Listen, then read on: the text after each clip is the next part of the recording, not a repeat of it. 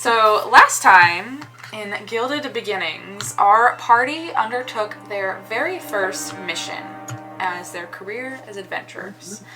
They made their way to Tainted Love Brewery, owned by Aravel Taint, to clear out a rat infestation. And turns out that the problem seemed to be a bit more chonky than they expected, as there was an over-rat living down in the tunnels beneath the brewery that was commanding a slew of rats of both normal and unusual sizes. As the party made their way down into the brewery to investigate, they met a new friend along the way and thusly absorbed him into their crew. They cleared out the rat problem through some unusual tactics that were questionable and chaotic, which we love in Dungeons & Dragons. We love questionable and chaotic solutions to problems, big and small. The party made their way back to the guild to turn in their quest, as one would say. Their what would that be? Their advisor, Dolores, gave them their compensation, as well as gave them some tips and tricks heading forward as far as how to use their resources whenever they find them on the different quests that they have. So, before we get started, we will go ahead and we will do some character introductions, and we will start, let's see, we'll go around the table here. We'll start with our very own Ryngard Adventurers. So, Ryngard is he's a pretty average guy, you know? Mid-late 20s, you know? A little bit of a drinking problem, but it depends on who you ask. If you ask him, he's got it under control. It's all fine. With some nice leathers. Carries around a lovely axe. He loves that thing. More than anything else, it is quite a nice thing. And he just kind of stumbled upon the party a little bit ago. And just thought, whatever. Let's see where life takes me. I love it. Wonderful. Next up we have Naralik Blueflame. Yes, I am Hannon Jackson. I play Naralik Blueflame. He is a dragonborn with a rare mutation, so he looks more human with dragon characteristics. We love Naralik here. Sweet wizard baby. Mm-hmm. Next we have Morthos Vervain, otherwise known as Mo. Yes, so I play Morthos Vervain. Just a lot of chaos.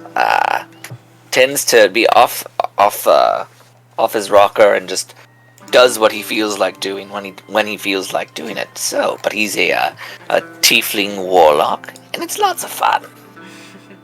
Yes, we love our chaotic warlock.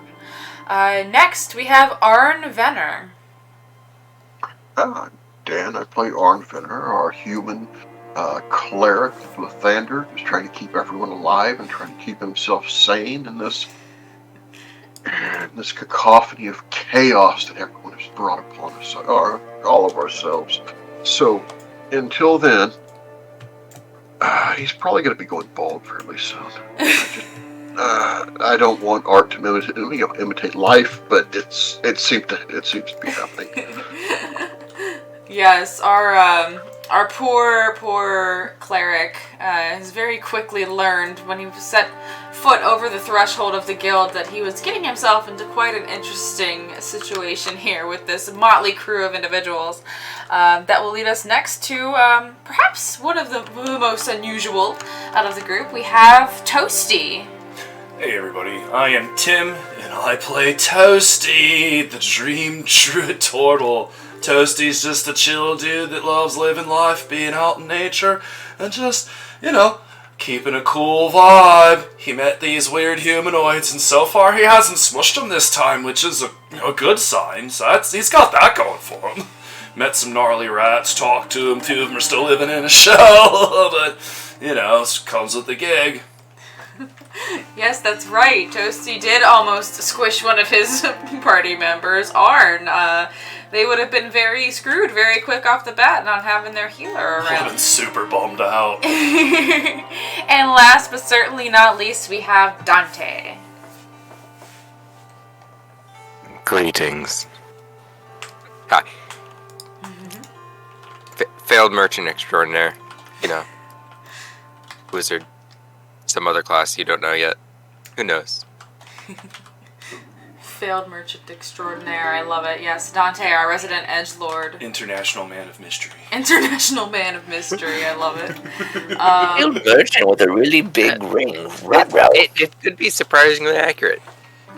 Who knows, right? Who knows? Alright, so now we have everybody introduced, and we are ready to start our session today. So, to begin, Miss Dolores has just dismissed all of you for the evening. You have received your wages, or the remaining part of your wages, after you took partially up front. All of that has been addressed. I believe, Neralik, you wanted to take the time this evening to retire and copy your new spell scroll into your book, correct? Yes. Beautiful. All right. So you will take the time to do that this evening. The gold has been given to you in order to do this spell. So you can, if you haven't already, feel free to copy that sleep spell into your wizard's spell book. And just as a heads up, I'm pretty sure everybody remembers, but last time you did level up to level 2. So you should all be level 2 now. As far as the rest of your evening goes, we're going to pursue a similar order here, and everybody can tell me if there's anything their character wants to do before they retire for the evening. I will remind you that lodging accommodations is available for you at the guild. It's paid for through your whatever you give back, through your membership. So you can choose to stay there if you like, or if you'd like to go elsewhere, that's up to you. So we will go in a similar order that we did earlier for character introductions, barring Neralik, because Neralik is doing his spell. Balruk, what do you want to do this evening? He's gonna go over and get his stuff back from where he's previously crashing. Gather up some of the stuff he had. Just bring it back to the guild. Beautiful. Okay. You can absolutely take the time to do that. Set yourself up, no problem at all. You do each have, it's very nice, you do each have private accommodations. You don't have to bunk up with everyone. It's sort of like a dorm situation where you all, as a party, share a little common area, like a little living room / kitchenette, and you each have your own little room, like bedroom. Each bedroom has a pretty standard bed, a wardrobe, a desk with drawers in it for writing in. So it's like a nicely sized college dorm room, if you will. Studio apartment kind of situation. Perfect. So next we have Mo. Mo, what do you want to do this evening?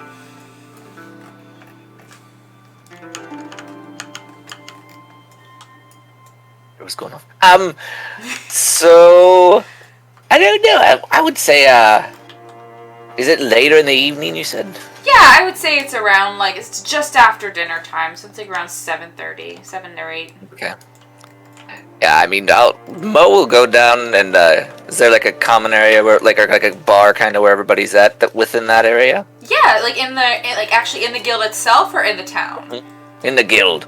Oh yes, there is a bar in the actual guild where the guild members can imbibe and hang out, like a cool spot.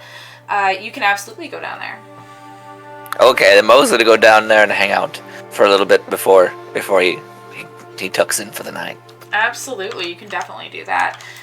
Whenever you go to drink or eat at the spaces in the guild, you actually, within reason, get to imbibe for free and eat for free. So, obviously, if you start to get a little too drunk, a little too rowdy, they're going to cut you off. But, yeah, so you're able to go down there, hang out. Go ahead and roll me a quick perception check, please, Mo.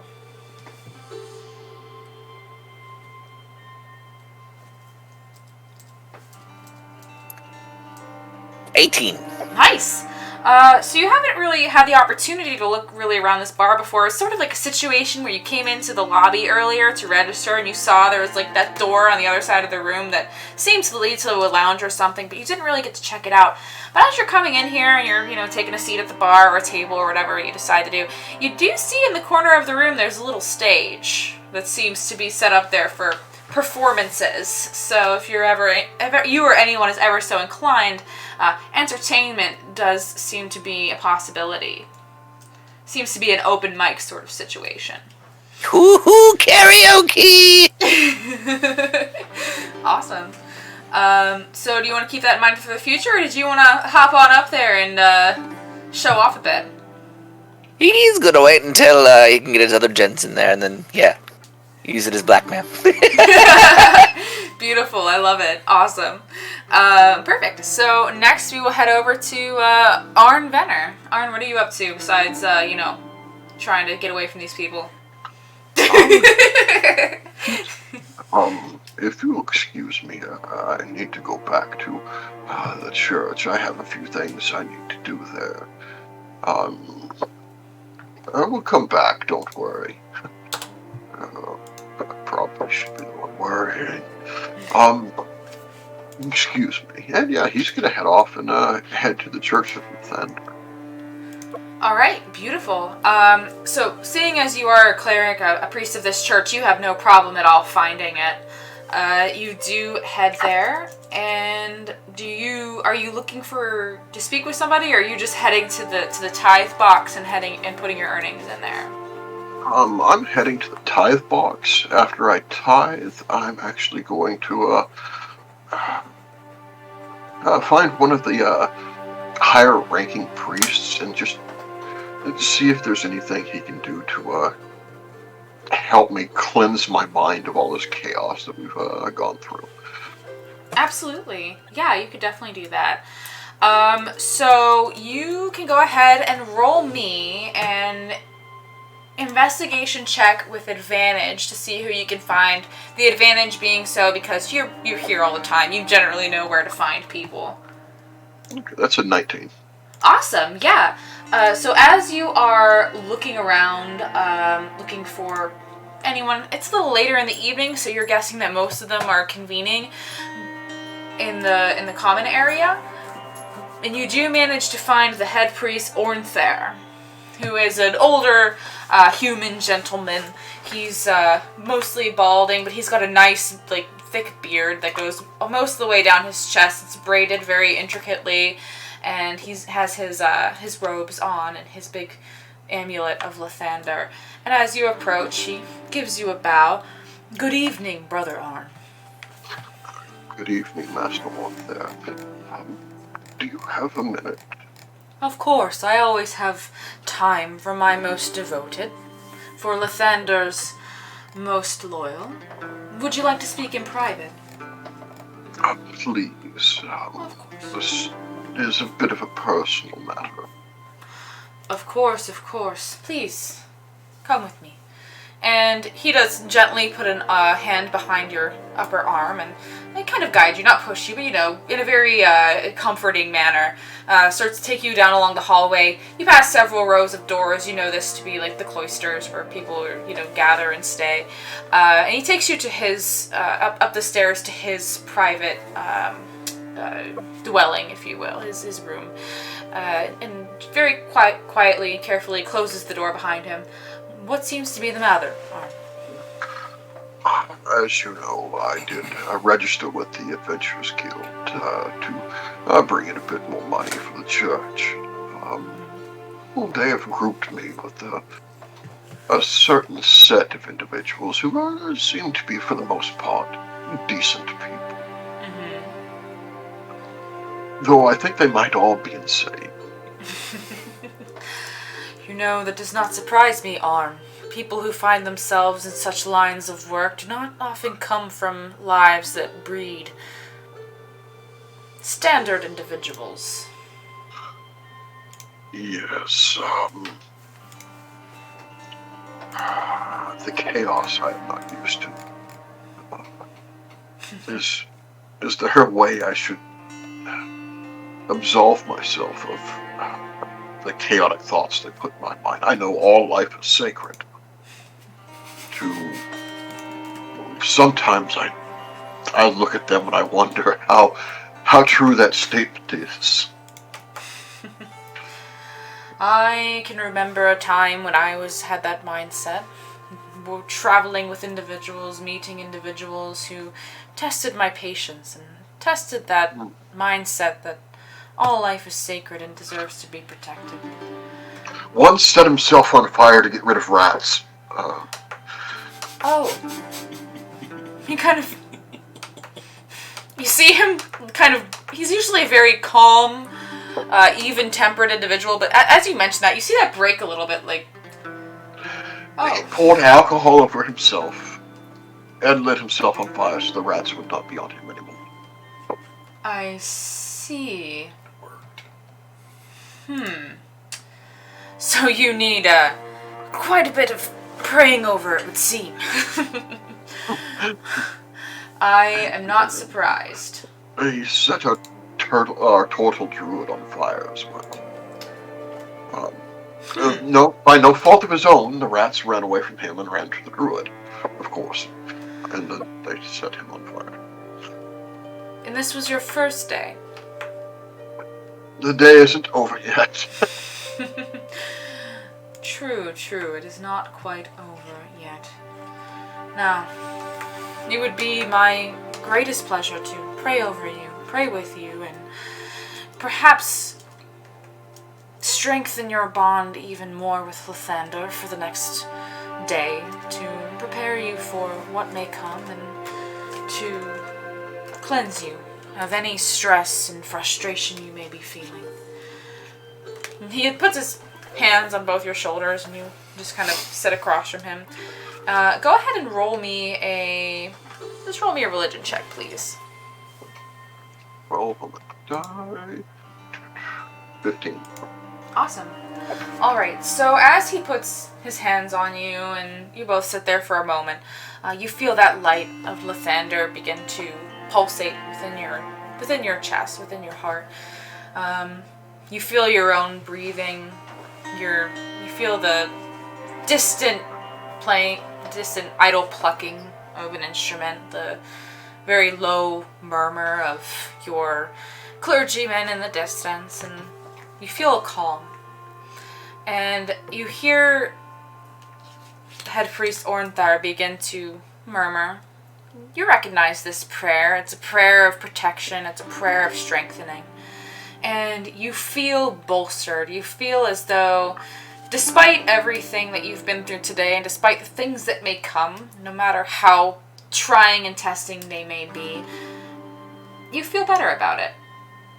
So, within the next 24 hours, you may choose to activate the blessing of Head Priest Ornthar, which will essentially be the effect of the warding bond spell. Thank you, Head Priest. It is comforting to know that even with Lathander there for me, you are here as well. Always, my friend, always. The church will always do what they can and what I can to help you in your journey to bringing Lathander's light to all that you meet. As I best return, to strengthen the bonds, as you said, with my fellow companions. Yes. No matter how strange or trying they may be at times, remember that the bond between you and those who trust you is among the most sacred bonds that there can possibly be. Yes. Alright, I think I'm ready. Good. Thank you again, Master. It is my pleasure. And he does a little head bow. Oh, if you don't mind, I'm going to retire for the evening, but should you need anything else, please don't hesitate to come and see me. Yes. Bow and back out of the room and head back. Great. Arn, are you going to stay at the guild hall? Yes. Beautiful. Okay, cool. Next, Toasty. What are you up to, Toasty? Well, after he settles into, you said that they offered him a room. Yes. Free lodging. Yeah, he would set up. In his room probably because he's not used to having a room like that. It's probably going to get really messy really fast. He's going, my little rat dudes, you can hang back here if you want, or you can come with me. I'm going down to get me a drink. As soon as you tell them that they can do their own thing, you no longer have Speak with Animals active. Mm-hmm. If you want to, I don't know if you're able to cast it again, or you can just roll me a handle animals check to see if they sort of understand what you're trying to convey to them. I mean, we're getting ready to rest for the night. I know I have another spell, so yeah, he'll just cast it again. He'll cast Speak with Animals on himself again. Okay. And, alright, little dudes, this apparently is my room. You can share it with me, roomies. Just don't make a bigger mess than I already did. I'm going down to the bar, get me a little drinky poo and some food. As you speak, the little heads pop out of your shell from wherever they're at. Yeah, the old nooks. Yeah, they look up at you and one. Thank you. We're more than happy to stay here. This seems like more than apt lodging. If you don't mind, And they kind of look at each other. we're a little bit hungry, so if you could please bring us something to eat, we would be most obliged. For sure, little dude. Here's a little something to tide you over. And he's gonna give him a little bit of his rations. There's some noms for you little boys. I'll go get us some stuff from the bar. Might be a little while, sir. Here's a little extra snackums. And he gives him a little more of the rations because he realized he doesn't want to have to rush right back. Right. So they take the foods and they kind of carry it together depending on what you give them. And they kind of scuttle down your body and look around the room and they see the bed. And you see them, there's 4 of them, correct? Yes. Yeah. So the 4 of them kind of go up to the bed. You see them put their little paws up and they go up the bed legs and under the mattress. Okay. And they drag the food up with them underneath the mattress. Just remember, you're in an Adventurers Guild. They'll probably swing weapons first, ask questions later, little guys, so stay out of sight. We're very good at hiding. Also, we'll poop in a place they can't see. Perfect. And then he's going to be like, alright, deuces, and he's going to go out the door and probably not even think to close the door because, again, he's not used to having a room. Okay. go go ahead. ahead. Sorry. I was going to ask if you're going down to the lounge where Mo is. Yes. Yeah, Okay. he's hungry, and they told him free, and that's enough to get him to go down there. Cool. So you go down to the lounge. You walk in and you see Mo sitting down there. Mo, you notice Toasty walk in right away. Oh, Mo! And Total dude. Are there other adventurers in there? Yeah, there's a few in here, and I'm going to say around this time, since Balric didn't get to do much, Balric, you returned to the guild and put your stuff away just in time to see Toasty heading out of his room to head down to the lounge. So if you want to go down with him, you certainly can. Yeah, Actually, sorry. On my way back, I think he's gonna go over and get some food, buy some nice meats and such, to bring back to cook up. Oh, so you want to You'll buy cover stuff yourself. somewhere else? Yeah, he's gonna buy Okay. some nice meats and such. Cool. So we'll get back to you. So we'll go back to Toasty and Mo. Sorry about that, guys. No, yeah. So we'll go back to you two. Continue. Yeah, Toasty walks in and probably to every adventurer that's in there, he's like, "Oh, sup, dude? Your armor's super gnarly. Oh, Shaw, where'd you get that sword, my guy? Oh, careful with that weird little blue thing, dude." Probably like some spellcaster and they're familiar. And then as he finally gets over to Mo, he's like, "Oh, there's so many characters in here. Lot of strange fellows. I know, right? I think I'm the only one with the shell here, dude." And he knocks on his shell. I love it. That's awesome. That's fun. So you guys, you both order something to eat and some drinky poos? I would like the maximum capacity of whatever falls within the range of free. I'll do a ditto to that one. Don't skip out on me. I didn't get this big by messing around, dude. And he probably moved the chair over and sat down on the floor, but it's still, the table's probably up to about here on him, so he's just got his arms up on the table like this, and he's sitting like that. Chairs are dangerous around me, my guys. You are a hefty fellow. Thick. So Dante, after you were released for you're excused or dismissed for the evening, what are you doing? I would like to go sell this magical ring I have. Absolutely, you can.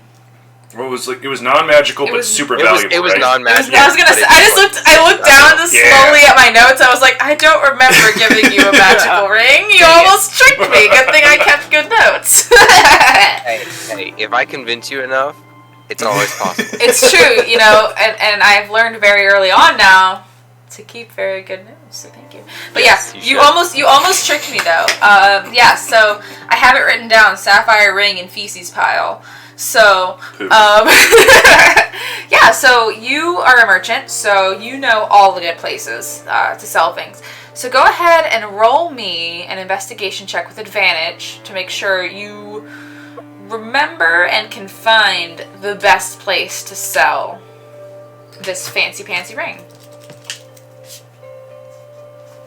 I've lost my dice. They're there. He has unlost his dice. He unlost them. You said investigation? Or... Yes, investigation. Because that's like intelligence. 10. 10? Yeah. And did you do it with advantage? Yes. I rolled very badly. That's okay. Because you do remember that there is a jeweler that is not too far away from here that you have done business dealings with before. He owns a shop called Glimmering Treasures, and he is a pretty good contact for these sorts of things. His name is Gordy Glimmergold. Triple G. Okay. G cubed. G, man. GG's. GG.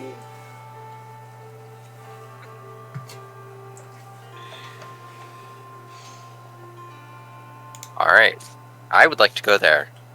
Alright, you get there no problem. It takes you a couple minutes to walk there, but you know that Gordy's a gnome, so he is like pretty much awake at all times, and he's doing something at all times. He's always active. You think, you've never seen a time that you've gone by his shop and his lights are off, so you don't know what's going on with that. But you walk up, and you do see that his store is, unsurprisingly, open. And you walk in, and there's a little tingling of a bell as you go in. Yep, ding, ding, ding. And you see Gordy himself. Look up. There are just shelves on either side that are filled with jewelry, like boxes, all behind glass cases. He looks up, he seems to be inspecting something, and as he looks at you, he has these big, glasses on that have his eyes just magnified as he blinks at you. Oh! Dante! Welcome back! Yes! One moment. And you see him, set something down, and he hops off his chair, and you hear him thumping around the side of his counter. Good evening, my friend. Hi, Goldie. Nice to see you, as you're always open. Nice to see you too. What have you brought for me today? I thought you'd be out of business after what I heard what happened to your stuff.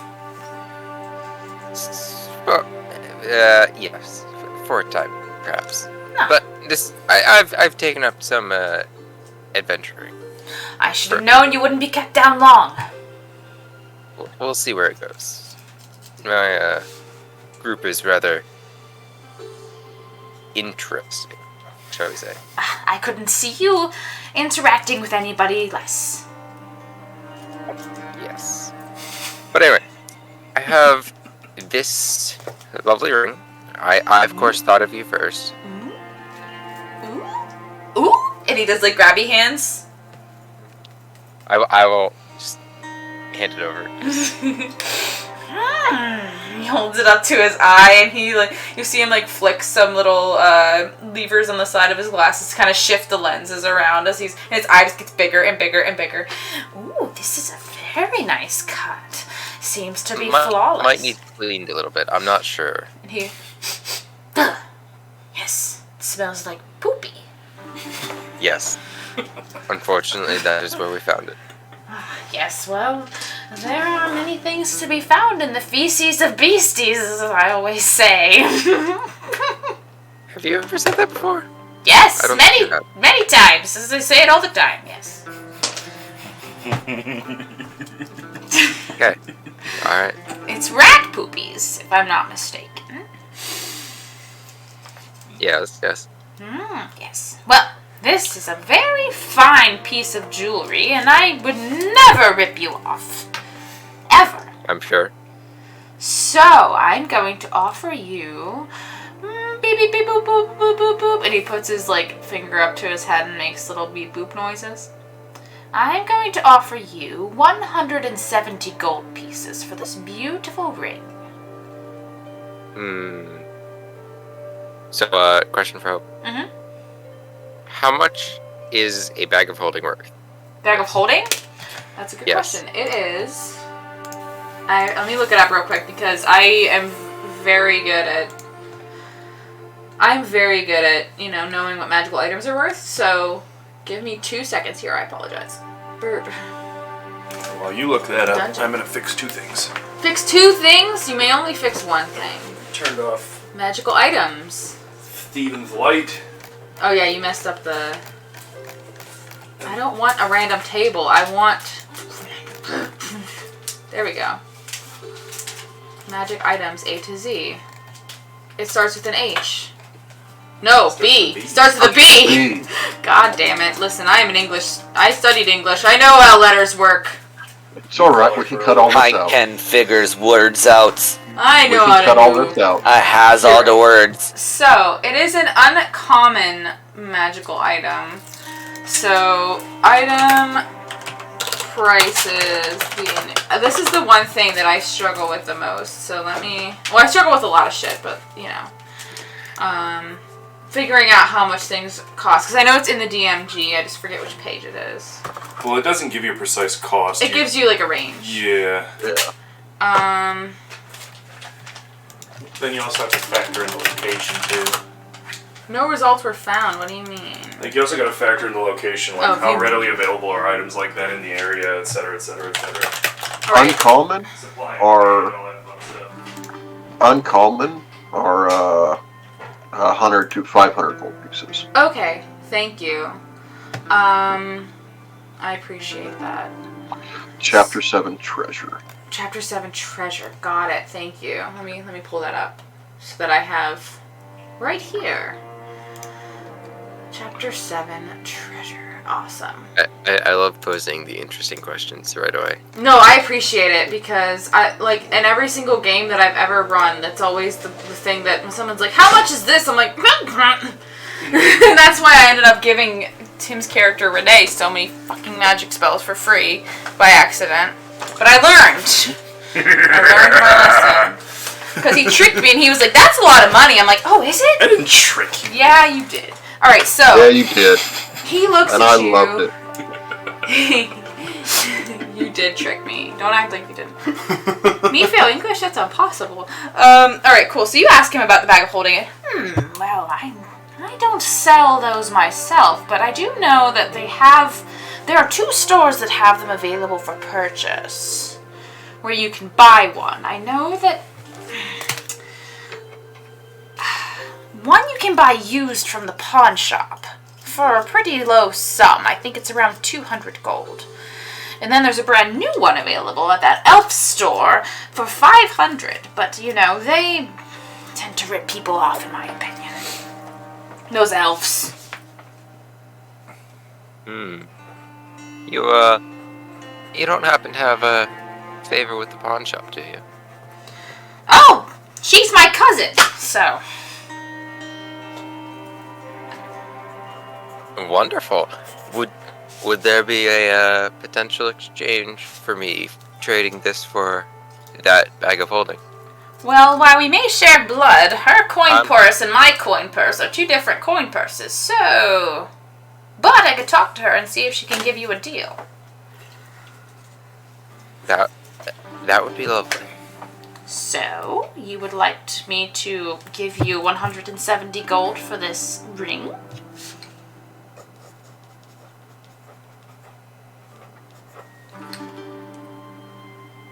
Yes. Yes. I'll take your deal.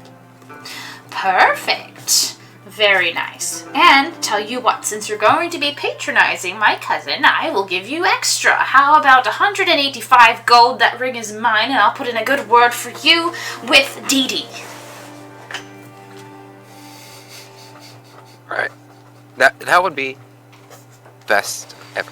I will come back here every time I find jewelry. Yeah. Perfect! Yes, that's what I like to hear. I knew that you were a good fellow to work with, Dante. Thank you very much. And he plucks the ring out of your hand, goes back behind his counter, and as he's going, you see him holding the ring, and you see him take a little piece of cloth out of his pocket and shine it up. You see that he's casting magic as he's doing it, and you can see a visible glimmer as the ring is cleaned. He shuffles around in his box a bit and comes back out with a pouch of gold for you. Here's your payment, and I will send Dee Dee some word for you.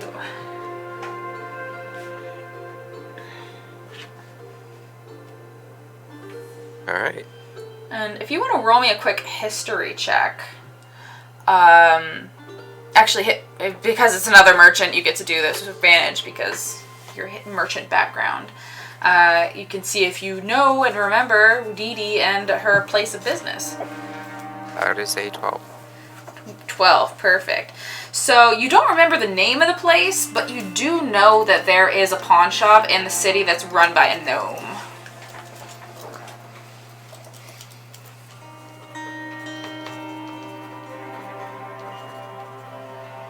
Alright. You said 185. Yes, 185 gold for your sapphire ring.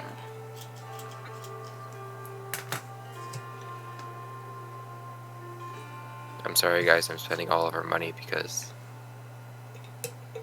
Ooh, that's what Don't apologize, because, a bag of holding is going to be helpful for everybody. I I know, and that's the only reason I'm tempted to do it. Alright. We'll head to the pawn shop then. Alright, roll me an investigation check, please. Just a flat one, because you not knowing what the place is called, and your merchantness is going to cancel out. It's a 21. Nice! So you are able to find the place of business. It is Dee Dee's Wheels and Deals. I got a question. Yes. While I'm out shopping and such for some nice things to cook up, do I notice him? Roll me a perception check, please.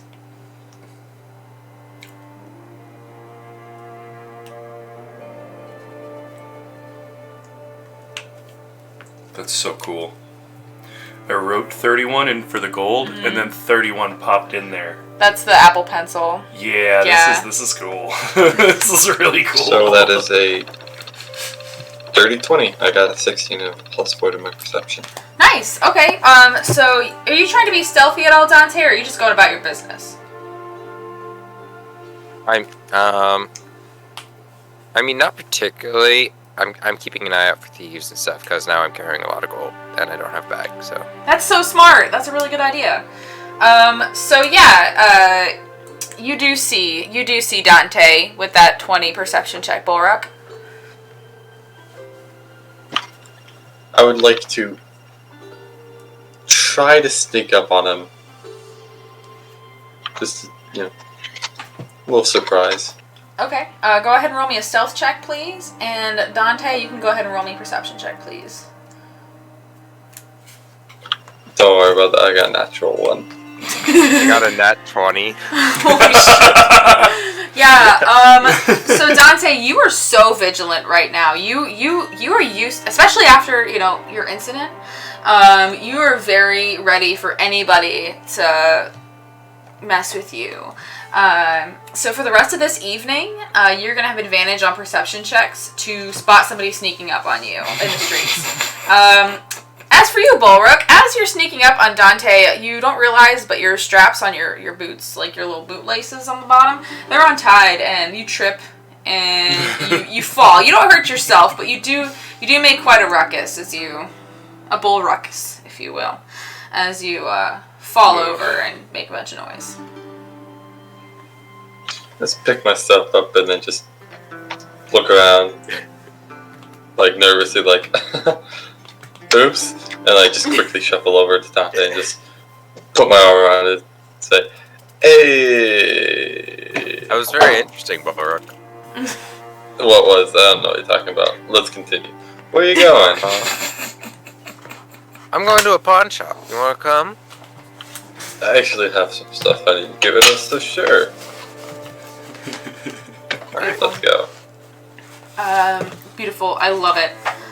So as you walk up to Dee Dee's Wheels and Deals pawn shop, you see that it's a pretty typical storefront, but she does have like a cart in the front. It seems like it could be strapped up to some animal, like one pony or, you know, a large goat. As you walk up to the store, you do see that it's open.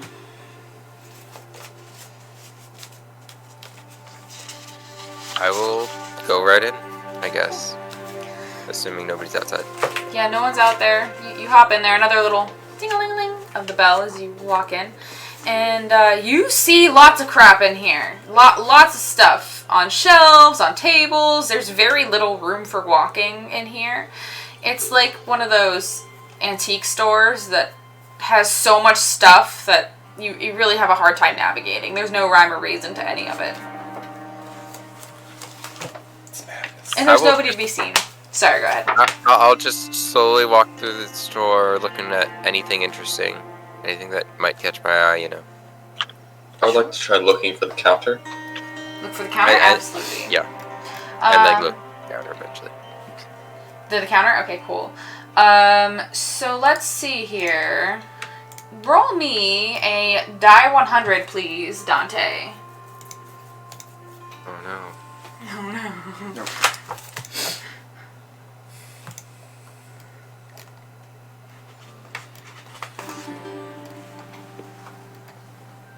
43.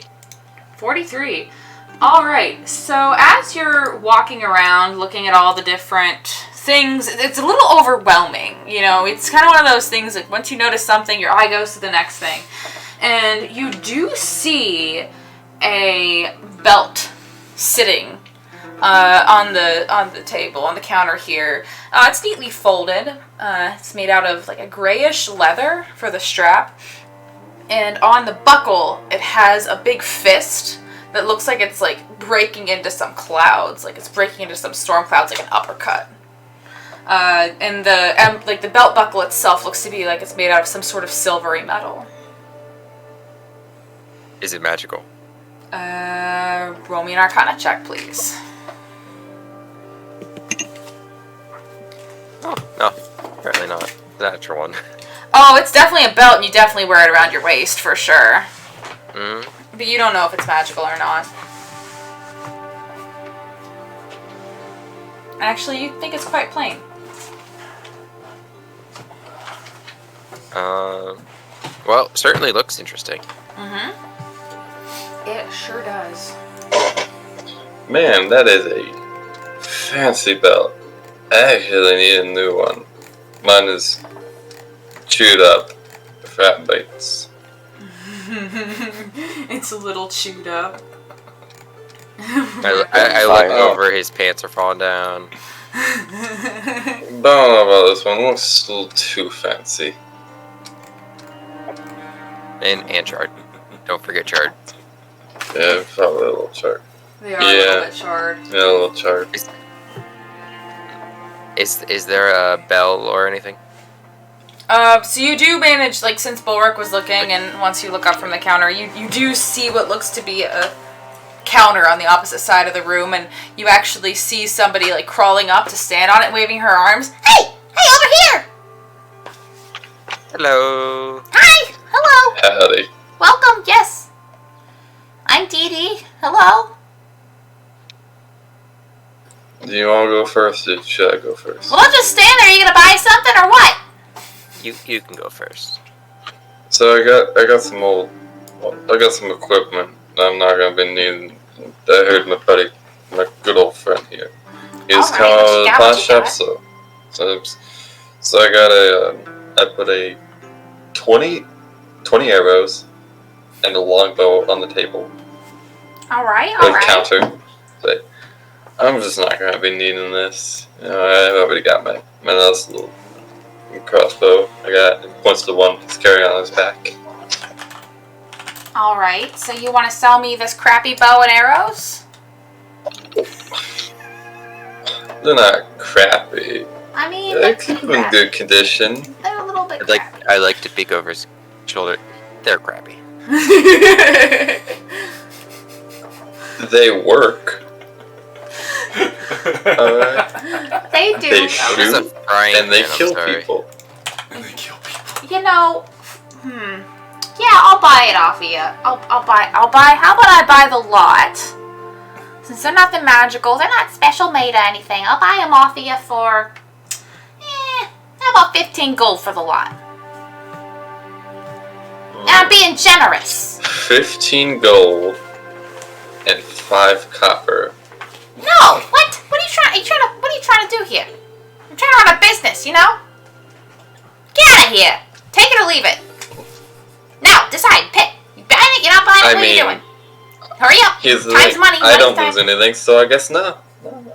You can do a better deal. So you don't want the money. You want to keep your crappy bow. Yeah. I mean, like 15 gold. Come on. Come on, one of 15 these brand copper.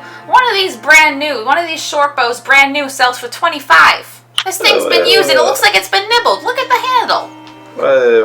This is a longbow. That's a long bow? Alright. I guess thought you just said a bow, so I assumed it was a short bow. I thought I said longbow. My bad. No, it's a If longbow. you did, I apologize. Well, I mean, still, stands to reason here. It's, let's say I double it. Let's say I offer you 25 gold plus 5 copper, which you seem to care so much about, and you got yourself a deal. You're not going to get a better price in this town, Can let I me make tell an you. intelligence check to see if she's, or insight check to see if she's, giving me a good price here? Yeah, roll me an insight check, and she's Can gonna. I do the same? Yeah, you can do it too. You're there. Well, it doesn't matter because I got a natural 20. It does Very, matter. very bad at sneaking around. Oh, it does matter? It does matter because natural 20 is not always a natural success, and her deception may or may not be very good. She's very good lying. So you think that this is the best you're gonna get? You really do. She's talking. You think she's telling you the truth. You think that she's giving you a good deal. She's giving you the business. Yeah, in total it would be a 22. Total would be what was that? This code of 20. 22. Yeah, she got it. She got her. Let me tell you, her deception is. I don't have to explain anything. I love you, but I'm learning my role as a DM. But yes, you think you get a good read on this chick, and you think that this is a good. You think this is a good deal. You still don't have to take it just because however you did on your check doesn't mean you have to do anything. That's just what you get from her. It's your vibe check. I just Vibe look check. at her like, very like, Well, Alright. You drive a hard bargain, but sure, I'll take it. perfect. All right, here you go. I'll take your crappy bow. I'll take your crappy arrows. Here's your 25 gold and your 5 copper. These I can, hopefully I can get something for them. But you're a first timer around here, and I like to be nice to first timers. All right, so. You're a good person. That feel nice. Thank you. I tried. All right, so. Anything else you got for me? Because I have another dashing young gentleman right behind you that I'd like to take care of. I don't, but you got any? I'd like to lean in really close. Like just little whispers, and I'd be like, you got any books of the Books? romantic persuasion? Oh, you want romance books? You're looking for some smut, huh? You're looking for some smut to read. I gotcha. Absolutely. Oh, yeah, I got one of my favorites back here. Hold on just a second. And And she disappears behind the counter, and you see her go around the back, and you see there's a room with a bunch of books in it, and you say, I'm gonna grab you one of my favorites. Just a second here.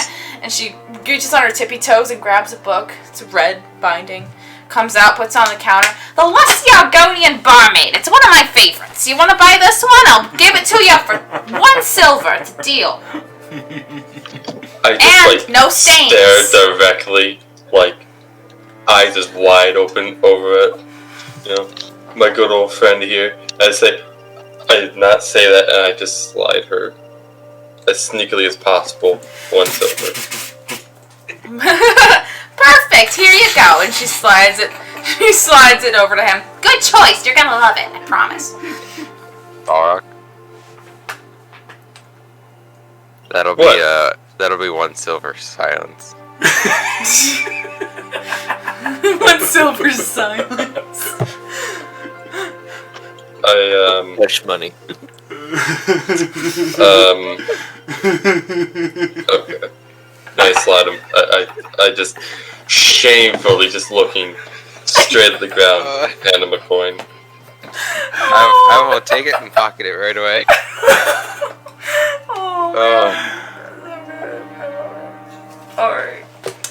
Alright, so you, my Ganassi friend. Hi, Dee Dee. Well, yes, hello. I just came from Goldie's. Oh, Gordy, my cousin, yeah. He told me all about yous. Yeah, I hear you have a bag of holding. I do, yes. I mean, you're a friend of Gordy's. I'd be happy to give you a discount on that. I was originally looking to sell it for 200 gold, but I can part with it for, let's say 160.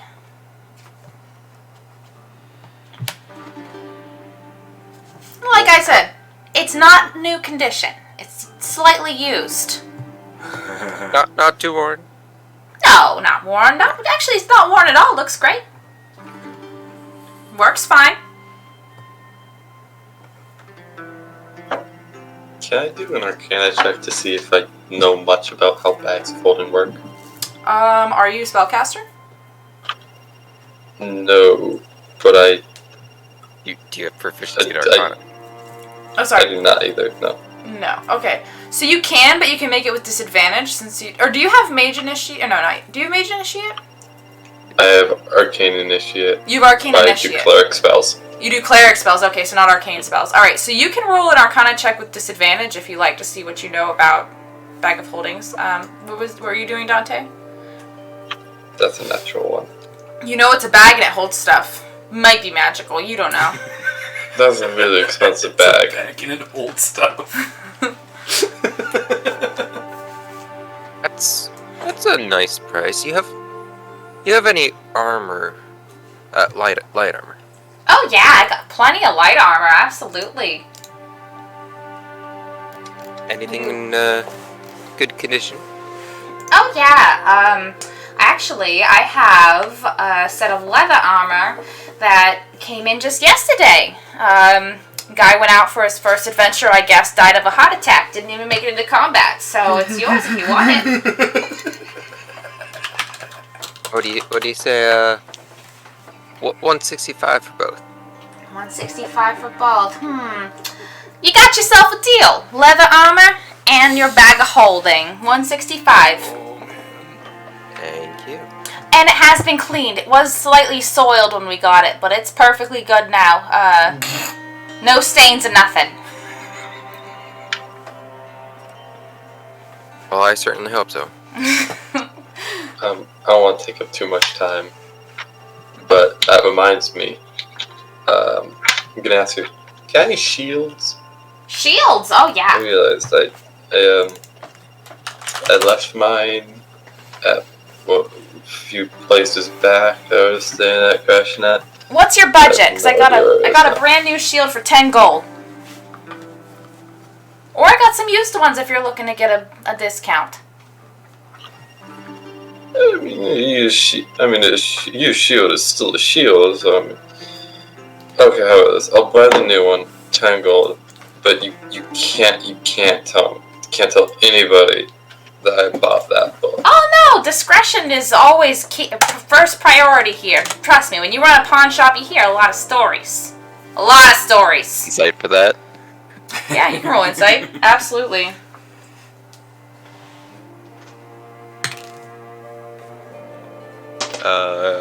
17. Yeah, so you definitely think that she hears a lot of stories. And you definitely think that her discretion is a priority. But, you know, when you come to a pawn shop, everything has a price. Yep. Okay. Fair. So, if we're all good to go, we're going to go ahead and wrap up this little evening roleplay. Unless there's anything else anybody wanted to do, because I want to make sure we get to the next part of the session. So if there's anything else anybody wanted to do before we to the morning, get a nod and you'll like it. Alright, so everybody eventually makes their way back to their room for the night. You all benefit from the effects of a long rest. Naralik, you now have sleep in your spell book that you can use. And in the morning... Huh? I was kidding. I said I cast it on myself. This is too much, guys. Right. Instead of taking what you call it, melatonin, you just cast sleep on yourself. It's been a rough day, but I'm still awake.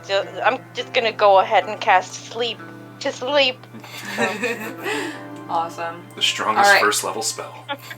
So it really is. Out instantly. So you guys all get your full rest, and you wake up in the morning. You are offered every day continental breakfast in the lounge, and if you like, you can go to Dolores and get your mission for the day. Toasty is definitely going to take a detour to the continental breakfast and pile up a plate until somebody tells him he can't anymore.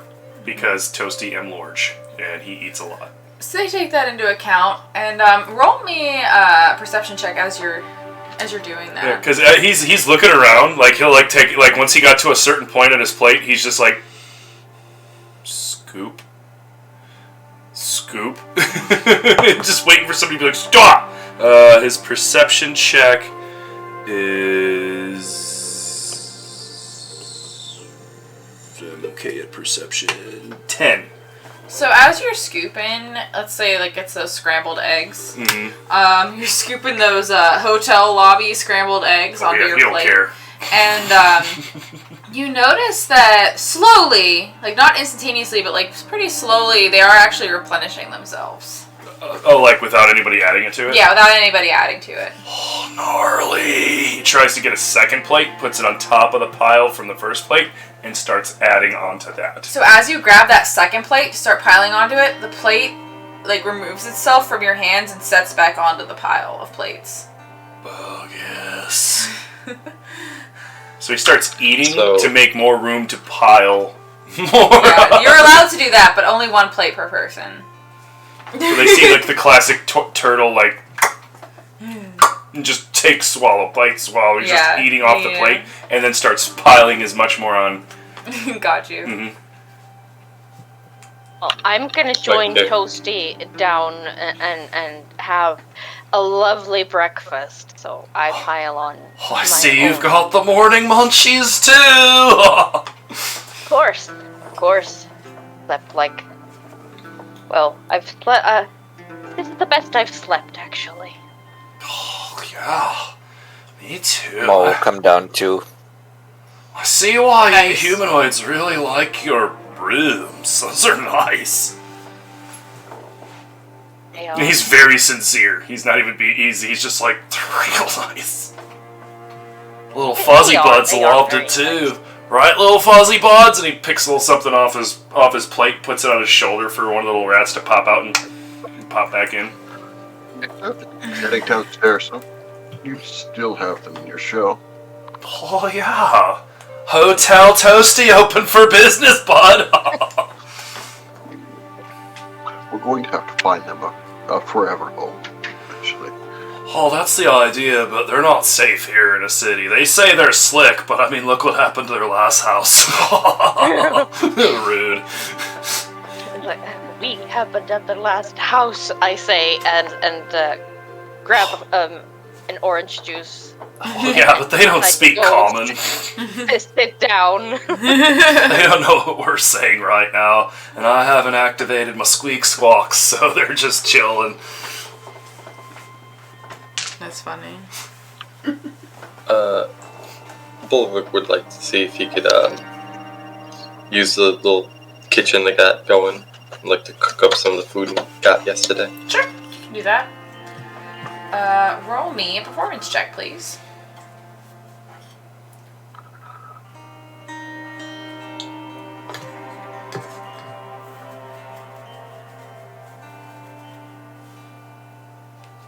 That's an 11. Yeah, you cook some good breakfast. You got some decent breakfast happening. So you guys have your brekkie. You got your bellies full of the foods, and you go ahead and head on over to Miss Dolores to get your request for the day. Now that your tum-tums are full and happy. So yeah, you go into her office and she looks up and smiles at all of you. Well, hello, dearies. Good morning to each and every one of you. I hope you slept well for your first night here at the guild.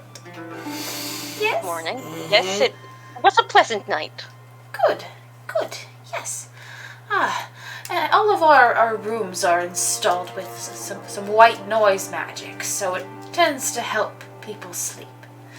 So, I do have our quest for the day for you here, and it is quite an exciting one. I do say so myself. I hope you're ready to bash some skulls. Toads. Oh boy. Well, here you go. It is a good old-fashioned goblin bash.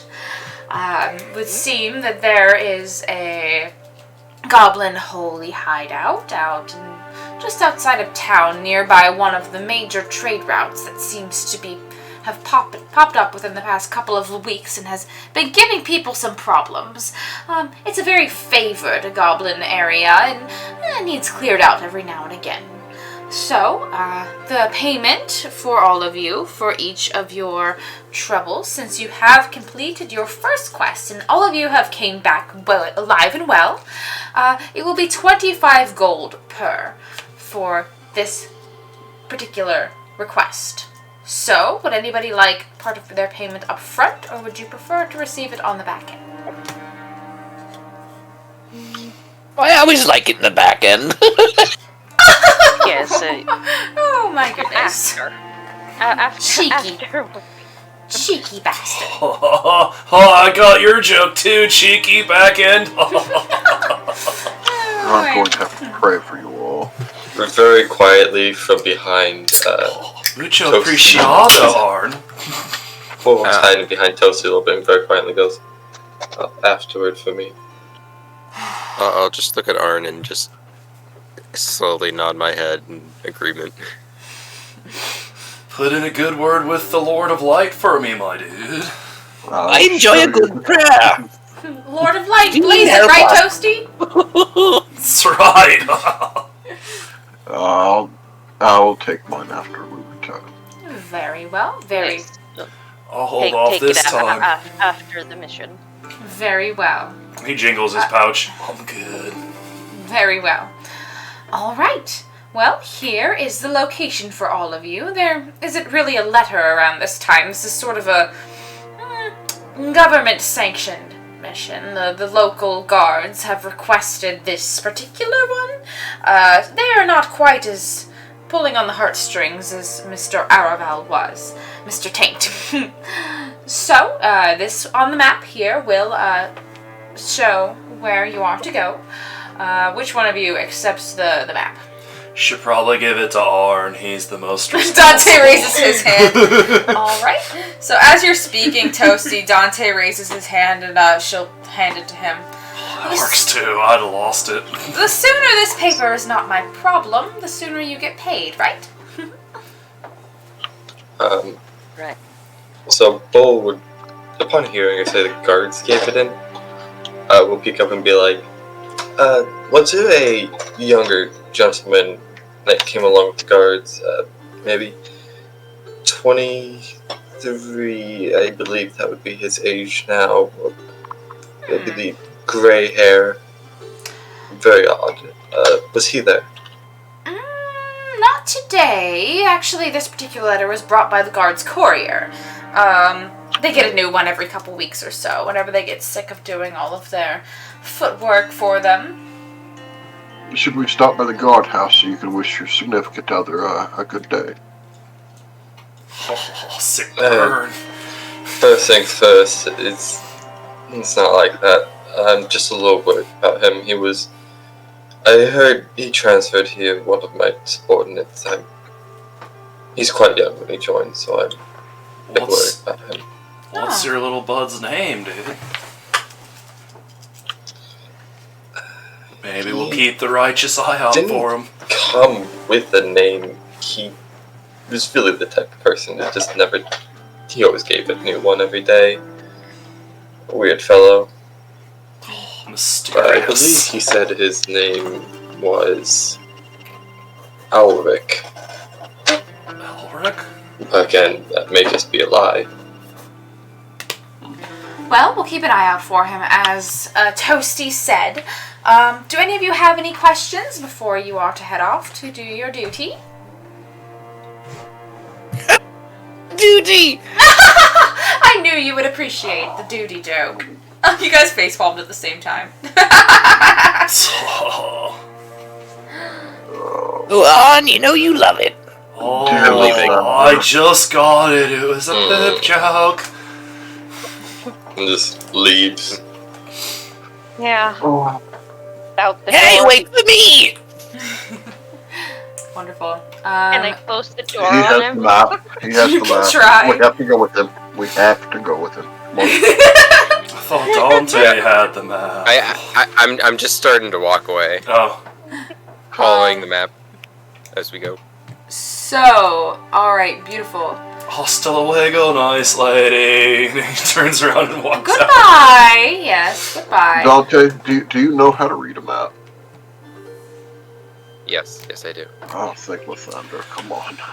You don't, I actually do.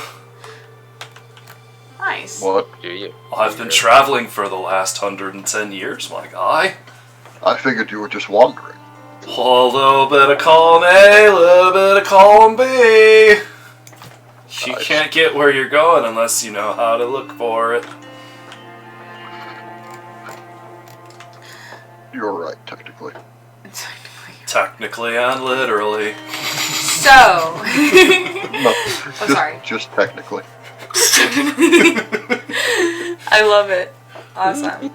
So, before we go, any quick stops, anyone who didn't get the opportunity, or maybe did, to shop, anything anybody wanted to make sure they pick up before they leave town to go to the Goblin hole? I want these tools. Oh, I will Mo make sure needs you armor. get some thieves' tools. Unless you want to go buy some, but you might have to... Thieves' tools is something that you have to... What kind of armor? Because when I put Toasty into D&D Beyond, I wasn't aware of this, but he has a suit of leather armor that came with his pack that he can't wear because Tortle. You can sell it if you like. Or if you were looking for leather armor, Geek, I have a spare set. There you go. I was going to say that to Dusk, but I wasn't there to let him know, so... Okay, because right now my armor defense is 10, so I want to try to get it up a little bit. If you wear... So, I mean, if you need it, my guy, he reaches into the pouch back that was a former pack that was basically his fanny pack, and he'll just start pulling out pieces of leather armor. This was, I mean, there's a little stain on it from the guy that got smushed, but they told me I should take it as a souvenir. I didn't quite get it, but I mean, it still works. As you can see, it doesn't quite fit my build. Yes, I'll give it a try, good sir. There you go. So that's why you don't wear pants.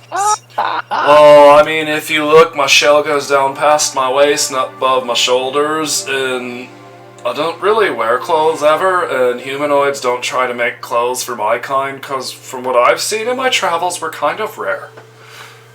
Except unless you go back to the old home island where we're from.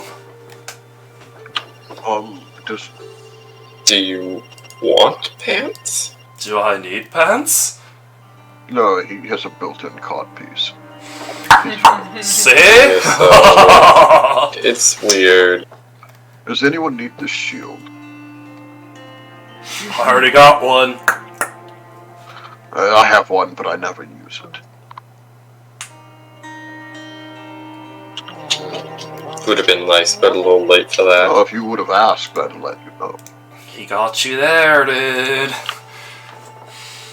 I feel a little uncomfortable asking, because I'm kind of embarrassed right now.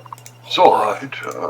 I mean, if we're all gonna work together, we should all be optimally equipped as possible so that we all have a better chance of survival. It's true. That is a good point, and I'll keep it in mind. Do us a favor. Try not lighting yourself on fire again, yeah?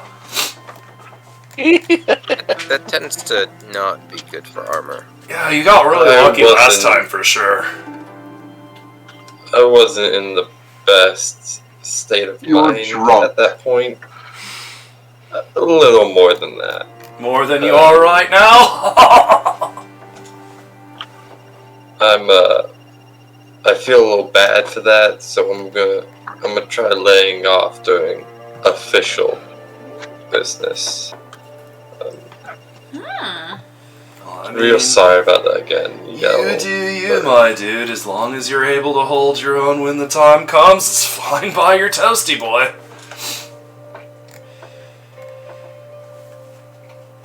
I appreciate it, and I'd like to go up to Arn and say, "You seem like the most reasonable, sane individual here." Poor. I just Poor want to Natalie. say I'm really sorry about what happened yesterday. I don't know how sane I really am. I'm still running around with all of you. Oh, you know, Oh yeah, but you know what they say about normal, right? It's really What boring. do they say about normal? It's really boring. Being normal is vastly overrated. Oh, Right, Gnarly Blue Dude? And he just goes and pats Gnarlik on the shoulder. I honestly don't know. Alright. Nobody needs anything? Ready? No, I'm good. good to go. Let us go then, I suppose. Onward and forward, and you'll just start walking with that walking staff. All right. same with Sooner the Orin, yeah. better. Beautiful. So you guys continue on your way. You head out of the city. You are ready to go. And you, with the guidance of both Dante and Toasty, with your map holding and map knowledge, you are able to make your way down the route. Takes you a couple hours, but you do get near to where that place is marked on your map. You think it's maybe about 100 yards off the road from where you are. So, with that in mind, how would you like to proceed as you head towards where the Goblin Hold is?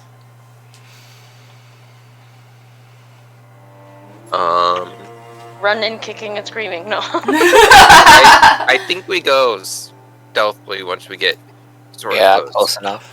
Mhm. Slow, steady, Keeping an ready eye for a out. battle. Yeah. Watching the surroundings. Well, Stealth isn't my Alright. strong point. it's normally not mine either, but I recently learned a new trick if you want me to go ahead and take a little peeky-weeky, guys. Go for it, Toasty. Thank you. Here, hold on a second. And he pulls the shield off his head. Here. And he hands it to Mo. Would you hold on to this for me, please? Yes? Now, if you excuse me, and he just kind of holds a clawed finger up and taps himself on the snoot, and you see Toasty go from being like a 7-foot, 500-pound turtle, and then scrunch down to like a rusty bronze brown kitty cat. And he just sits there, licks its paw for a second, growls, does a little 360, and then takes off ahead towards the goblin encampment to see what he can find out. Oh, baby's first Is he wild wild shape. shaped? Baby's He first booped wild his snoot! Yeah, he booped his snoot to wild shape. All right. I'm glad you noticed that. All right, little kitty cat. So you He prances up. so you all are waiting back here to see what Toasty finds? We'll How far are we hide a from bit. now? Wait, hold on. One at a time. I heard dusk first. Dante, what was that? How far are we from the cave? About 100 yards from where it's marked on your map. Okay, yeah, that's fine. And you, I think, are saying something also, Balra? I'd like to, try to get off the road a bit or wherever path you're on, hide a bit to Okay. the side. Just so you know, so I didn't explain before, the terrain here, it's a little bit hilly, but it's mostly tall grass. There are sparse trees here and there, but not much cover. It's just a few rolling hills. For the most part, if you were to be sneaky, you would have to be pretty low to the ground, otherwise somebody might be able to see you from a far distance. Depending on, the I was gonna drop to the ground and just stare through the grass. Same, because, me being very blue, I'm very out of place. And probably very easy to spot, so I'm actually rather gonna, lay down in the grass, on my...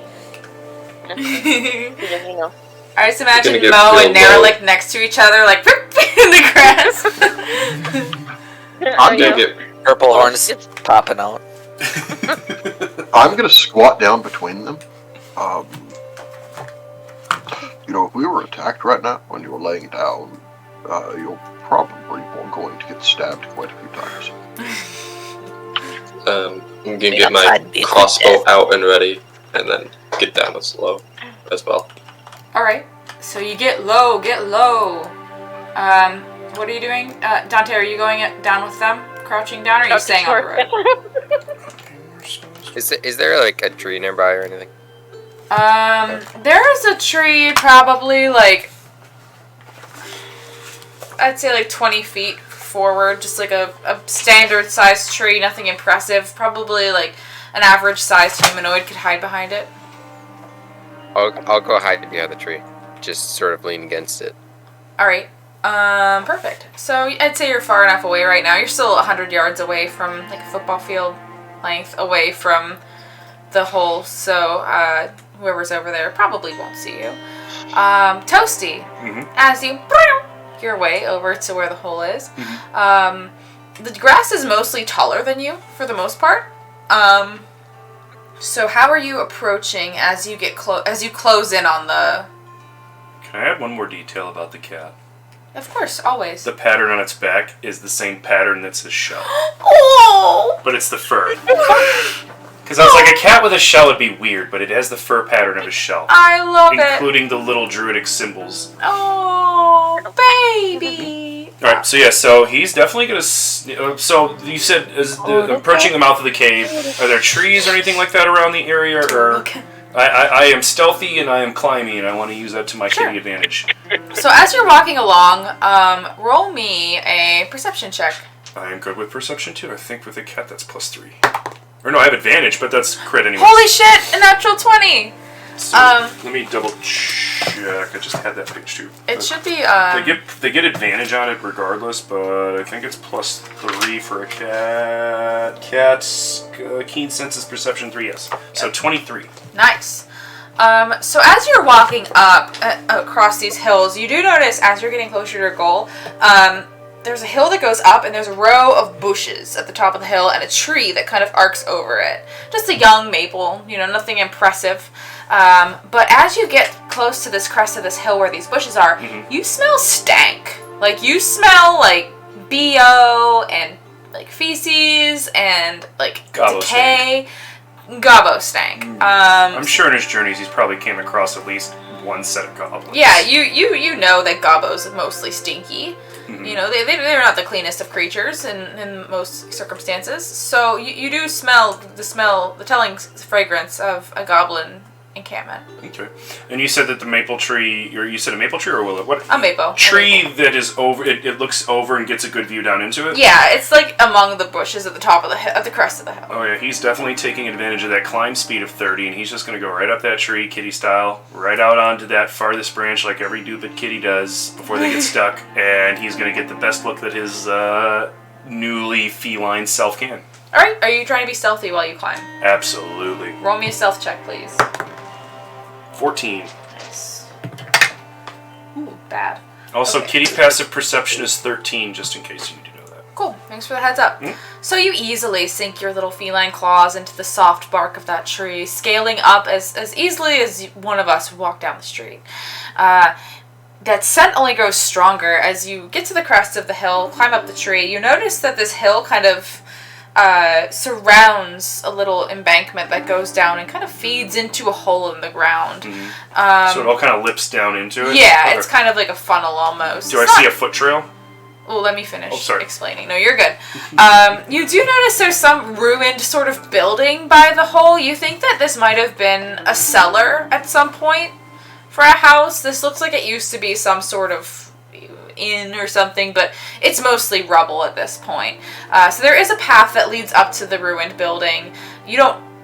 All that's left of this building is like some floorboards, crumbly walls, but you do notice that the path that has been tread mostly leads to this cellar, that ruined cellar. The that remnants goes of up. it, yeah. And you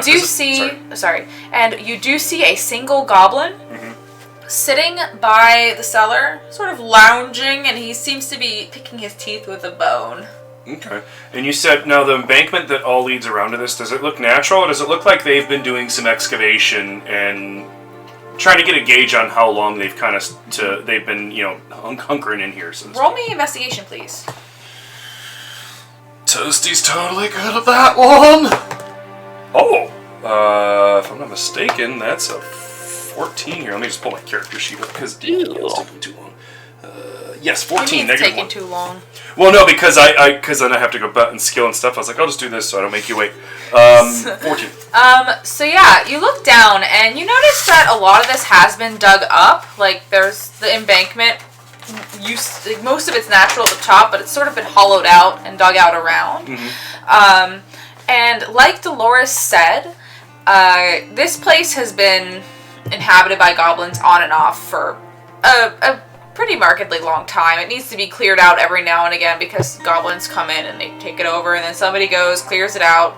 A few months go by, then goblins come back in, so it's kind of like a reoccurring issue.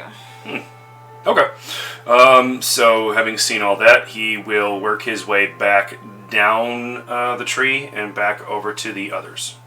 Alright, perfect. You guys hear the of little kitty paws. Yep, he's doing the little kitty prance. As You can see he's kind of enjoying. He's a little extra as he's doing it. He's really enjoying this. And then when he catches up to everybody, I'm still gonna peek through the grass just in case. yeah, they'll see those like the kitty prance where like he comes up over the top of the grass down, just kind of seeing where everybody's at by jumping up, and he keeps doing that. And then when he gets up to everybody, he sits down for a second, starts licking, and then like does a shake, and then kind of grows back into that sitting turtle. Sorry, I got carried away. Being fuzzy is weird. How do you do it? He's just like looking at everybody. Oh, sorry. So back yonder leads to a ruined something, might be a tavern, I don't know. But there's like this cellar, and they've been digging up around it, and it looks like they're living in the cellar. And all I saw was one little gnarly dude sitting outside not paying attention, so if we're sneaky enough, we could probably take him out without worrying the others, and then get the advantage that way.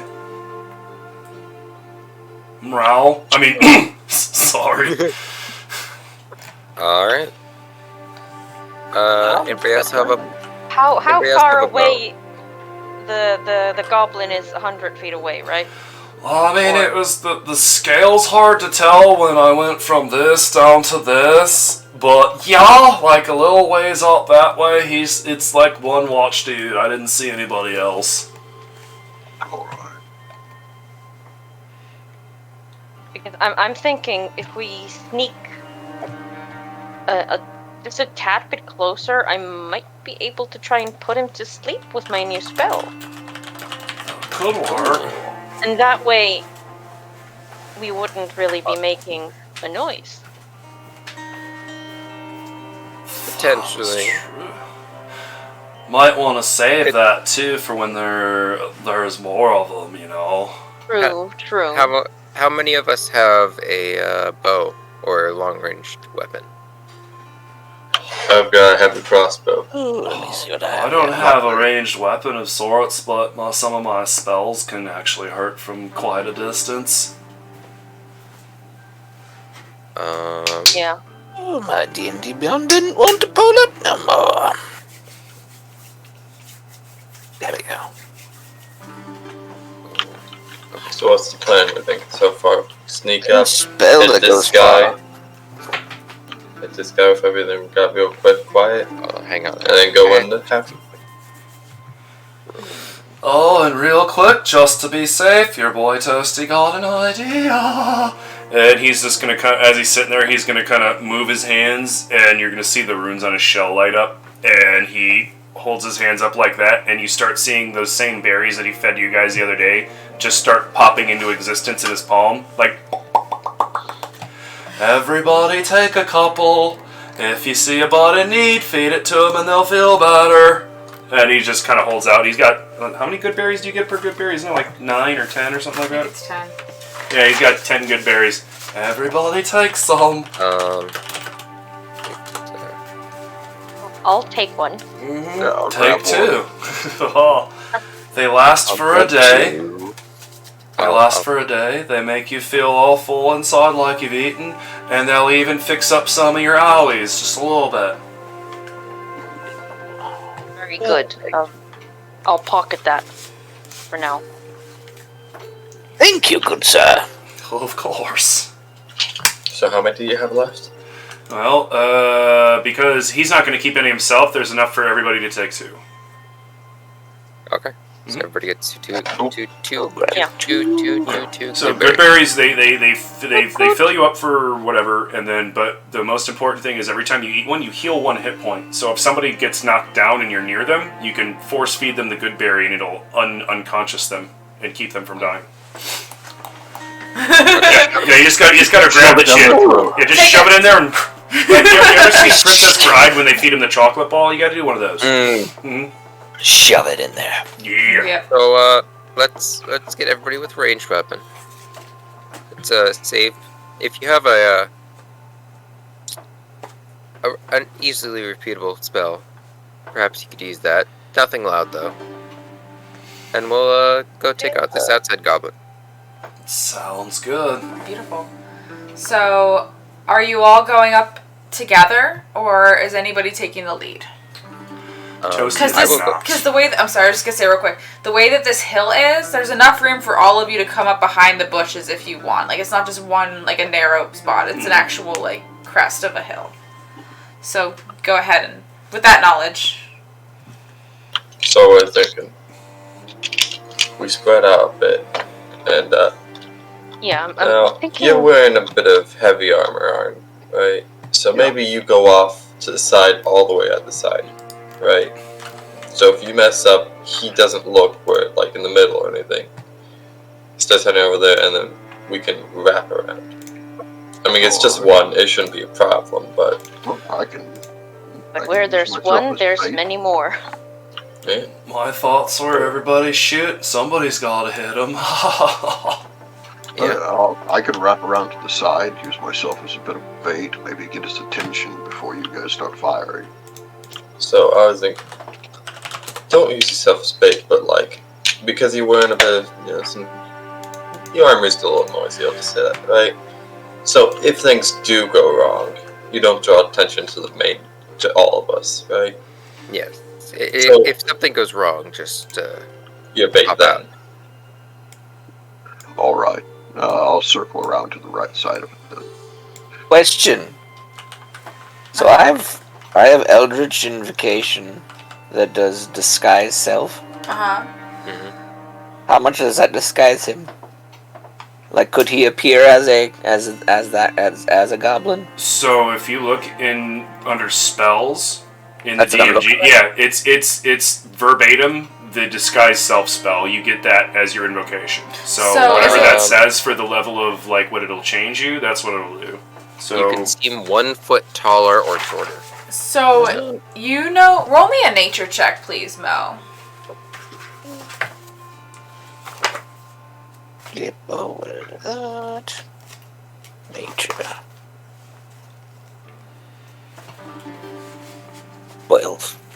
Okay, so you know that goblins are small. You know that goblins are pretty tiny creatures, and if you want to disguise yourself as a goblinoid, you certainly can, but you would appear as a bigger goblin. Something around, because how tall is Mo? He's like, he's medium. I mean, how Yeah, tall? he's not- Like, is it around 5.5, 6 feet? I'd say he's like 5'5", 5'6". I'm gonna make him myself. Beautiful, there you go. So you can make yourself seem like a 4'6" goblin at absolute smallest, because it's around a foot you can seem. You would still be considered medium, so to the goblins you would be massive. Okay. Because Maybe the not goblin, that. yeah, it won't let you change which size factor you are as a living creature. So you can be like on the shorter spectrum or the taller spectrum of medium, but to a goblin you would still be much Giant. larger. Yeah, Yeah. Yeah, that goblins would are around what, like they're Three- small, so three they're feet. probably like between 2 and 3 feet. Yeah, like 2 to 3.5 feet tall, if I were to guess off the top of my Are head. you, Not that. are you going to bring that up to the group? Me? Right, because right now Geek's talking, not Mo. Yeah. Oh, that's right. Yes. Okay. Yes. So gents, just for future, I can disguise myself. It's only within a foot of how tall I am, foot up or foot down. You can do that as much as you want. But just once. That's Duration pretty is cool. for an hour. It doesn't at will. so you So can do it you as can much do as it you like. Mm-hmm. Hope, how much do I know about the goblinoid races? Roll me a nature check, please.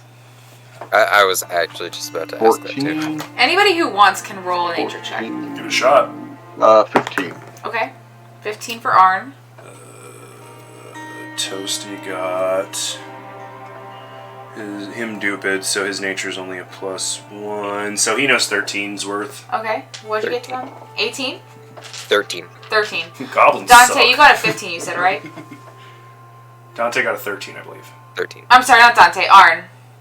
Yeah, 15. Okay, so Arn, you know a little bit about goblins and goblinoids. You know that there are slightly bigger goblins called hobgoblins that are more in the range of a medium-sized humanoid. So you do know that about goblinoids. Mo, have you ever heard of a hobgoblin? Give him a basic description of what a hobgoblin looks like. They're a bit bigger than goblins. They're more bulky. Goblins usually look at them as kind of like their stronger cousins. Okay. So that we could pull that Right. off. You could I hate definitely my stronger cousins. Most people do. So you, My thoughts are, I know Burning Hands. Okay. So that's a creature within 15-foot cone can make a dexterity saving throw. A creature takes 3d6 damage on a failed save or half as much on a successful one. Mm-hmm. That one's an So- SAOE. You sure you don't want to say that for once we get inside the cave? It's like a More little around? mini dragon's breath. That's super cool. It's a poison spray, and that one's at will. beautiful. I guess I'll start making my way around then. So Mo, did Ready? you want to disguise yourself as a hobgoblin? Sure. Okay. So yeah, like Arn said, you start making your way around up to the bushes. Everybody who's going to hide in the bushes, please make me a stealth check, and I will just ask you one at a time what you got, so it's not like a. Bulric, what did you get on your stealth check? I got a 13 plus 1, so 14 in total. 14? Naralik, what did you get on your stealth check? I got a 9. Okay. Mo.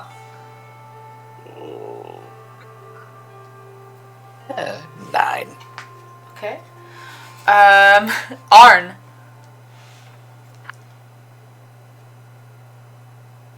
That is a 12. Well, okay.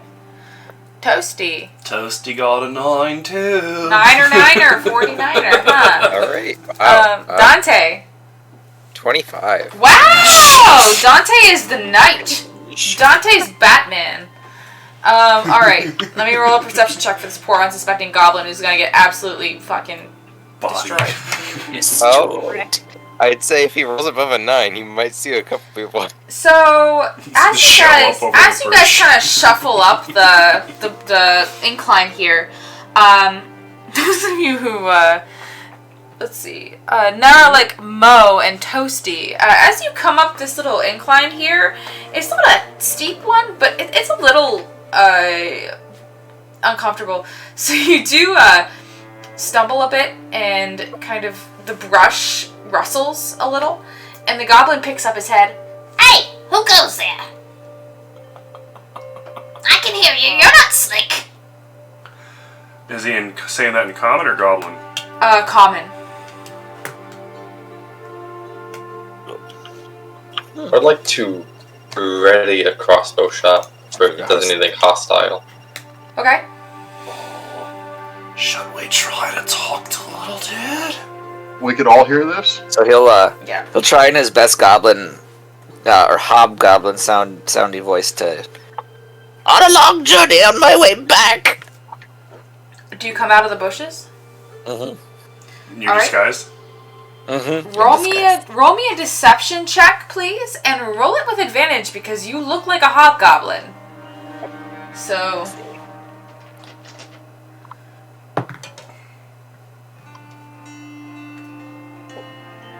14. what'd you get? No goblin. 14. Nice.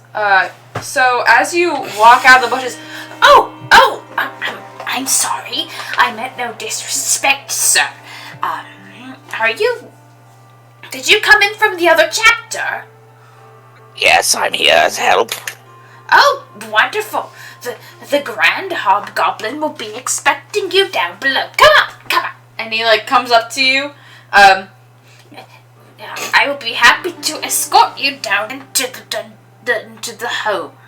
We have fresh dog roasting on the spit. It's a big one too. Ooh, fantastic. We have buns and everything. He'll kind of look back, like hoping, come on, guys, take him out. I fire. As soon as the goblin turns back, I'm firing. Oh, he's being so hospitable. When he turns back, he just sees like a big turtle thumbs up out of the bush that he's hiding in. So, yeah, everybody, I guess we'll just go in order here. Bulwark was holding his action for anything hostile, and nothing hostile has happened. So, everybody roll initiative, please. That's fair. And we'll just keep this initiative count for the remainder of the dungeon, if that's alright with everyone. So I'll call out and we'll figure out. I gotta use a restroom. I got a 14. I was gonna say it's alright, but that's Sorry, so I'm bad. not trying to be a pain, but I really do use a restroom. Alright, did anyone get a 20 or higher? Hold on. Wow, you guys suck at initiative. Anyone get a 15 or I got higher? 20. I got You got 20. a 20? Oh, good job, Mo. Alright, anyone get a higher than a 15? 16. 16 for Arn. And then I got a 14. you got a 14, okay. And then Toasty also got a 14. Anyone else get higher than a 10? Anyone get higher than 5? 8. I am master of stealth, but I can't move quickly. You were so busy being impressed by your own stealthiness that you didn't realize. I moved so stealthily I thought I disappeared. You thought you We're worried about me. you didn't realize you were like still in this plane. You were like, oh, I've snuck right clear out of existence. And last but not least, what did you get, Balrog? 6. Nice. All right. So this unsuspecting goblin, he's come up to you and he's so excited to come take you down to his place, his home. Mo, you're up first. Alright, so I'm attacking, or am I... Whatever you want to do. You get your normal initiative. Basically, this is so we can keep in order when everybody acts. You can do whatever you like. Well, he's gonna. I feel like he would, he wants to try to keep up the ruse a little bit. We'll let the guys get up closer so they can take on that part. So he's gonna at least ask just, how would he put this? How many fellow brothers do we have down there? Oh, we've got a few down there. Yes. No. So 1, 2, 3. Do you speak Goblin? Does anyone speak Goblin? Oh, let's look. I know I gave him a few. I thought I gave him Goblin. I'm doubting anybody speaks Goblin. Where would I find that under? Under your Languages. languages. Yeah. On There's an area called Bottom left proficiency of in your languages. character sheet. bottom left. Okay. Oh, thank you, Dan. He does know Goblin. Okay. Oh wow. Okay. Makes it Nice. so much better. That's perfect. A bit awkward. I take Goblin more often than I care to admit as a language. I know we're gonna end up meeting them at some point, so There I'll you play go. Goblin. At low levels, knowing Goblin or Orc is Well, he Life says, he gets up to 2 in common, and then the rest of you can't understand the rest of what he's saying. He counts up to 6.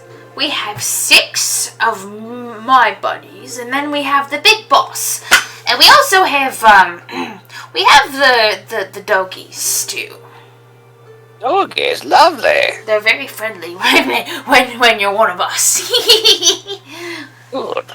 I'll say that's your turn, Mo. Arn, your turn.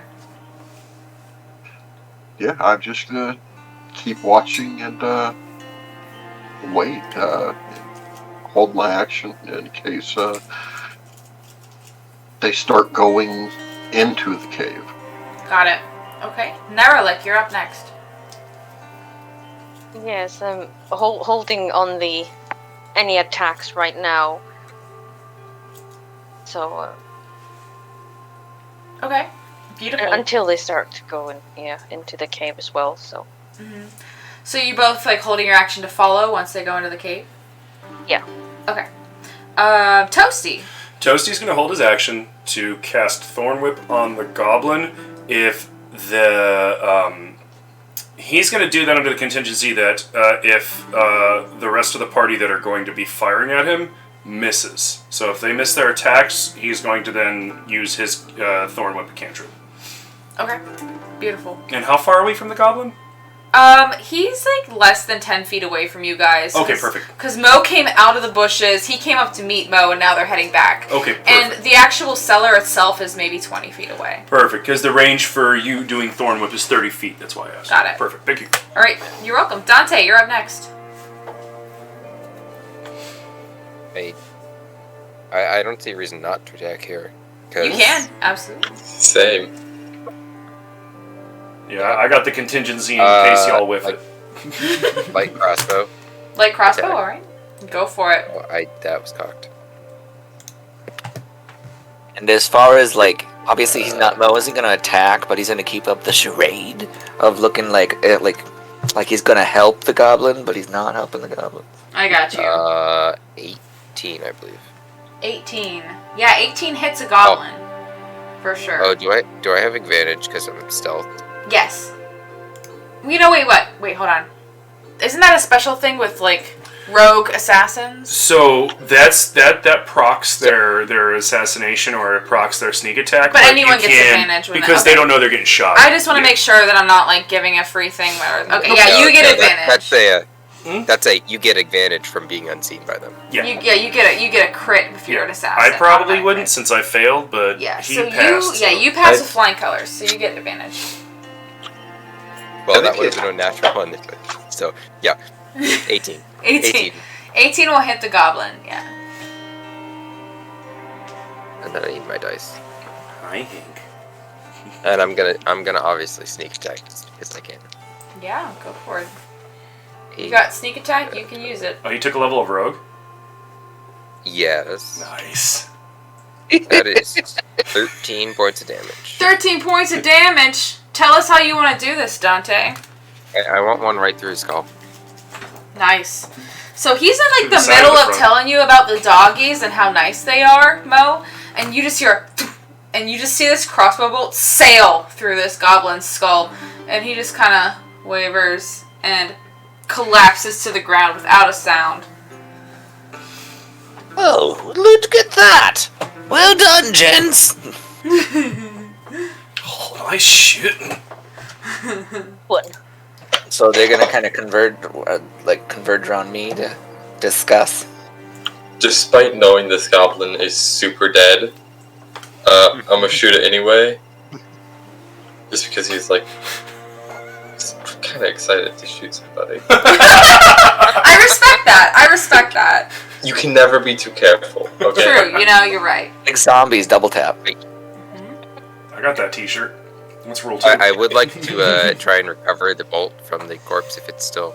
Yeah, absolutely. And make me a quick perception check, Dante, as you do. 18, I believe. Cool. As you go to get your bolt back, you look down at the goblin and you see he's got a nice looking black leather pouch, utility pouch, strapped to his belt. A utility pouch. Mhm. Ah, I would like to pick that up. Yeah, you pick it up. You notice that it's a little dirty, like nothing gross, like it's just got some dust on it and maybe, a little bit of dirt. But it's got a button and it's got some silver stitching into it. A button. Wow. Do you open it? That is expensive for a goblin. Yes, I would like to open it. You open it up and you find a very nice set of thieves' tools inside. It's got some dust on it. It's got some dust on it. Anything else on the goblin? Like, No, not really of note. You do see that he has, he does have a short bow on his back and some regular arrows. And as a note, I don't know if I've told you guys this before, I'm not going to make you keep track of your ammo unless it's special ammo. So like if you buy like magical or poisoned or whatever special ammo, that's the only thing I'm going to keep track of. If it's regular ammo, don't worry about keeping track of it. I think it's too much bookkeeping. But yeah, he does have a short bow, he's got some arrows, and he's got a rusty, nasty looking dagger on his hip. I'd like to take all of it. yeah, I was going to say, I'm going to just take it all. Okay, you throwing it into your bag of holding? I will throw it into my bag of holding. And I will show, Balrog exactly why it's called a bag of holding. It holds things. Where did you Is get that that? I have a question. Uh-huh. Was that dagger in a sheath? Yes. Okay. I'm just gonna poke my hand in it a few times and be like, but, In the bag of holding? but, In a bag. yeah. But it's... What? Yes. Where Yes, I did know. you get that at, my dude? I exchanged our treasure trove of a ring last night. Oh, very nice. So, it holds a lot. Is what. I don't like it. It's weird. As So- you put your... Sorry, go ahead. The conversation that we had, the rest of it, you said where he couldn't go any further, the rest of it was in Goblin? Yeah, the rest of it was he counted to 2 in common, and then the rest was in Goblin. And I'm sorry. Okay. While you're relaying that information to the party, my bladder is acting crazy, so I'll be back. You're good. I apologize, everyone. Alright, so Mo's gonna look around to everybody and just discuss. Okay, so the Goblin says that there's six of them in there, so I don't know if that's counting the Goblin we just killed or not. But then we've also got the Grand Master Hobgoblin down there with some doggos down there. I doggos. went out. Goblins are dumb as dog shit. Did he say how many dogs? He did not, he just said there was some dogs down there. Oh, I can handle the doggos, my dudes. There we go. Oh, I- I could go I- for some new gnarly buds. Is this just I gonna be a would thing? know if they do it. You can go Would they be wargs, or They could would I be. know that? You don't know. You don't know without seeing them. Yes, but Are you saying, would you know if it given this would have area, would they have? They could like, be dogs, they could be wargs, wolves, they could be crossbred dogs, they could be dire wolves. We don't know. Yeah, so as a merchant, someone who's traveled these roads and someone who's maybe encountered some problems, you've seen all kinds of things. So really, a dog to a goblin could be anything. You've seen them with tamed wolves, you've seen them with mangy dogs, you've seen maybe one warg, or you've heard about a warg, but you haven't, I don't think that Dante has seen any with his own eyes. You've seen a couple boars with the goblins, but I would say it could really be anything. Also, I'm trusting you guys not to meta with this map right now. I know you can see it, but No, I'm trusting all of you because I can't really do Fog of War with tabletop simulators. So, yeah. Oh, So I just look over at Toasty and just say, is this just gonna be a thing? If you trying to, like, every animal you meet, you're just gonna take it back with us or something? Well, I'm a druid, my dude. I am here to help keep the balance of nature. Goblins go against the balance of nature. They're worse than humans, no offense. That is fair. We do a lot of weird stuff. But, you know, if I can save the little beasties, I'll try. If I can't, well, then they just gotta die, because that's, again, the way nature goes. Survival of the fittest. Just try to keep in mind, you have a very small room, and I do not know if you can deal with a pack of dogs. Oh, you just keep in mind, I've never had a room, so to me, it's huge. Ah. That is also I don't fair. think the dogs would be allowed in the guild either. Oh, I'm not. They'd probably let a few in. I probably Unless wouldn't they bring be a a wolf hunter's pack pet. into the guild or a pack of dogs. I'd figure out something else for them. But I mean, then again, who knows? I plan ahead about 5 minutes at a time. You plan that far. I know, right? It's pretty surprising. Oh.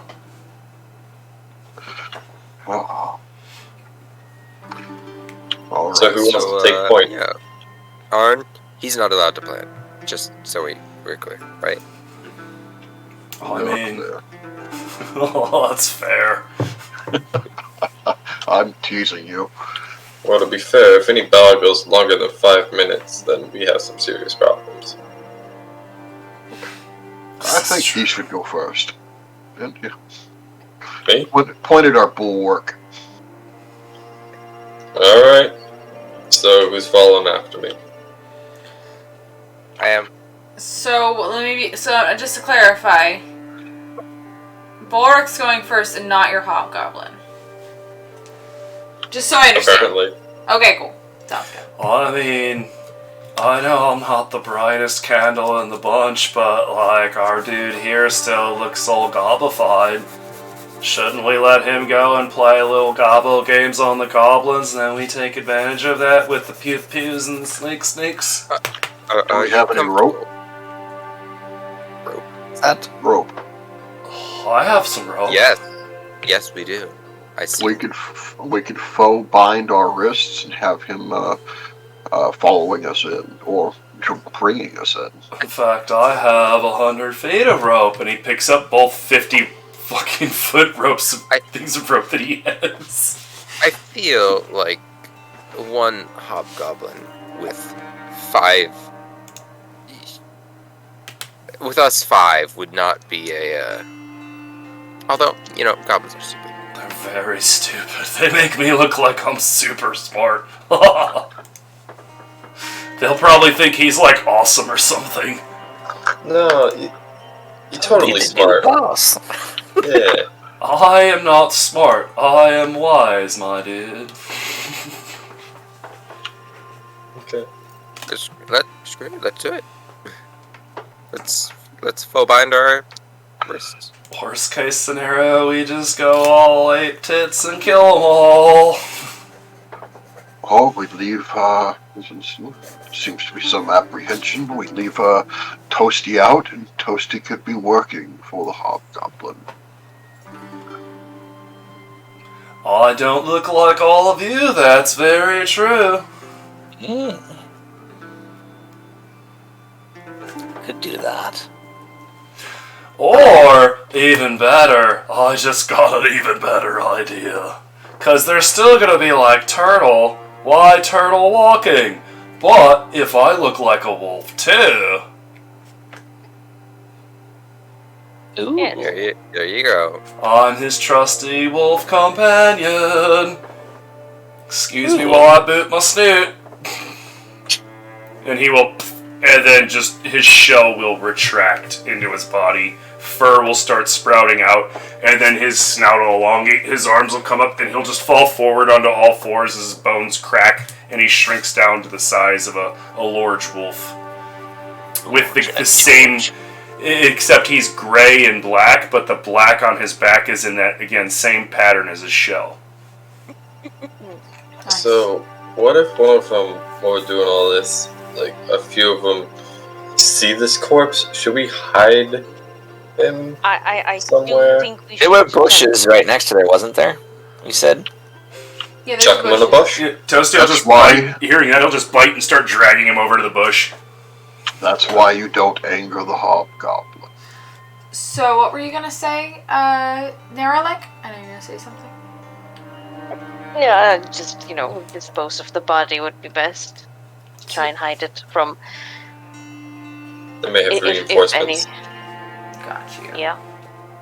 So yeah, Toasty drags him back to the bushes where they were hiding, and as he walks out, he pauses at the bushes, marks them because he can't help himself because he is now a wolf, and then catches up to where Mo is and just sits down next to Mo. Nice. Alright, Toast, you ready? I try to Kind of grumbles because hide my wolves don't weapons bark. a bit. Okay. So, you guys are faux tying yourselves up, correct? I'd like to, I think I'll lag behind without tying myself up at the entrance after they go in. I think it's a good plan for a backup. Yeah. As we're going in, how's the as far as seeing what's light like in there? It looks pretty dim. Looks pretty, you notice that the cellar goes down some steps, and then there's a makeshift wooden plank double door at the bottom, so you can't really see into the hideout, but it's pretty dim down there. The sunlight doesn't really seem to make its way down the steps. I'm gonna cast my Devil's Sight that I have. Devil's Sight is always active, Mhm. just so you know. Yeah. Oh, there you go. So you don't have to activate it. It's good to Perfect. go. Alright. would this be dim, or for people without type vision, would it just be dark? You're a human, right? If you don't have dark vision, Yeah. we'll see what happens once we get through the doors, because you're not actually in there yet. But if it's dark or dim, if it's dark, you won't be able to see. If it's dim, it just sort of depends on how much lighting there is. So I'll let you know. I'm aware that there are several humans in the party, or a few humans in the party. So Can also be follow the leader though too, because Mo's got the rope on, so just follow, hold on to the rope and come with. and it'll be even more convincing if you can't see and you're just kind of stumbling along on the lead. So go ahead and whoever's tying the ropes, please roll me a sleight of hand check. I probably should be a rogue. Yeah, I guess. Yeah. I'll do. You just want one? Yeah, I don't have any kind of multipliers for that. 13. Nice. So But what? beautiful. So what you've done is you've kind of looped the ropes around everybody's hands, so it does look like they're tied, but it could very easily be broken just by sort of pulling your hands apart. So it's very convincing to the eye. If somebody were to test it, it might kind of fall apart. But just at a glance, you don't think that anybody will notice.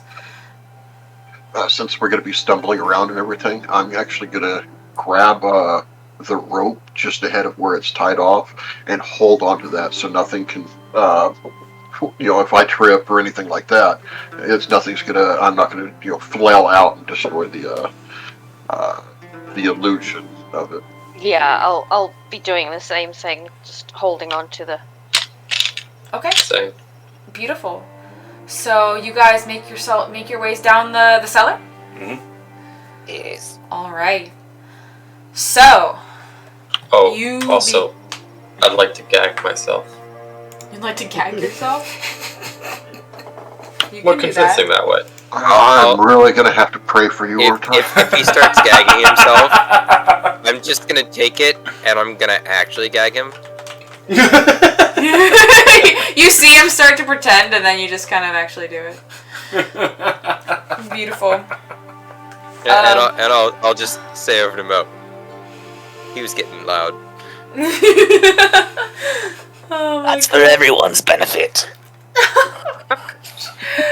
All right. The wolf nods. As long as he doesn't light himself on fire again, I think we'll be okay. Beautiful. So you get down to the bottom of the steps here. Oh my god, you guys are stacked. All right, so Mo, I'm imagining you're first, Yes. and then Toasty, are you right by his side, or are you bringing up the rear? So what Toasty's gonna do is Toasty is gonna put on the act like he's keeping them in line. Okay. Like he'll make little yip sounds at them if they start to veer away, because he knows that some of them can't see. But what he's gonna do is use his body to kind of push them to keep them from. He's just gonna steer them slightly to make it look like he's steering them along, but really he's trying to get them to keep them from tripping over stuff, bumping into things, and stuff like that. Yeah, so you're hurting them, basically. He's hurting them, yes. Nice. Okay, cool. And then what order do Arn, Naralik, and Balric want to be in? I feel like I'll just... me and Sorry. I'll be first. You'll be first? Okay. Here, let me... Sorry. No, you don't be sorry. Just because I got my screen up with the stream, so I'm just gonna kind of bring him into the window here. And then last is Balrog. He's lying down. Are you lying down? Get up. He's over here. Why aren't you standing? What? Oh, I get to pull that up now. Yay. We're over here. Okay. So do not forget to start recording when you... I already did. Oh, beautiful. Thank you. Okay, so everybody's here. Nice. Okay. So you come to the double doors. So we want to be on the rocks? I just want to make sure. Sorry. Just let me... Sorry. Because you were coming down to this door here. Got it. So this is just the wooden thing that Mo is on right now is the double doors. Got it. And you're coming into the space above. Beautiful. Okay, sorry. No, you're good. So Mo, you come to the double doors. What do? They're closed right now. He seems safe enough, so he's gonna go to open the double doors. All right, beautiful. You just push them open. They're not locked, so you push open the doors, and you walk in. And I'm just gonna guide you guys into the space so you know what room you're in. Mm-hmm. Okay. Beautiful. All right. Immediately, everyone roll me a perception check, please. Also, as you're rolling that, you do notice that this room is pretty dark. If you do not have dark vision, you can mostly see just because of the torches and candelabras in the smith back here in the corner. The light coming from that illuminates enough for you to be able to see. What did you get, Mo? 14. You said 14? Yep. Okay. And I'm sorry. I'm just gonna go one person at a time so that I don't miss anybody. Sorry. No, you're good. So 14 from Mo and Nara. What did you get? 8. 8. Okay. Balrak, what did you get? Just a quick question. Is it dark enough where I should roll at disadvantage? No. Like I said, there's enough lighting that you can see for the most part. So you do not have to roll disadvantage. A 13. 13? Okay. And Toasty? 18. 18. Beautiful. All right. And Arn? 10. 10? All right. Oh no! Oh no, I killed him. He's dead. I'm sorry. Alright, so Naralik and Arn, you're looking around, you see that there's stuff going on in here, you notice, you smell the stench of rotting meat, sweat. The smell is kind of overpowering for you at the moment. Toasty, you said you got an 18? Mm-hmm. Alright. Immediately, you smell the scent of other wolves nearby. You can't see them from where you are, but you do smell them coming from the opposite left side of the room. You also smell the scent of goblins, and you manage to see the three of them sitting at this table. And as Mo opens and closes the door, they all stand and sort of look at you. Oh God! That one's dead. How do I stand? That one's there? dead. Just hold it for a second. Okay, there we go. It's just dead. Thank you. Yeah, basically when you click, you gotta hold for a okay. second and it'll rewrite it. Okay. Yeah. Got you. And then Mo, you see the three goblins stand up and look at you. You said you got a 14, right? Yep. And you see everything that I described to Mo. I'm sorry, everything I described to Arn and Balrog. Mo, you got a 9. You said. What? No. I'm sorry, not Mo. Naralik. 8. 8, sorry. So, yeah, you're similarly overwhelmed by all of the smells. Then as soon as the goblins stand up and walk over, you guys all see them approach. You're new here. The one towards the front here says. Toasty Wolf immediately growls fur up in guard stance next to his hobgobbo quote-unquote boss. Yes, brothers, I am from another chapter. Ah, Farther away. where's Snufflefoot? He didn't guide you in? No, he wanted to keep watch up top. Said that he'd seen a few things coming by. Oh, good man. Go ahead and roll me deception, please. And are you speaking in common or are you speaking in goblin? No.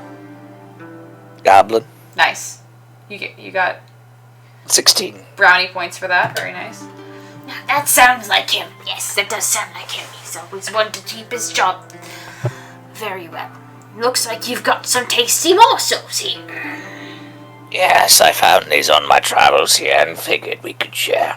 You got them all by yourself? This is the one in the back.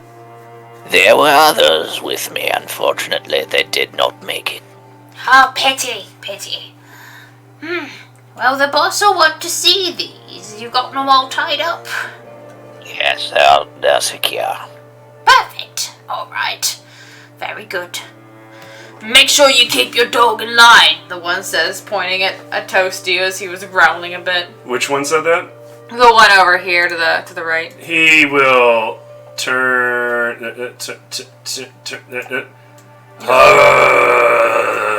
then back up and go back near his... I'm sorry. Yeah, he... The dog is very protective, especially having lost comrades. I would be careful. Oh, fair enough. Well, you've done well. I'm sure that Ogrog will be very happy with your finds. Good. Follow me. And he starts to guide you back through the tunnel here. And you all, as you can feel free to... Oh, you can move as a group. Very good. Nice. Yeah, if you click a corner near them and drag and make a box, you can select everybody. Awesome. So this goblin here is going to lead you guys. Here, I'll help. This one, you see this one come over here and stand near the dogs. This guy stays here at the table. As you make your way into the room, you do hear the 3 wolves in the pen here start to growl and snarl. They're getting a bit agitated, you would think. Alright, we make our way this way. Oh. Mind the hooks. And then, yeah, Dante, you hear their voices getting more and more distant. Is the door still open? It doesn't have any sort of, like, stop or anything, so after they come in, the door slowly shuts behind them. Do I think it's dark enough for me to be at least decently hidden? Yeah, you could definitely, I'm sure that Arn earlier shared with you a little bit about what he knows about goblins. You do know that they see pretty well in the dark, but you do think that with some careful stealth checks, you might be able to to make your way down in there.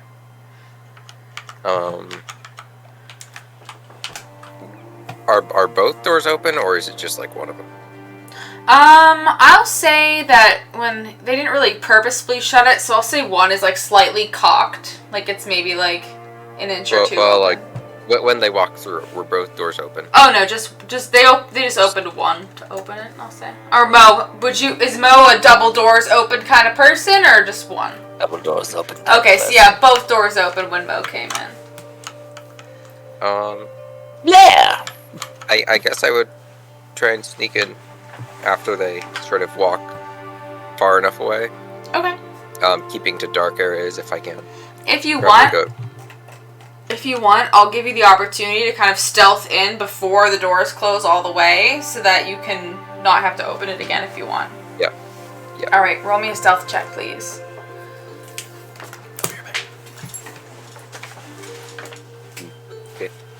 15. What'd you get? 15. 15, okay. Alright. So you do see this goblin standing over here by the doorway, but they don't seem to notice you as you sneak in. This one as well. You see them taking a mug of mead and just throwing it back a bit. Yep. Do you want to make your way down the wall there? Is this goblin right here looking towards the wall? Yes, he's sitting in that chair facing that way. And can I see this gate here? You see the gate? Yeah, I'll say from where you are now, you can see the back end of this. How do you arrow click? Tab. Tab. Got it. So you can see like the back end here of this gate. Yeah.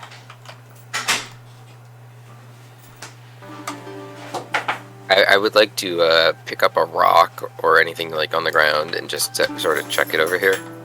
Chuck it over there? Just to hopefully to make this goblin look that way, and then I would like to try and sort of briskly sneak past him. Alright, I like it. Go ahead and roll me a dexterity attack roll to throw your rock. Ranged attack, I guess. Nat 1? That is a nat 1. So you go to chuck your rock over there, and you throw it, and you squarely bonk this goblin right in the forehead. Who threw that at me? And he looks up over in the corner.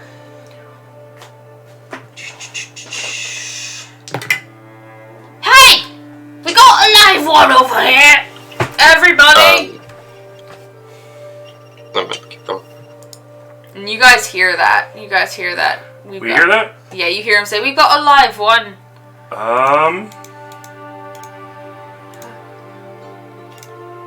Quick question. Well, Are these actual spikes on the map?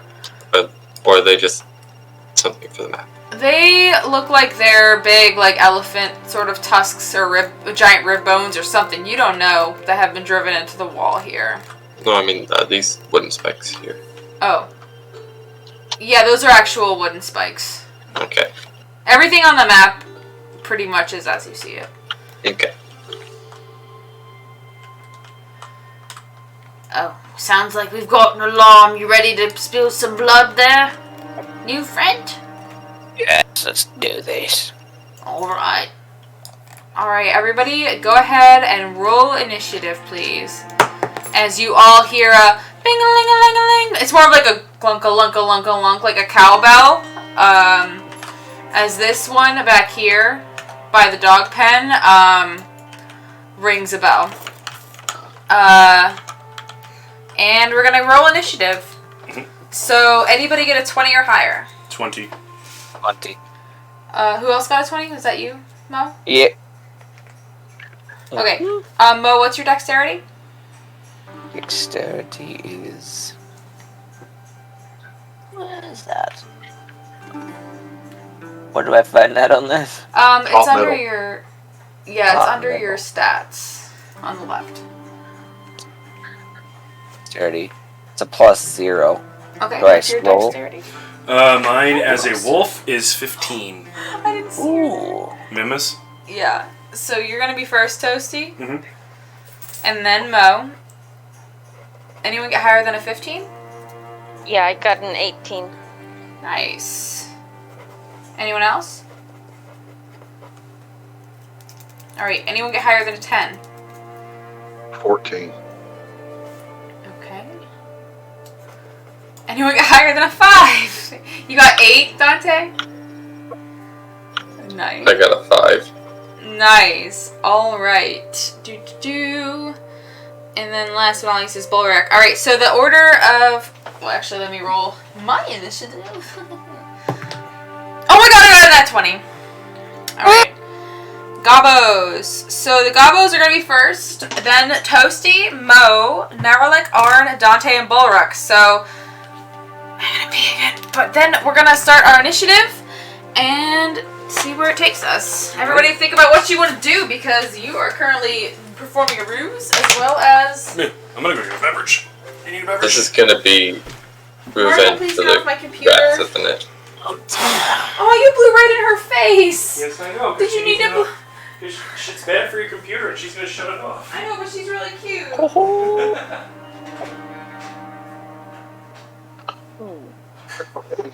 Hmm. Okay. Looking at D&D merch.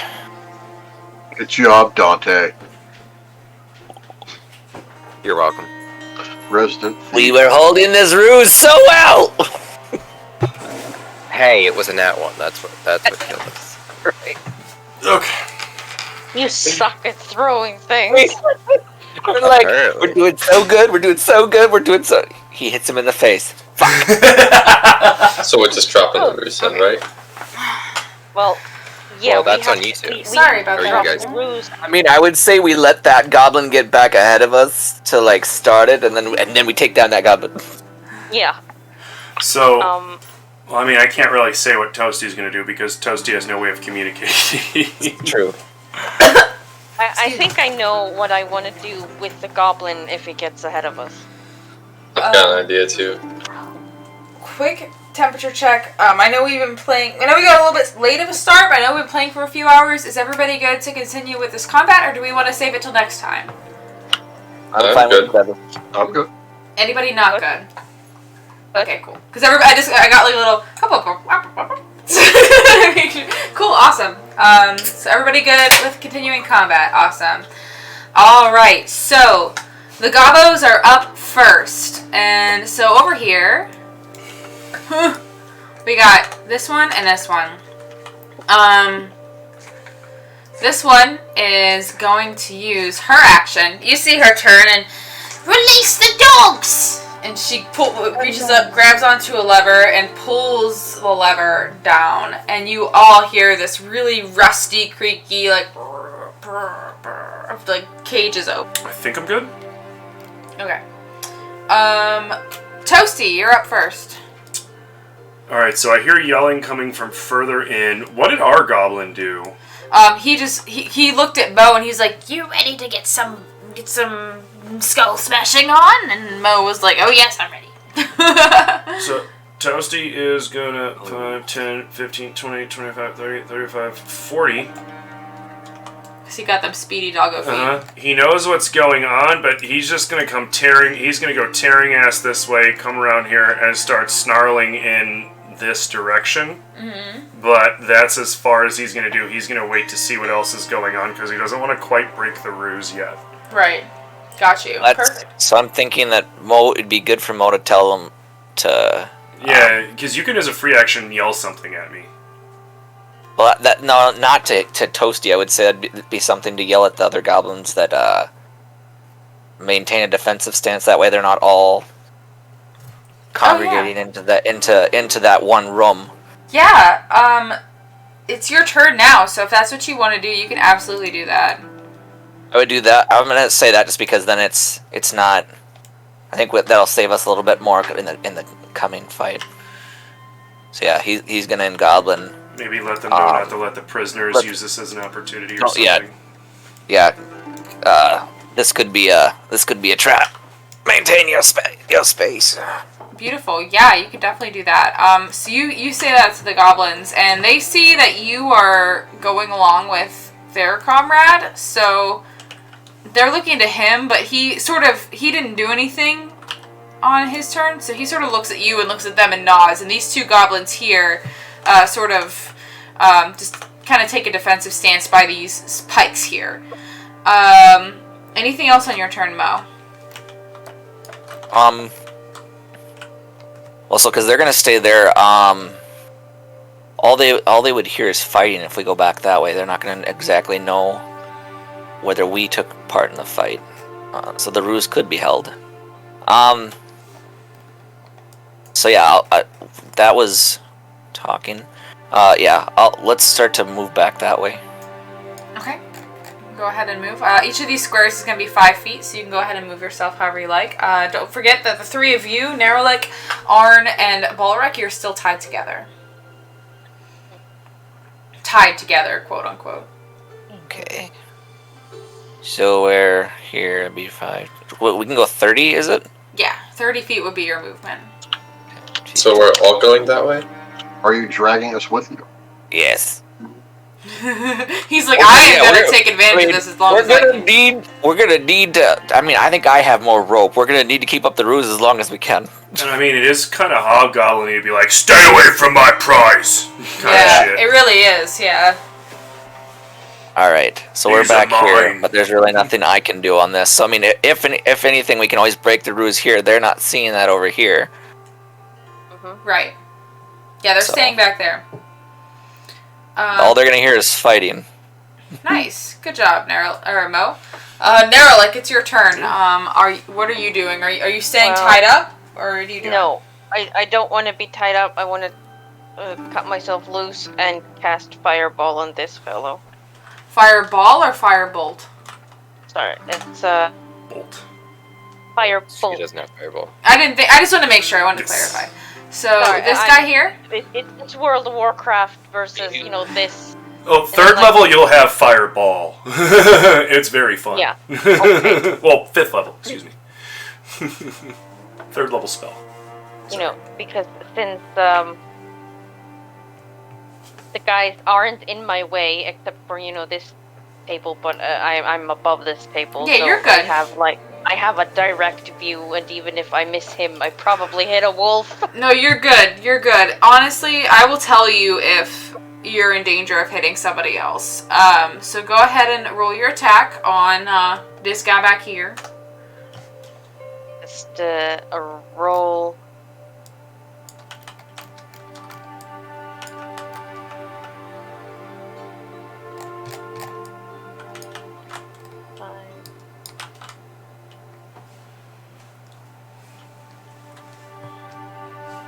Do I take into account the +5 in hit DC? Yes, so you take your d20 and then your to hit bonus. Yeah, your spell attack bonus. Yes. Not my D10. Correct. Your d10 will be your damage if you hit. Right. Right. So you roll your Okay. d20, and then by your spells, you should have a spell attack bonus. You add that onto the d20 roll to see if you hit. That's a 19. Oh yeah, that hits for sure. Go ahead and roll your damage, please. So that'll be your d10. I already rolled that. That would be a 9. Nice. I don't want to cheat and roll it again. So I'm just gonna have the damage as the 9. Nice. Yeah. So you tell us how you want to do this, Nara. Like, how does this firebolt kill this goblin over here? Well, with my orb, I kind of want to summon the ball of fire from it and then just hold the ball out so it kind of shoots the fire, and it's just gonna go splat straight in his chest. Nice. Oh, he's on the ground. Look at, I like it. he did a whole die animation and everything. Yeah. So when you fire that firebolt at the goblin, yes, it coalesces in above your staff and fires across the room in a streak like a comet and hits the goblin directly in the chest. Those tongues of flame curling and biting at their skin, and you hear a "Ugh!" as it collapses, its skin peeling and burning and falling in pieces off of its body as it writhes and dies on the floor. Very nice, Narrowlick. Next up is going to be... Oh, and this door is open, by the way, with the wolves. Arn, it is your turn. Neralik has freed himself from the ropes and has attacked. All right. I'm gonna let that. I'm gonna use that warding bond that Okay. you gave me earlier. Beautiful. And I'm going to keep an eye to our south to see if those goblins continue following the directions of what they had said. Beautiful. So you're going to keep an eye on the hallway here to make sure they stay, right? Yes.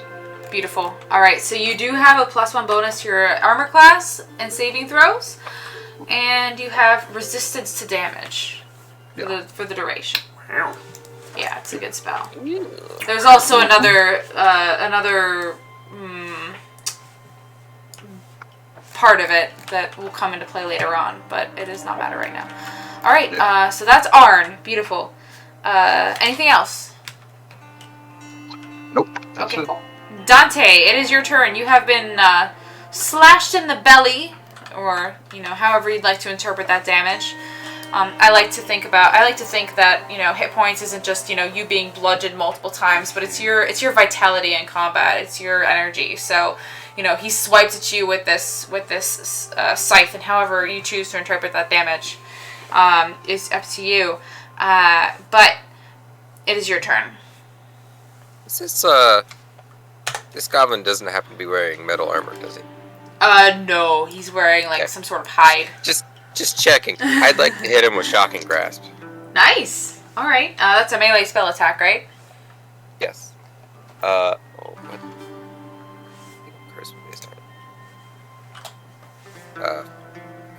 15. 15 will hit. That is the number. And a measly 4 damage. All right. So your shocking grasp. Do you grab onto him with your hand and transmit that damage? Yes. Nice. So you guys see Dante grab onto this goblin and just electricity arcing, from his very essence, and onto this goblin. You see the goblin twitching and writhing under his grip as he is hit by that electrical force, that lightning force. And then, seeing Toasty, I'm just gonna walk around him. Does he get to take an attack of opportunity? Me? No. No, the goblin. Shocking grasp. No. It's shocking grasp incapacitates him. Can't take reactions until the start of his turn. Very nice. Cool. So you just waltz right on by him as he's like... very good. Nicely done. Alright. And it is Balric's turn. Balric, your friends have... Wait, Arn, are you still tied or did you untie yourself? I'm still tied. Okay, so Arn is still tied. Neralik has untied himself. Balric, what are you doing? So just a quick question for down this way. These goblins over to the south, right? Uh-huh. Did I see what weapons they were carrying? Did they have, short bows or anything? This one back here has a short bow. These two just have scimitars. Okay. I'm going to unbind myself, Okay. and then I'm gonna move. Oh, sorry. You killed I'm him. gonna move I'm going down! No! and hide in half cover. Okay. If I can get half cover, and just ready and attack for when one of them comes around the corner of my axe. Okay. If one of them comes down this way, I'll attack them. Yeah, absolutely you can. Beautiful. So, Alright. to be clear, readying an action for any enemies come into my range. Absolutely, no problem. So you can definitely do that. It is my turn. So these wolfies, Bork, 5, 10, 15, 20, 25, 30, 35, 40. 5, 10, 15, 20, 25, 30, 35, 40. 5, 10, 15, 20, 25, 30, 35, 40. They rush in. This one gets in range to attack Dante. Alright. So that wolf rushes up to you, Dante, snarling. You can see its ribs from under its fur as it's eyeing you with malicious hunger as it approaches to attack. It's snapping with its teeth. So they look a little starved, you'd say? Yeah, they definitely look a little bit of meat. Like, they're not, like, on death's door, but they definitely are hungry. That is a 15 to hit. Yep. Alright, so he chompy chomps at you, snapping those long, vicious teeth. That is 4, 5, 6. 6 piercing damage on you, Dante. And I need you to roll me a strength saving throw, please.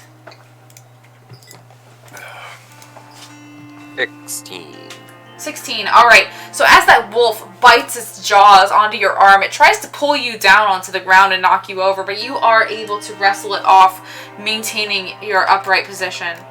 Toasty, this guy is right in front of you. He's still a little bit singed looking from being hit by that shocking grasp, but he is going to take a slice at you with that. Me? Yeah, because you're right in front of him. I'm a wolf. Yeah. I never broke. Okay. You came rushing at him, growling and snarling, and you're not his wolf. Oh, okay. I just ran up that way. Okay, yeah.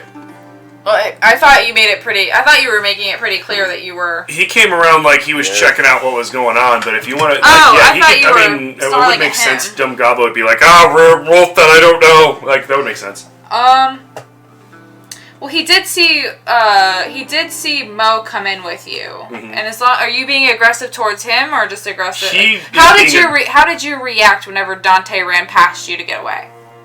Because he ran past your. Did he run past my reach? Yeah. He probably would have growled as he passed, but not bit at him like a defensive, hair up. So he saw this goblin saw you do that. He's gonna give you like a little cuff over the head. Go on, get it! And then 5, 10. Bite. You're gonna bite this guy? The second he leaves my range, he's gonna react to the cuffing and he's gonna rip that goblin's throat out. So when he gets here? Okay, go the ahead. second he goes to leave my space, nobody smacks me on the head. Go ahead and roll your attack of opportunity. Oh, that's 22. Nice, that'll hit. Go ahead and roll your chomp. My 2d4 plus 2, my healing potion of a chomp. Yes. He takes 5 damage. Oh man, so tell us how you want to do this, Toasty. So he thonks so Toasty's already growling. He sees the other wolves come out. He's growling at them, and then the gobbo thonks him and starts running past him. And Toasty just jumps on him, pins him to the ground, rips his throat out, and just does like the dog, where the dog shakes its head like crazy, and just just starts shaking the goblin, and then throws the goblin away from him, and then lets out a really low growl at the other wolves. Nice. What are you trying to communicate to the other wolves? Like a threat? Or like, are you trying to be like... He sees that they're hungry and sickly, so he's going to go for the route of alphaing them and dominating them and making them cower to him. Okay, roll me... Animal handling? Roll me this is going to be flavored... It's going to be... You know what? Yeah, roll me an animal handling check, but this is going to be flavored as intimidating. So, roll an animal handling check, please. 11. Okay. Right, Yeah, no. 6. At first they kind of look at you, but you see them sniff at you, and they start to growl, ears back and fur, hackles raised, fur kind of bristled. They can smell that you're an outsider, and you just attacked one of the people that actually feeds them. As few and as far as the feedings may be, he's still one of their masters, and you just killed one of the masters, so you are not a friend to these guys. It is still Gobbo's turn. So you hear this guy, who was the one leading you in, is everything alright up there? Yes, careful. Right now we're dispatching them. Very well. And he comes up. He starts to make his way up. But he's in no hurry. You think that from where you are, Actually, wait, his movement is 30 feet. So yeah, he's going to move up because he's coming up to C. So 5, 10, 15, 20. And Bulwark, he's coming up to that spot where you are. So are you going to use your held action and attack him? Well, I guess you had a held action for whatever one came up. So yeah, that's what it's going to be. So you go ahead and attack Bulwark.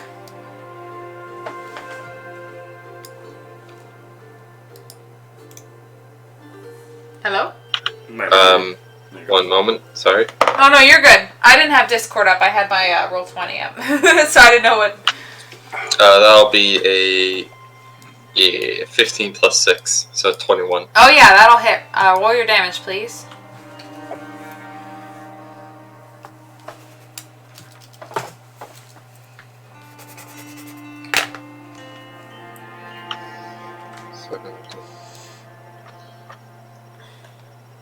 One moment. 13 points of damage. 13 points of damage. Woo! Alright, tell us how you want to do this. As he comes around, just readying his axe, and just wham! Right in the face as soon as he gets around the corner. Nice. So you have that axe ready to go, and you just cleave right through this goblin's head. And you hear a bunch of surprised chattering from behind. Oh no! They're loose! They're loose! And then you actually, Bulwark, you're the only one that sees this. This goblin back here, you see him take a horn from his waist and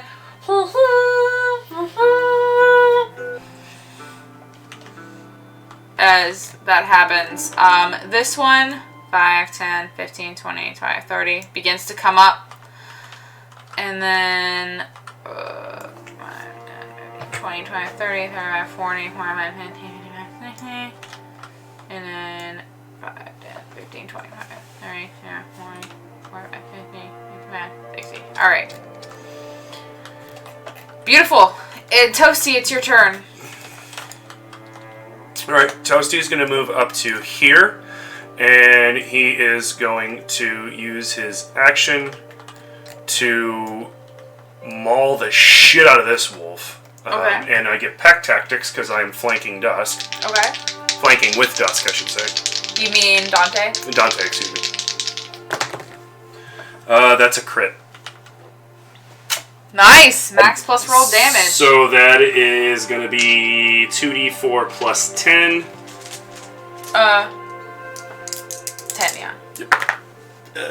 13 That one damage. by him? Because I keep rolling a 1 and a 2. Yeah, the one goblin behind him is dead. Yeah, The one by Bulwark. Oh. Yeah. Oh, yeah. Sorry. Oh, is he dead? Okay. I forgot to do. Yeah, he's dead. Thank Yeah, you so for that's doing that. 13 piercing damage as he bites at the wolf that is attacking Dusk. So yeah. Tell us how you want to do this. Oh, okay, yeah. He's gonna like once they kind of like snarl at him. He's going to turn towards this one by Dusk, and he's just going to run over and jump on him and start biting the back of his neck and towering over him. And then when he stops moving, he's going to turn and stare at the other two and start snarling and snapping and yipping and trying again to get them to submit to him. Right. Roll me intimidation, please. Sure. Do I get advantage because I just killed their buddy? Sure. Yay, because my intimidation is 19. Alright. He's trying to dominate them and get them to cower and stop. So you see them both put their tails between their legs and kind of whine a bit. You think that you've definitely scared them a little, and this will affect their performance in the next round. Okay. Anything else from you? No, he's keeping himself between the wolves and the rest of the party now. And yeah, that's it. Alright. Because I can't really do much else as a wolf. I can't cast or anything like that. Right. Okay, Mo, it's your turn. Let's see, 1, 2, 3. That would be within range. Oh, yeah. Yeah, he's gonna. Okay, so Moa's going to. He's gonna go because he's got 30. 1, 2, 3, 4, 5, 6. He's gonna go here. Uh huh. And he's going to How do they say that it's done? So he's going to hold his hands, thumbs together, and fingers spread, and do a lovely burning hands. And that's a 15-foot cone. Beautiful. So they have to do a dexterity saving throw or get hit with 3d6 fire damage. And it'll still be half if it's successful. Okay, so you said dexterity saving throw? Yep. And you hit both of them, right? Mm-hmm. Okay. DC 16? What's What was that? it? 15-foot cone. What was the DC? DC. That's Is it con, dex, or do you mean you actually need the number? The actual number. What's your Dex is charisma? 14. No, what's your... 14 is your DC? Cool. It says the dex is 14, yeah. Okay, cool. So one of them passes and one of them fails. Okay, so one still takes half, and the other one is 3. They Okay, take so I half on gotta- a failure. the roll 3d6. I gotta roll that. Yep, okay. Yep, and then one's going to take the full total, and the other one's I going had to take half. 12. So one got 12, the other one got 6. Correct. Nice. So one of them is going to yelp and yipe, and the fur just eats away at its. The fire eats away at its fur as it just singes it to death. The smoke, the fire, all of it just overcoming the wolf's ability to be alive. Anything else from you, Mo? See, do I have any secondary actions? Bonus actions? Yeah. Nope, that's it. All right, beautiful. Naralik, you are up.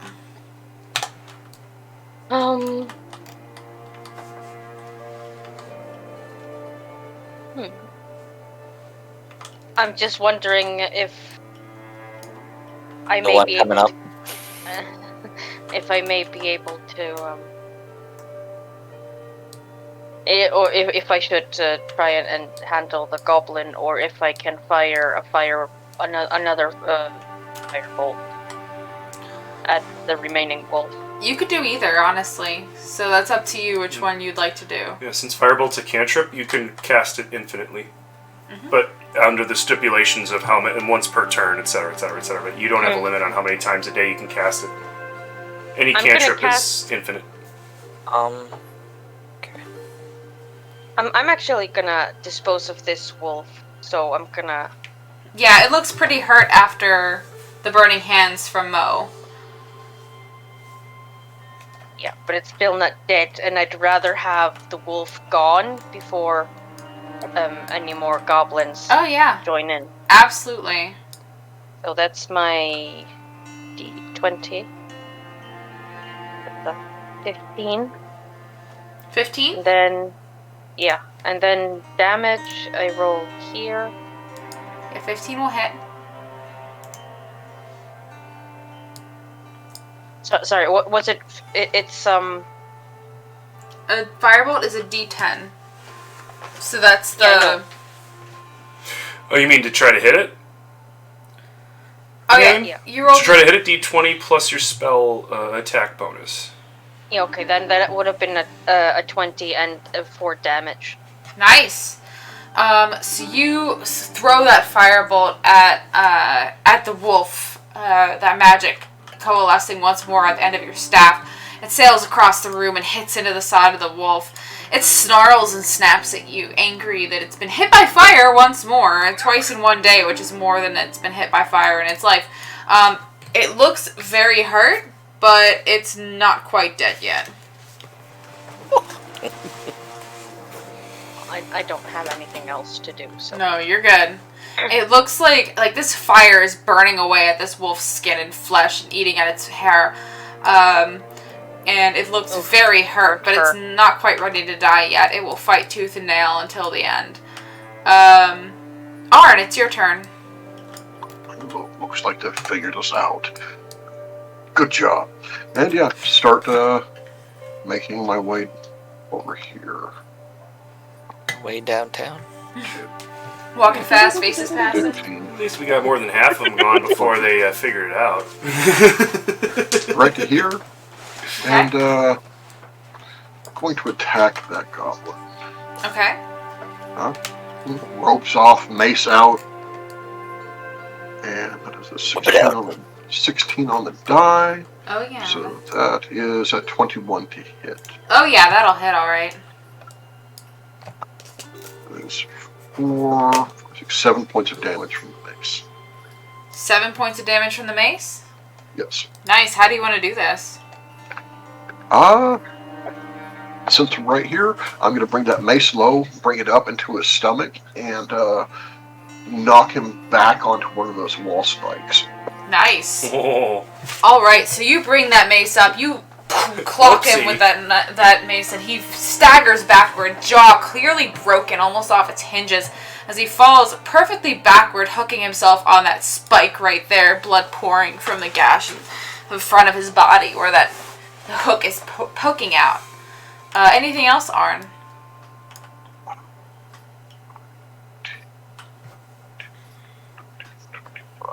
I'm still in good distance. How's everybody looking? No damage to me so far. Feeling fantastic. Dante's a little owied, right? He is owied. Yeah, Dante has the boo-boos. Just Dante? Yes. Yeah. He's the only one that's been engaged yet. Okay, that's fine then. First by some miracle. I'm done. I've done my best, okay? It's also Dante that started this whole thing. I'd heal him, but I don't want to ruin the edge. Yeah, I'm done.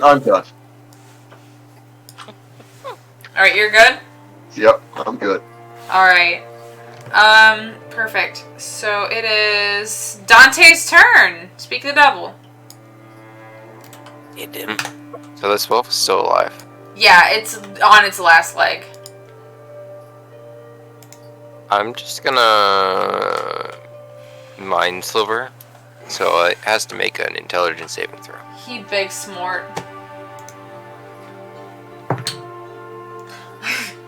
That's a 2. It's not, and that is 4 damage. Oh. So yeah, you peer into this. You strike into the brain of this poor dumb doggo, and hurt his brain so much with thoughts of algebra that he dies. So he can't possibly comprehend the numbers and the x's and the y's. 1 What's Mood. 1 + 1? Anything else, Dante?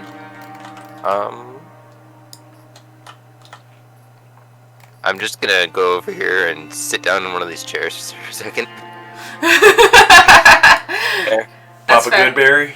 Papa Goodberry. Unfortunately, I looked it's an action to take a good berry. Oh, welcome Which to I'd like to do, Goodberry, but- home of the Goodberry. Can I take your order? But yes, I would take out a good berry and pop it if I could. But Cool. I think Mhm. so. I think it is an action. So you sit down and Yeah, take it's, a the same load as, off. it's the same as horking a potion. Bolruck, it's your turn. So I'd like to. Whoops. Okay, so I'm gonna lean around the corner, so just go over. Oh, right over on there where sports was. And That was actually impressive. Yeah, it was. It was. Wow. I'm gonna shoot this goblin here with my crossbow. Okay. Oh, he looked funny on his side like that. Because you could see the facial expression. Hey, Oh no, he's alive! Zombo! Zombo Gobbo. Yell it again! It was a twitch, when you die, involuntary twitch, like, huh! So that's a 22. Ooh. 22 will hit. And a 7 damage. All right. So you fire that crossbow at that goblin. It sticks right into their clavicle. They stagger back a bit. They're still drawing their bow. You see blood begin to... Well, you're pretty far away, but you do see blood spatter out. They're not quite dead yet, but they do look pretty rough. And then I'm gonna use my bonus action. No, wait. One moment. 1 second. Where is that?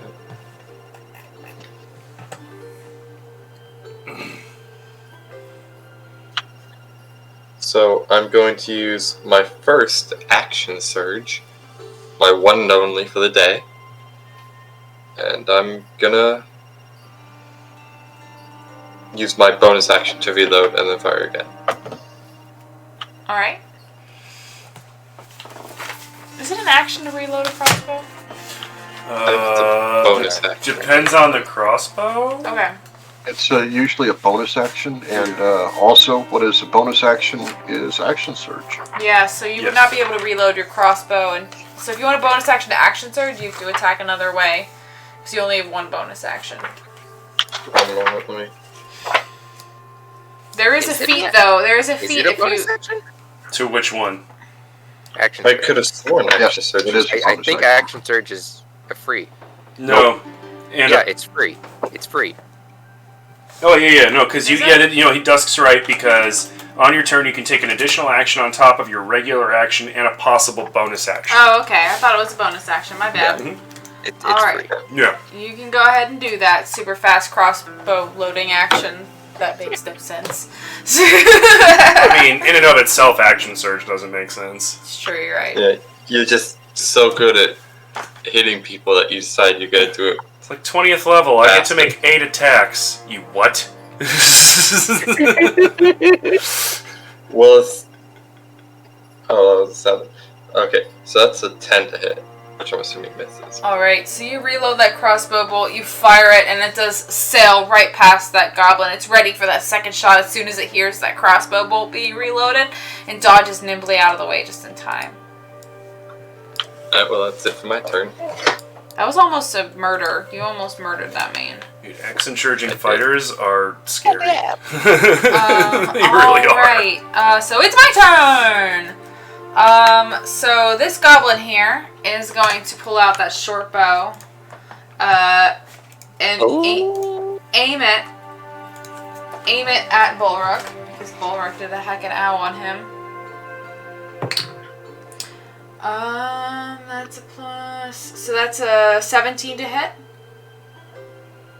That hits. Alright. Magic flute.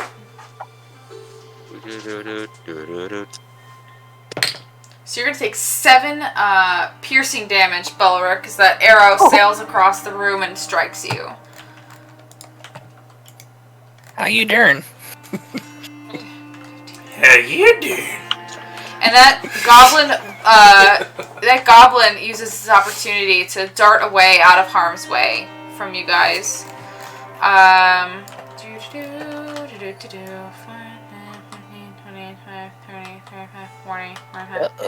60.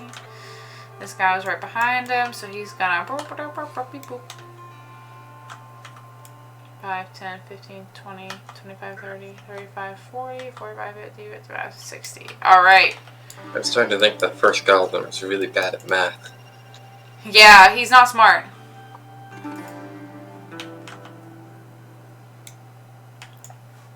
Alright. Guys, So- it's an orc. I mean, Guys, it's an orc. I speak orc. No, I don't. I That's know. funny. Yeah, so that, it's starting to, I mean, a meta-knowledge. Goblins are not smart. And it is now Toasty's turn. Okay. I forget diagonals. Do you allow them or no? For the sake of ease, yeah, every block you move is going to be 5 feet. Right, cool. 5, 10, 15, 20, 25, 30, 35, 40. Right up here to this little corner behind the barricade. And Toasty is going to hold his action for any goblin dupe it enough to come around that corner and not check and get up in his face. And then he's going to bite. Okay. Oh yeah, did he was able, from where he was at before, he was able to see into the wolf pen and see like how bad the goblins took care of the wolves, for lack of a better... Yeah. Yeah, he's pissed. Toasty is an angry wolf, and everybody can see that Toasty is an angry wolf. So the red tinted goblin just means that's the one that's hurt, so. Nice. Let's help me keep track. Awesome. That's actually really cool. So that's Toasty. Mo, it's your turn. Alright. He doesn't got a lot right now. Everything's dead around him. Let's, so we'll go, let's see, 5, 10, 15, 20, 25, 30. So he'd be stuck on, right next to Bulwark. And he'll, wait, yeah, 5, 20, 25, 30. Yes, so I'm gonna just, prepare for an attack if something were to come down this hallway. Alright, cool. Sounds good to me. Geek, no- just so that you know, sorry, I didn't mean to interrupt you. Go ahead. You can move through an ally's space, but you can't end at an ally's space. So you have to either end here, or anywhere Wait, that you let's can see. move. You If I can't. go- You True, can't. that's a good Yeah. point. You're right. Yeah. Sorry. 25, 30. No, you're good. So then Yes. I'll go here. Yeah. But like, if you had more movement, you could move through Balrog's space to end up here. But the only race that can share a space with an ally is a halfling. Okay. And it's specifically in their racial abilities. Unless you're secretly a halfling. No? I'm a tiefling. I mean, I wouldn't put it past Mo to actually be a halfling pretending to be a tiefling pretending to be a hobgoblin. And moving through another character space takes double the movement, so that would be 10 10 Oh. Mhm. Thank you for the clarification, Yes. both of you. Thank you very much. Sorry, I didn't. No, again, I don't be didn't mean sorry. I'm glad you did. Mhm. So that was Mo. Naralik, it's your turn.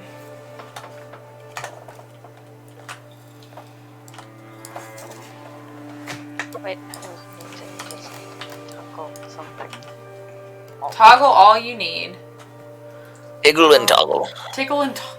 Oh, and did you know we're not Oh. doing Avatar today, right? Oh, we are? No, we're not. Oh, okay. Okay. Cool. I just want to make sure you knew this. Oh, that's good to know, because I was like, Yeah, because I looked at the time, and then while it was other turns, I checked my phone, and then Liz was like, "We're not," or not Liz. Emily was like, "We're not playing tonight, right?" And Evan was like, "No, I'm out of town." It's like, "Okay." I was like, "Phew." I am gonna move. perfect. Okay, thank you. Oops, sorry. Because I was worried about it. I figured you were too. I just bumped. It's gonna make for Yeah, a really bumpy, good. No, like, it's gonna make for a I really good am video involved. because you're just like, excuse me, Sorry. Yes, yeah. By the way, Oh, I love boy. the angle you're doing. Thank you. I'm trying to make it as cinematic as possible. You're so. doing great. It looks great. That's gonna be amazing in post. Stay over here. Toasty's like, Great please shot. don't kill me. You can't kill Toasty. You can kill the wolf. But you can't kill the bro.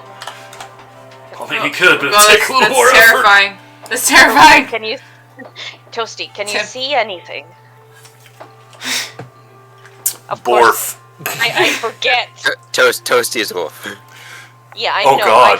I forgot. And then, Yeah. I am oh, right. Wolfie War. I have Sorry. thought about picking one of you to cast Speak with Animals before I transformed, so that you could understand Toasty for 10 minutes during the fight, but then I was like, it's too much effort.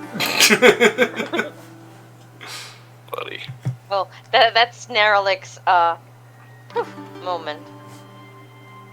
So you moved. Anything else you want to do? No. Yeah. In response, Toasty lets out a loud, low wolf grumble. He borfs like Hank. Elkin Boar. He does the most unwolf-like thing he can and barks. Beautiful, Naralik. Sounds good. Arn, it's your turn as you're just moseying your way down the hallway here. Alright, Oh,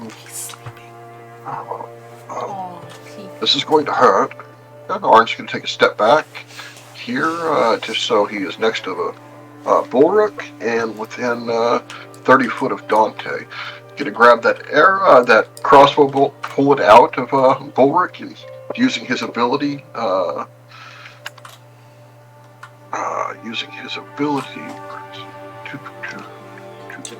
of preserve life, and he's going to heal both of them for 5 hit points. nice. That's awesome. Life clerics are best clerics. They really are. Well, trickery cleric's my favorite, but life cleric's a close second. Life Cleric's best healer, for sure. For sure. I mean, they don't call them life clerics for nothing. Got that staff coming up with the symbol of Lathander on it. By the light of dawn, follow the path, and everything will be fine. And let them be healed. Beautiful. So yeah, you both feel that warm, welcoming kiss of dawn's light on your skin. It feels like warm sun rays after a particularly chilly and stormy night. Very pleasant. Anything else, Arn? Once that healing is done, access 5, 10, There he goes. Mysteriously as he arrived. 20. And right here. Oh, against this wall here. Flanking with Toasty. Beautiful. Alright. Very nice. Dante, you have just sat your bum down on this chair here. Taking a nice, well-deserved resty rest. What are you doing? His nose. Snacking on Gallo I snacks. sat down. I sat down. I felt better, and I'm standing back up. Are you eating your good berry? No. No? You're saving it for a rainy day? Only because it takes an action. Oh, as you sit down, actually, Dante, real quick, as you're sitting at a table taking a quick breather, roll me a quick perception check, please. I do see yellow on the table. That's bread Oh. and cheese. That's bread. Lies! It's lies! No. That wasn't very good. Hey, But that's treasure to Toasty. 8. Turtles 8? love bread. Alright, so as you sit down, you're kind of looking at the table, taking a breather. You've taken some blows. You happen to notice inside that mug in front of you, there seems to be something inside of it, as it's right under your nose, so it's kind of hard to miss it. Booze. Is it like a liquid or is it a? You see there's dice inside of it. That makes sense. Dice games, they usually use cups. Yahtzee. Yahtzee! Does it take like an action for me to pick it up and just? I'll just let you as a Stick it in free my action. bag? You can grab Or- it. I'm not gonna make you take an action. I'm That's just your whole turn! Just gonna pick it up. Nice. Grab You the- touch the dice. That's the end of it. You gently caress them. Next turn, you can put them in your bag, and then the following turn, you can stand up. You have the dice. Touch the dice. Roll a wisdom save. They're cursed. I mean, Oh. He hasn't rolled them yet. I wouldn't put it past her, except Hey. it's early. Maybe a few sessions from now, yeah. Be careful. I like collectibles, so I'm just gonna pick them up with the cup and just pop it in my bag and just keep going. The bag of holding or your bag? Bag of holding, Okay. and then 1, 2, 3, 4. Can I stand here? Yeah, he's dead. Can I We're see dead. any of these goblins? You can see them. You can see these 4 probably from where you are. Yeah. Nice job. good try. Oh, whoops. Here, let me just here. Where did he Okay. go? Where is he? He's gone. Okay. You got a heckin' flip. He did a heck of. You can see these 4 here. These Rego Gabos. Oh. How do you guys turn them while you're holding? I used my mouse wheel. Oh yeah, I mouse use wheel to spin them? Yeah. Queuing Yeah, up. like you click hold it, and then spin your mouse wheel. Oh! I Or you accidentally can use turned Dusk Q and into a E. question I'm mark. dancing. How did I turn Dusk into a question mark? So I have a toggle on for that character that says hide face down. So when I'm flipped over, it turns into a question mark. That's so Mostly funny. because for stealth, it makes it easier sometimes. That's amazing. Oh, that's actually good. I That's love actually it. good. I like that. Oh, and then if you click the mouse wheel, it flips him upside down. Nice. The more you know. Alright, so what do you do? Or So you can Dante, you press moved up L. there? What are you doing? Message. I can see these goblins, right? Yeah. You seen them. Screw it. I'll do a chaos bolt Chaos Bolt! Right on that man right there. right on that man. Gotta get him. His fault. His fault. That was not very good. Might be enough. 12. Hit. 12 to hit? Yeah. That will miss, unfortunately. The Chaos Bolt sails past this man right here. Gobos are nimble. He nimbly bimbly dodges it. He may be stupid, but he am nimble. See these little feet? These little feet. See these little feet? These good for dodging. Little gobbo beans. Gobbo Pete's! They're probably terrifying. Yeah, they probably smell real bad too. They're probably cracked and have corns and hangnails and Hey. blisters and God knows what else. What else are you doing? So Dante, your Chaos Bolt unfortunately misses. So is that your turn? How tall is the ceiling here? It actually goes all this middle part here where it's like this middle part here where it's like it goes all the way up to the ceiling. How high is the ceiling? How high is the ceiling? Like 7 feet at max, and the top it's kind of shaped like an arc. Oh, so if Toasty was like normal Toasty, he'd be kind of ducking a little bit? Yeah. Okay. These are tunnels here. So me as a storm sorcerer, because I just cast a spell, I'm going to use my whatever it's called, Mingle with Wind, to go 10 feet back. To run away like a little weed. No, I'm just kidding. I don't blame you. You were very owie. That's very smart. Use your abilities. I'm just if I have the opportunity to take a joke, I will. So awesome. Good job. So you tried your Chaos Bolt, unfortunately missed, and you back away. Beautiful. Anything else from you? Nope. That's Huh? That's everything. Oh, that's somebody else was saying something. I'm sorry. Oh. Geek was. Geek, what'd you say? He said, nah, fam, I'm out. Not fam, I'm out. I thought you said, all right, fam, I gotta go. I'm like, what? Oh, no. In the heat of combat, Geek is departing. It's like that one meme, Geek's just like, psh, and then fades away.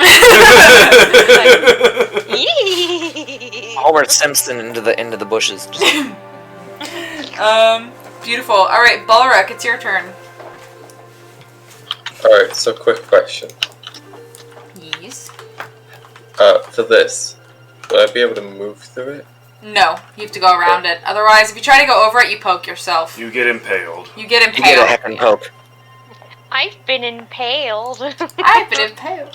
So I take my I'm in danger. 30 feet of movement. So I'm going to use my bonus action to reload my crossbow and my action to fire again.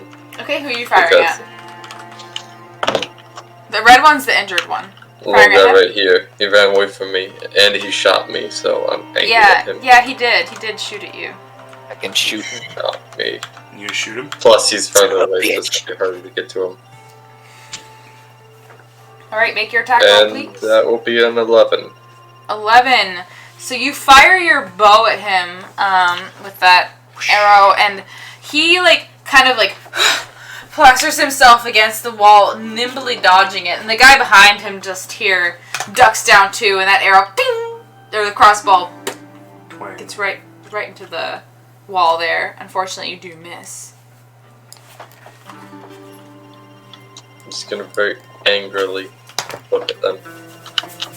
Oh man, I hope you don't die, And that'll be Bolric. the end of my turn. Bolric, I just want you to know, you are actively blocking the way here. We can move through him. The goblins. So they're all gonna come through him. Yeah. Because it is their turn. Fighter's gonna fight. Oh. Fighter's gonna fight. It is gobbo time! 5, 10. 5, 10, 15, 20. 2 gobbos on you, Balrog. And they are looking fierce. Much angry. They're both going to attack you with their Ooh, that guy got some spice to him. They both take out those scimitars and they get out of our home. And all you hear is guttural chattering. But Mo, you understand them. They say get the f out of here. And they both swipe at you with those scimitars.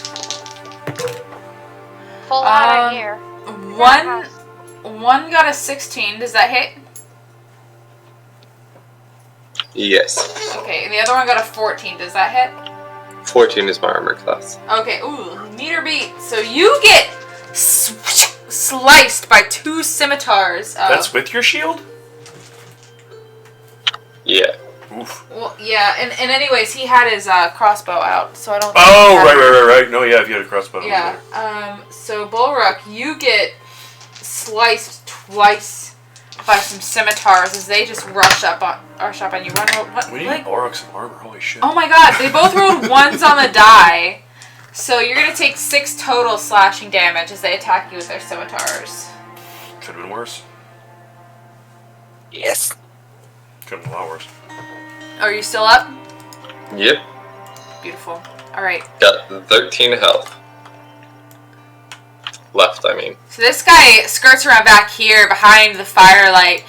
Its glow flickering off of his greenish skin as he glares at you, Balrog, his yellowy teeth glimmering in the firelight, his eyes shining maliciously as he draws his short bow and fires it at you.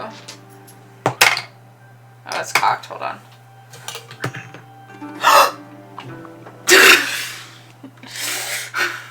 That was almost an R20. I saw the little squid as it was turning. I was like, oh no. So that is a 17 to hit. As he fires that short bow at you. Another freaking 1. So that's going to be another 3 piercing damage on you. As the off healer, and I'm sure as the main healer would attest, yay.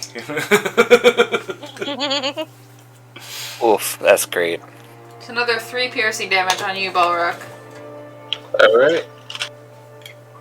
Are you dead? Nope, I'm still good. Nah, he's Just with- he's probably just still in with double half digits. health. Yeah, I'm at 10 health. So this guy's here. He also turns and sees Balrog taking up the lead here, and he is also going to fire at you. Oh. That's what you get for being at the choke point, you brave, brave soul. Oh my god. 26.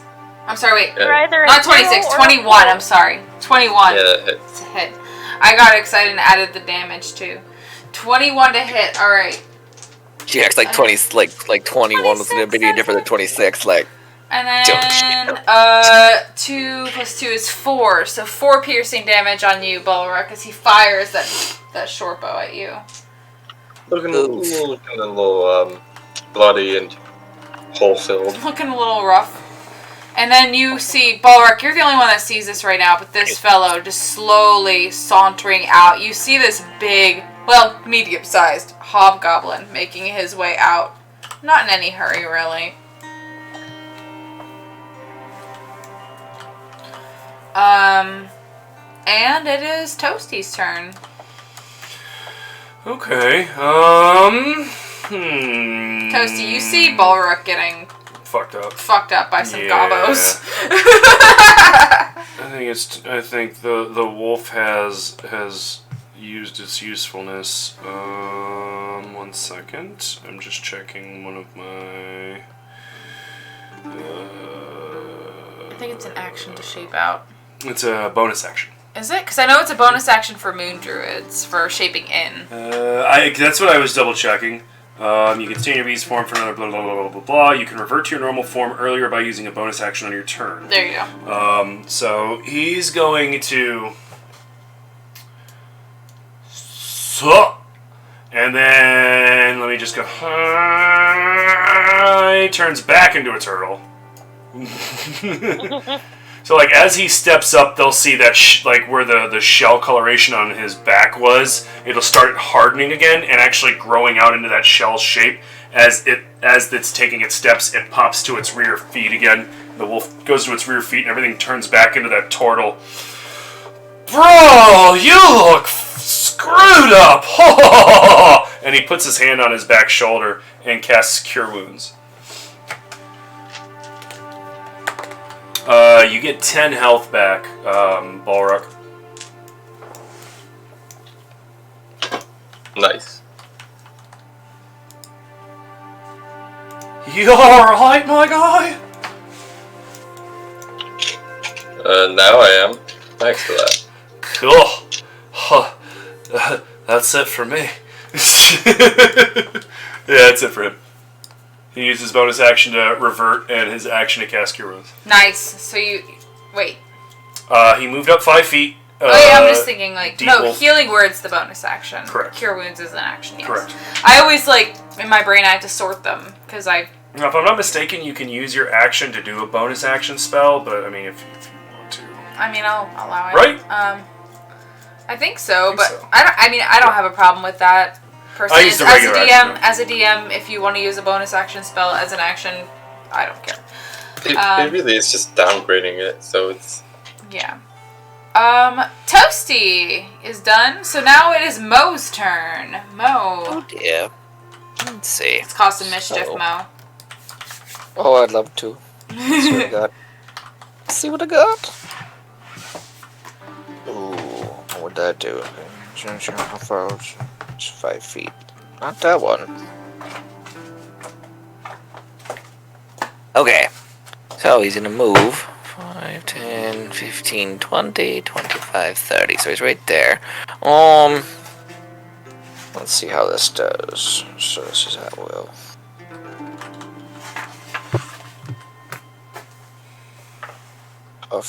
Yes. Okay. So it doesn't look like it shouldn't be able to hit him. He's gonna use his poison spray, because it can go within a 10-foot.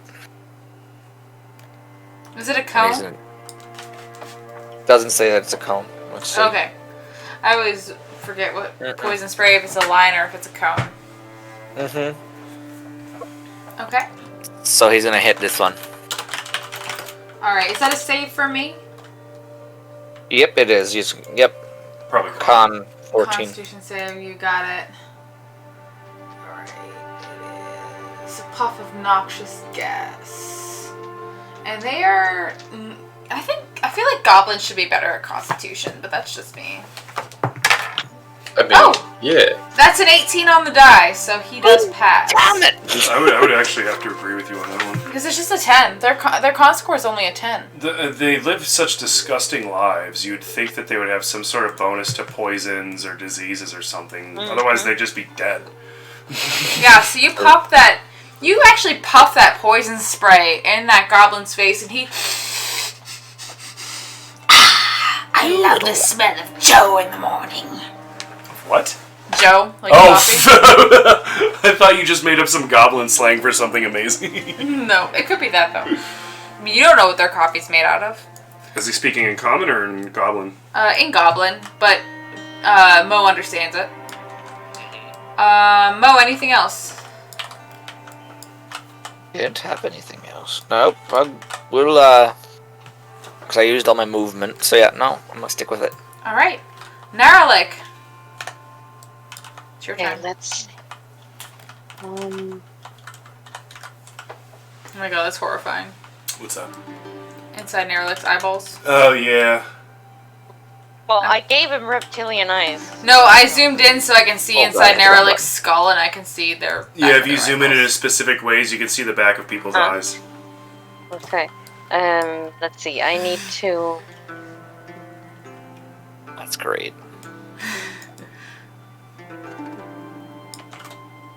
Ooh.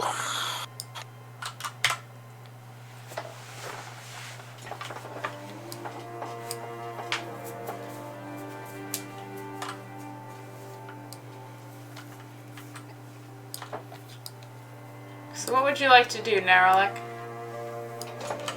Well, I do need to move. Okay. So, where was I? Was here. It's like part. Like,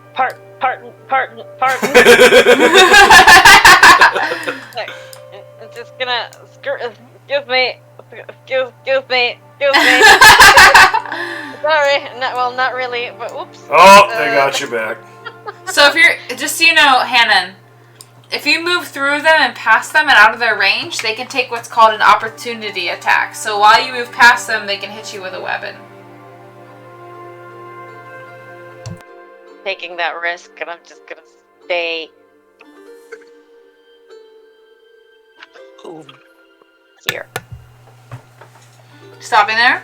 As Neralik's moving past me, can I use my reaction on Neralik? Sure. Yeah, absolutely. I'm gonna grab Neralik. Stay back here. You have no armor.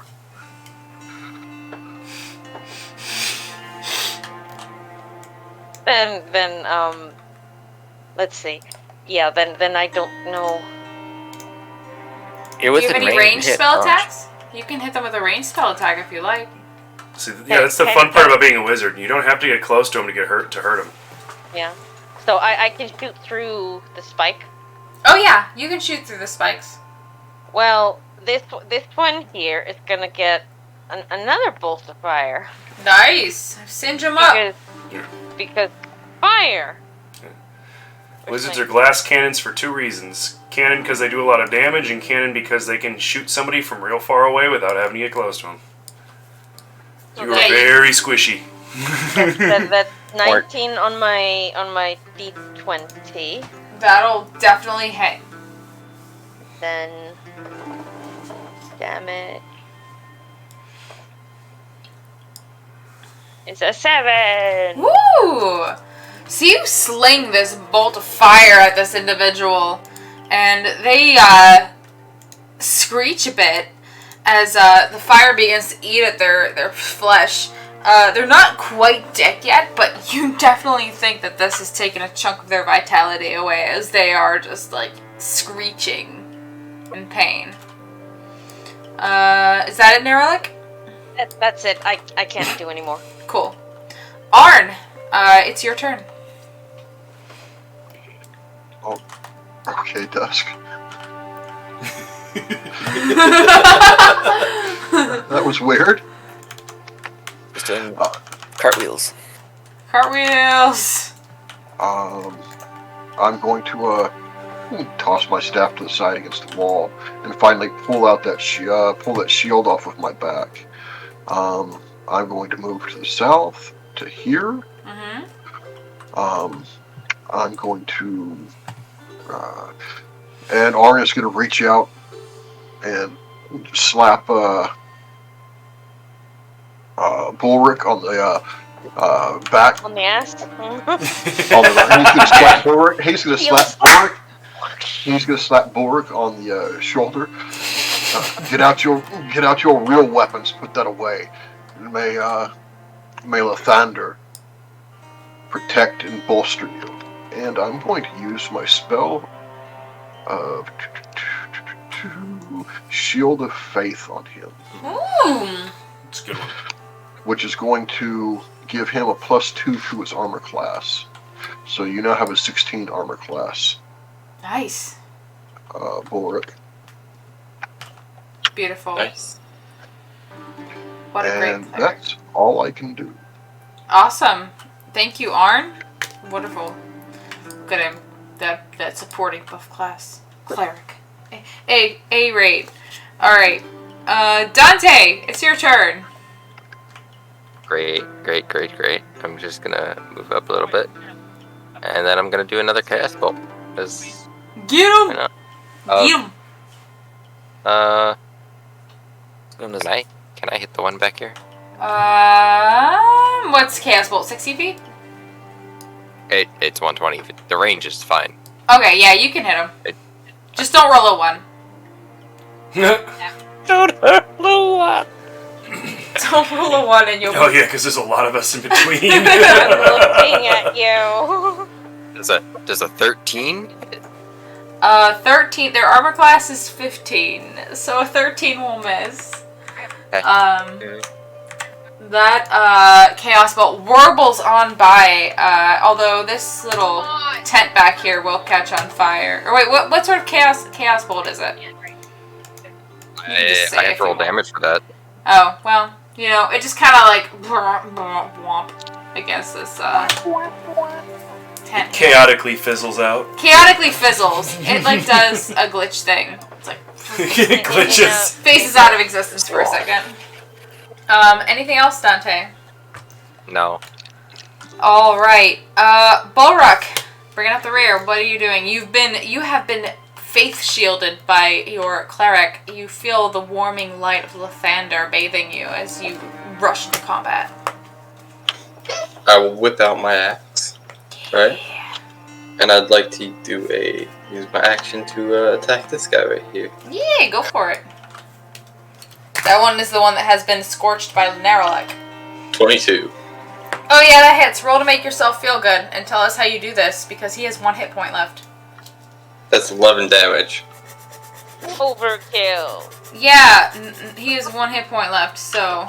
So You- just Yeah. slam the axe into his shoulder, and then drag it down, bring him to the ground.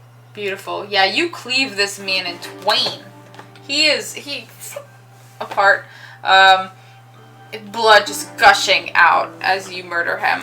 Anything else from you?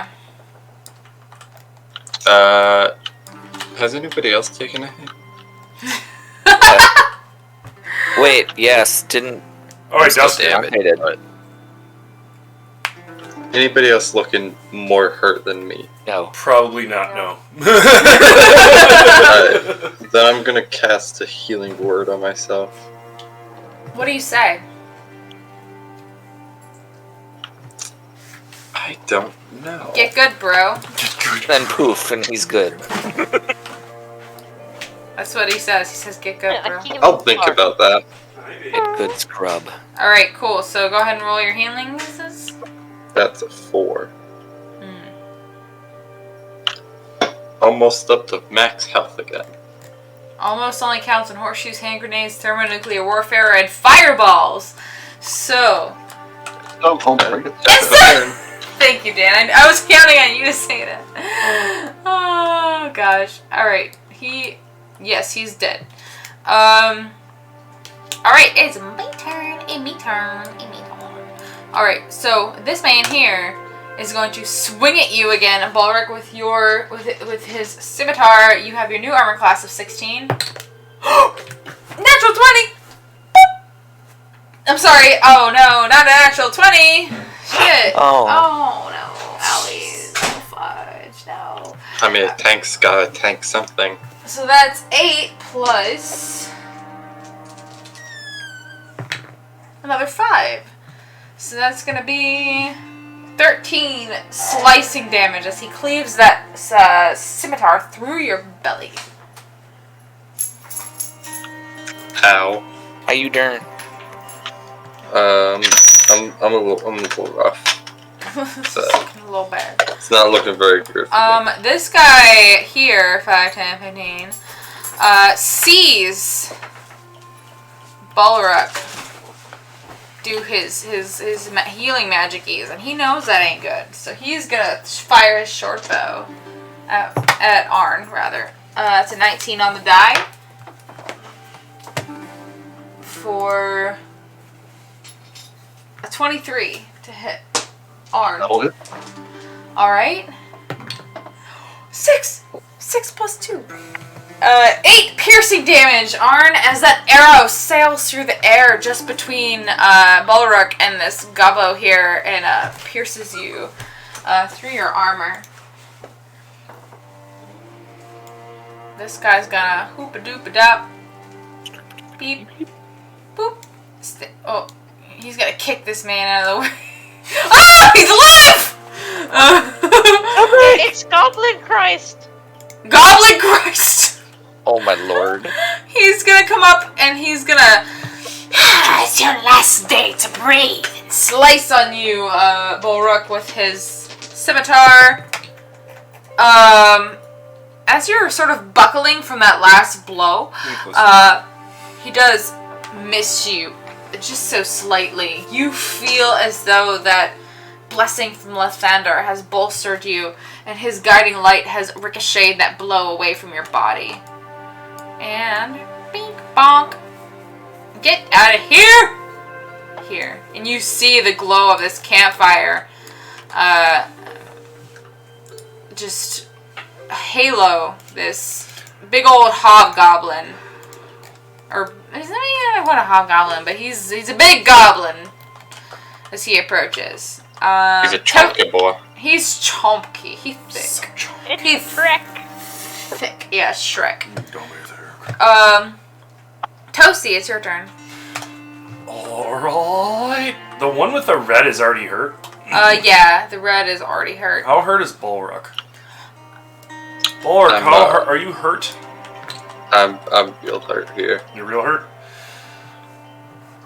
Alright, my dude. I will use use my last spell of the day to heal your allies some more.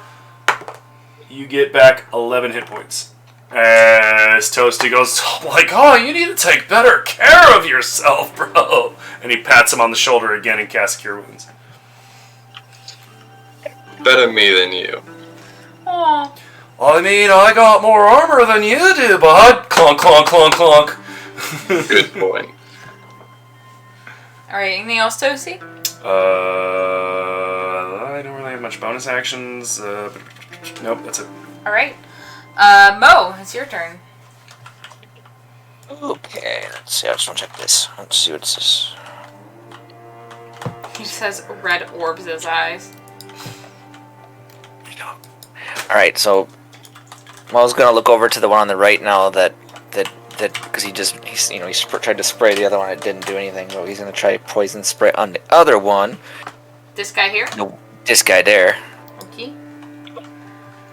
So that's a Constitution saving throw of 14. You got it, my guy. He fails. So it's got- choking on that poison spray. 5 damage. Alright. So you see that noxious poisonous fume unfurl into his nostrils, burning his nostril hairs. You hear and start choking on that poison spray. Anything else from you, Mo? So I mean, is that something that would incapacitate him? Does it say Like, that I mean, as the like it would spell? make him so that he's not gonna he's not gonna be able to, like, if I try to move because his move an action. Movement. You get your movement speed just as your movement speed. It doesn't count as an action. So I'm just thinking if I spray that as I'm going past him to like get over here. In the description of poison spray, it doesn't say anything about that. It doesn't say it incapacitates Just poison them. I'm just trying to think of if he'd be able to attack me when I sprayed him. Raw Like, he as a secondary. would. Raw or Rye, whatever, he would, but because I appreciate your what's the word I'm looking for? You trying to be creative, I will allow you to roll a dexterity save to try and move past him. And depending on what you roll, he may or may not be able to hit you.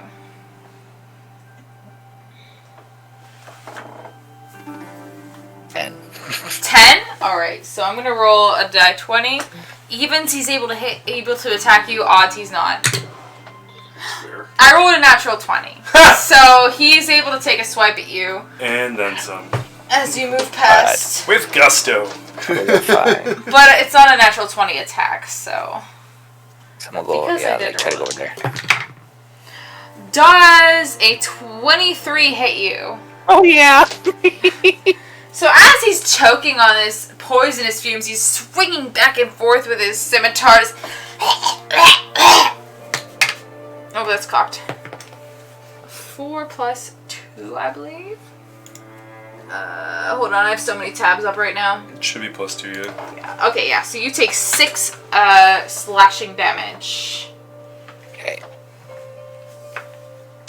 Oh god, I hit the button too many times. Go back. Okay. Got a owies. A Narrow leg. Oh, is that it for you, Mo? You Okay. get your action, your movement. That should be good, right? Mhm. Alright, Narrow leg, it is your turn.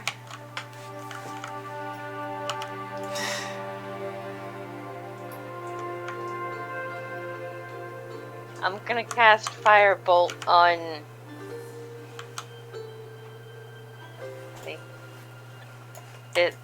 This asshole. Okay, he's very hurt, so you go ahead and make your roll. Okay, that's 17 to hit. Oh yeah! Woo! That'll hit alright. Roll your damage. Oh, well, 7. It would be a total of 22, of course. Oh, yeah, With the +5, but I have 1 damage. So. 1 damage. Alright, so he's burning. He's just barely recovered from that poison, and now he's getting burned. He looks like he's about to keel over dead. Very nice. Anything else, Naralik? No, I can't really. do anything else. Okay. Arn, it's your turn. If we survive this, we're going to have to talk about tactics later. Yeah. Agreed. Fair. Um, God just says yes. he's going to step forward and attack the goblin right here Okay. with his mace. Give him a good holy bonk. That's 12 on the die. So that brings us to... That's not a character. That brings us to a 17 to hit. Oh yeah, that'll hit. And that's 5, 6, 7, 8 points of damage. 8 points of damage. Alright. So you give a good bonk to this goblin. You hear bones crunch beneath the metal of your weapon as he staggers back. He was looking and feeling pretty good before, but after you deliver that devastating blow, he looked very damaged at this particular moment. Anything else, Arn? They were speaking earlier in common, at least some of them were, right? Mm-hmm. Yes.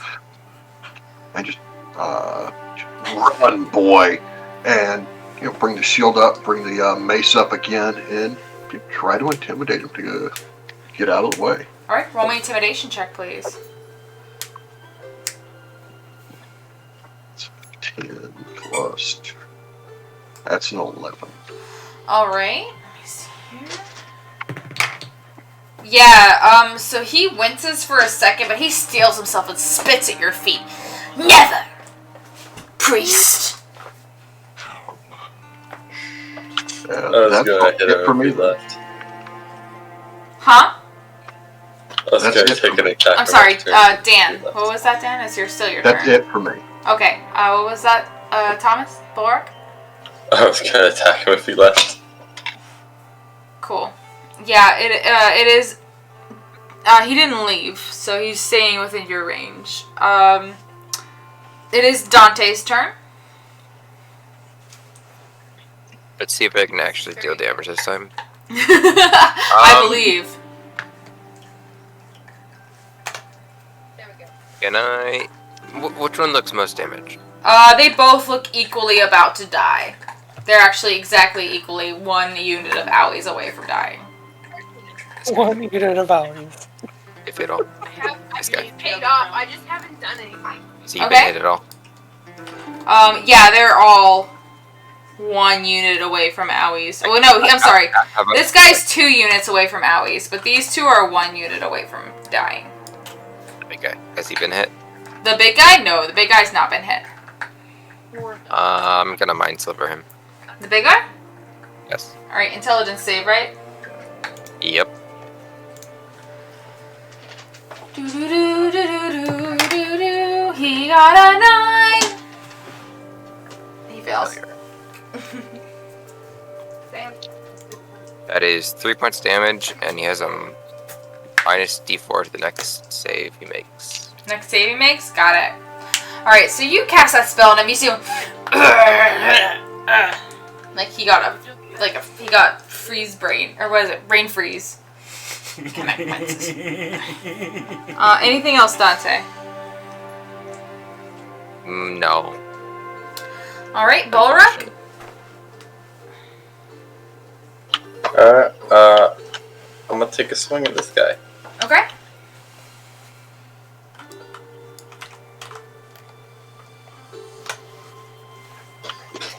That'll be a 7.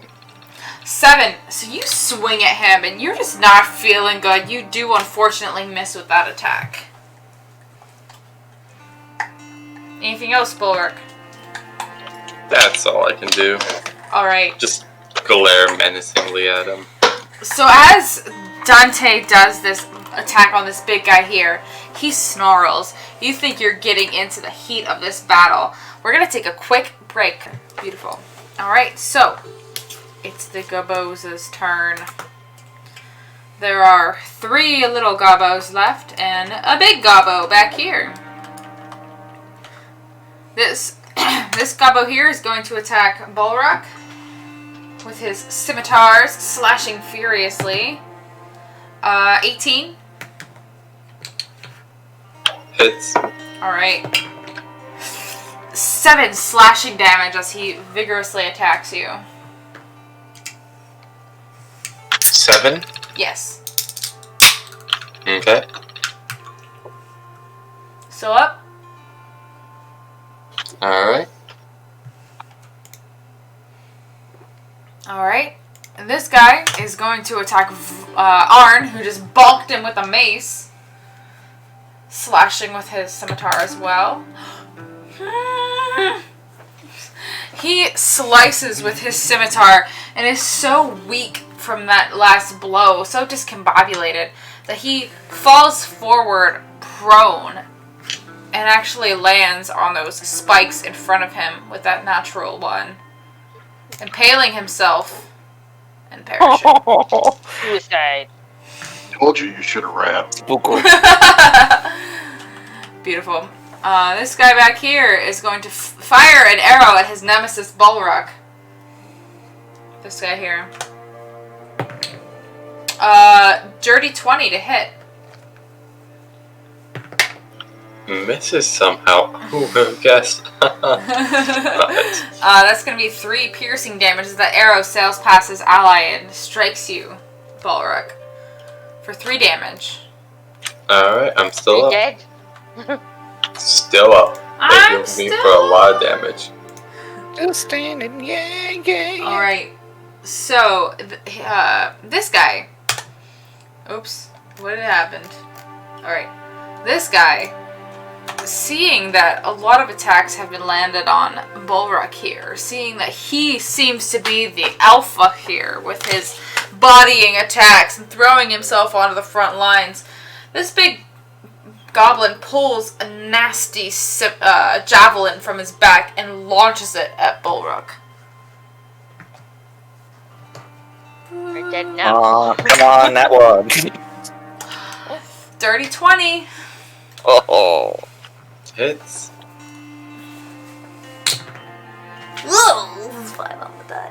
That is going to be 7 piercing damage as that javelin sails across the room and slams into Bulwark's shoulder. 1 HP. Wow. Just hanging on by a thread. Toasty, it is your turn. Well, Toasty's out of heals. So he He's can't. out of mana, you say. He can't help Bulwark anymore. So Toasty is going to take a swipe with his big old honking claws at Blue Gobbo. And probably misses. Does an 11 hit? 11 will miss, unfortunately.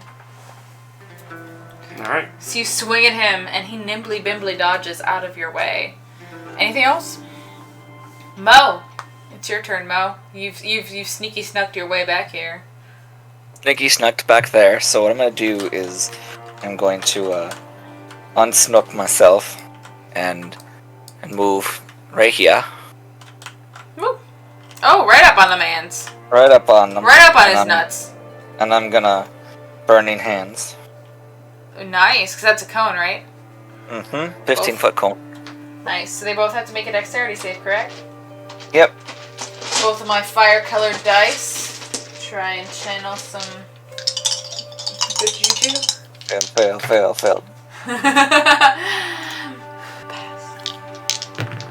X Oh! 14. Big guy got a dirty 20. Little guy got a 14. What's your DC? X 14. Meter beat, they both pass, so they both take half damage. Okay. Let's see. That was very brave, Mo. Very brave. Bravery points. 11. How would we do that? I do half rounded up, so they're both going to take 6 damage. Okay. So this guy, as you incinerate them, expelling fire from your very palms up at point blank range, this guy already looked really bad, but this fire is just too much for him, and he succumbs to it, keeling over dead. spitting and screaming and coughing. This Yeah, guy, he'll goof you up. this guy gets hit by those flames, just and roars in your face. But you could tell those flames did hurt him a good bit. Beautiful. Anything else, Mo? I'm trying to see if I can. I don't think I have. What can you do with bonus actions? There are some spells that you have with bonus actions, some actions, but most classes, especially spellcasters, don't have much you can do with bonus actions. Yeah. I didn't think I had anything I can really do because I wanted to drink something, but I don't have time. So, no, okay. All right. I'm done. Sounds good. All right, Naralik, it's your turn. Oops. Let's see. I do sort of want to move. Okay. Oh, wait, hey. When Dark One's Blessing, when you reduce a hostile creature to 0 HP, you gain a temporary 6 HP. There you go. There See, you go. you did. You reduced it to 0 hit points, so you get 6 temporary HPs. There you go. Yay. You see Mo become invigorated with that fiendish dark magic, just bolstering him. Oh, I need me some of that. Can you sneak on past here? Yeah, I'm. Oh, let me get on that. Oh, sorry about that. I'm sorry. Because I wanna go here. So you moved between these two pikes, right? Yeah. So you are going to take an attack of opportunity from this guy, Okay. just so you know. So Yeah. he's going to swipe on you with his scimitar, and you very nimbly just dodge past him as he swipes at you, as he rolls a 9 to hit. Very nimbly bibbly. All right, you Nimbly go ahead, bibbly. Naralik. I want to use Burning Hands as well. All right, so Burning Hands is 15 or 10 feet? 15. Okay, it works for me. In a Okay, cone. so you can hit him from here. And Dex 13 to save. So do I roll my... I rolled a save. Whenever it's a dexterity save or any sort of save, the person you're attacking rolls to see if they pass, and it's against your DC. I fail. Do I roll a d20 first? And No, you don't roll a d20 for these. I roll a d20 and I see if I pass. But my boss here failed. So You roll now 3d6. so now you roll Right, so your damage. Yes. roll here. Yeah, nice handing. Very nice.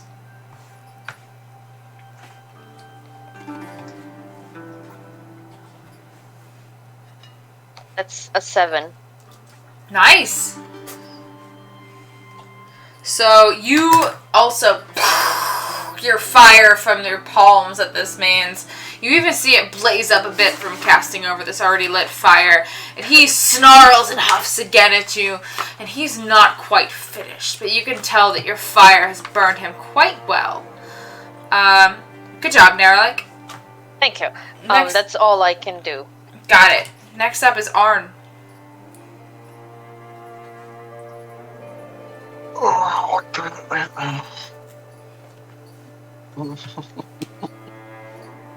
screw it. Lathander's light find you, and I'm casting Guiding Bolt on the boss. Nice. Nice. Go for That it. is going to be 7 plus 6 of diamond. That is a 21 to hit. 21 will hit. That is 4 die 6. Woo!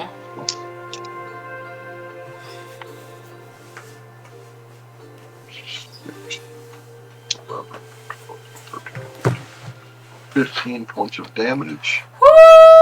And that is Woo-wee! all radiant.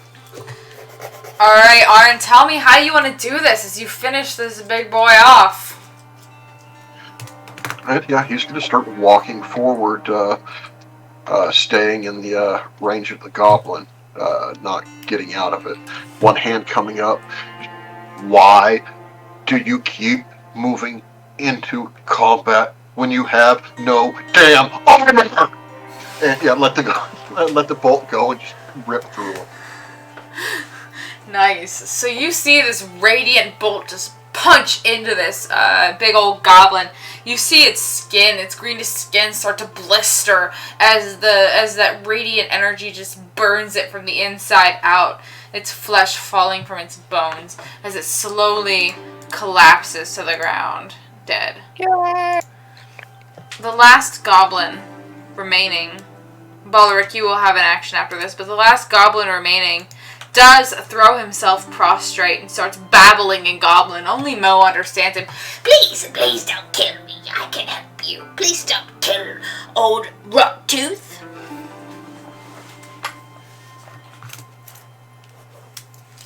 I don't believe in mercy. I'm not going to say a word to them. Alright, Bolruk, it is your turn. You do see this goblin groveling. Groveling is sort of a universal language, so it's up to you what you want to do. I pull out some rope, and I just, start tying him up as long as he doesn't, fight back. I'm proud of you, Bolruk. I thought for sure you were going to kill him. You chose mercy today. There you go. I'm very the day's proud. not over. Alright, so we are out of combat right now. We're out of initiative order. You guys have killed the goblins, you have killed the wolves, and you have killed the boss goblin. You have a goblin tied up in your I guess, control here. And yeah, what are you guys gonna do next? I'm casting Cure Wounds, my last spell for the day, on Balric. Mo wants to go on a mini adventure and see what's up there. That is 14 hit points to recover. Where the hobgoblin was. 14? Sure. Yes. You can do that. So since we're out of initiative order, Mo's gonna go up and explore the direction that the big gobbo came as he trips and falls. The direction that the big gobbo came from. I'm gonna end recording here on my end because we're out of combat. Okay. The rest of you, what are you doing while he heads up that way? So, first things first. I'm just gonna be like, hey, you get, like, common, is just To the goblin? Yeah, to the goblin, yeah. Yes, I speak common. Sorry, I'm not good at common. I pop one of the good berries in my mouth. So you want one? If you allow, yes, please.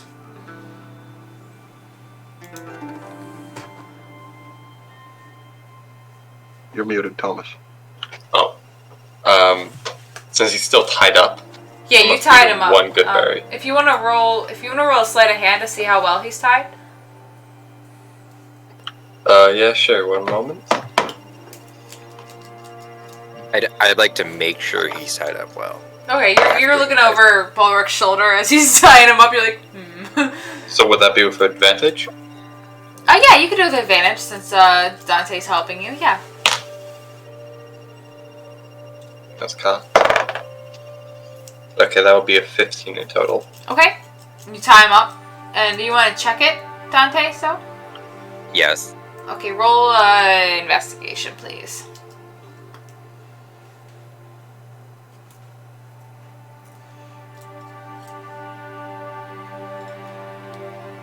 Dirty 20.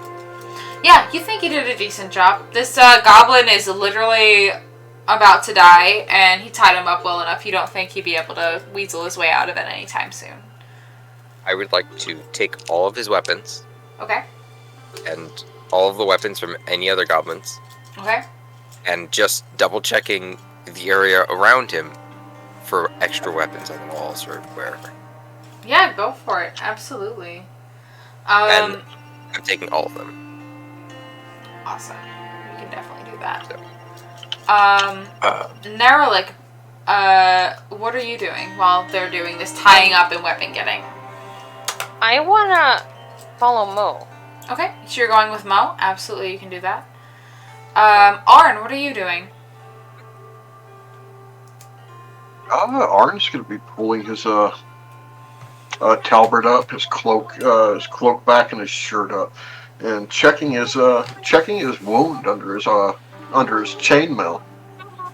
Yeah, absolutely. So as you pull up your chainmail and you're checking, the wound that you got, as they slashed at you with that weapon, it didn't quite pierce your skin because that chainmail staved off most of the damage, but it did bludgeon you under your chainmail pretty good. It was a pretty direct and precise bludgeoning.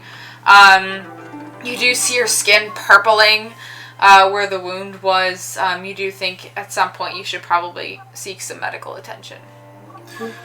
Pop a good berry.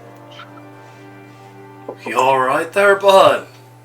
Well, I'm fine. I'm just wondering why that people that aren't wearing any armor keep trying to get into close combat with swords. I don't even know. I mean, I'm like 70% armor and I'm still not getting up in there. Here, bud. And he'll pat him on the shoulder and his shell will glow a little bit green as like this green energy kind of just spirals down his arm and goes onto Arn's shoulder and towards his wound as he uses Balm of the Summer Court, and he's going to burn one of those D6s to heal up Arn's bruises. Balm of the Summer Court! Arn gets... do I get to add my wisdom onto it, or is it just flat?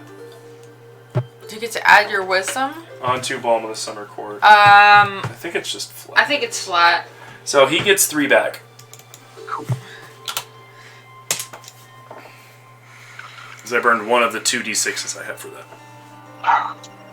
So... Break it, Toasty. Oh, of course, my dude. Dante, as you're picking up the weapons from these goblins, you pick up one of the sickles that are on one of these dead goblins, and as you lift it, it gleams interestingly in the firelight. You pick it up. Most of these kind of have like a bronzish orange glow to them as you pick it up, but this one, no matter how you shift it, when the light hits it, it gleams silver. Silvery white as the moon. It feels light in your hand. Is it magical? Yeah, it sure feels like, not a normal sickle. Great. It's not magical, it's just made of a special metal. It's shiny. So. 1 magical sickle. Okay. And how many extra weapons do I get from all this? So as you're going around picking up stuff, you pick up a few. I say you pick up 4 javelins from this guy. You also pick up. I'm sorry. His scimitar. His scimitar was the one that was the special one that you grabbed. A scimitar, not a sickle. Oh, scimitar, sickle. It was a sickle. I'm sorry. Special sickle off of this guy, as well as 4 extra javelins. You also grab regular scimitars off of the rest of these guys. So 1 regular scimitar off of the rest of these goblins. This one has a short bow. This one has a short bow. 2 short bows. And none of them were wearing armor. So you don't get any armor. As far as... You don't find any, coinage or anything on any of them. So, first things first, I'm going to be carrying the goblin around with me. And, can I go over here and take one of the take one of the, daggers from the goblins and, or scimitars, because I don't got axe and such, and just start skinning the wolves. Yeah, you can start skinning the wolves. Also, Toasty, make me a perception check, please. 23. So, as the light reflects off the special sickle that Dante picks up, it catches your eye and it calls to you.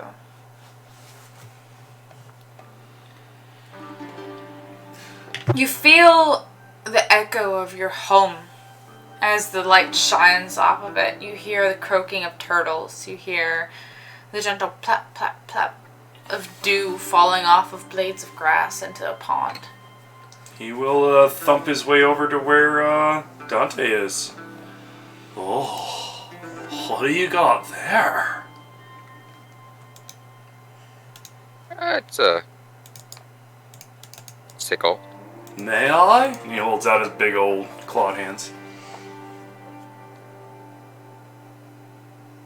How much? Does it seem cursed at all, potentially? Give me a How about vibe check with an arcana check, please. A vibe check, huh? Yeah. You summoned the House of Vibe. I believe that's 13. It doesn't seem cursed to you. You think if it was cursed, it would have affected you right away. I'll hand it to him. Oh, and he starts looking it over. This comes back from the old country. And he's looking at it, spinning it around and examining. Toasty, as you hold this sickle in your hand, it feels natural. It feels like an extension of yourself. Like I said, it has a silvery metal as its long, curved blade tapering off. Any light that hits it, no matter how warm it is, no matter where it comes from, it gives a gentle gleam of the moon as it reflects it. You feel bolstered and capable when you hold it, as though it was meant for you. Or someone like you. So it feels druidic. Yes. Oh, that's why you were calling to me. He says as he kind of turns it in his hand. This thing's imbued with nature magic. See? He taps it to his shell, and you probably see the runes light up on his shell, wouldn't he? Yeah. See? Well, Oh. He seems very happy.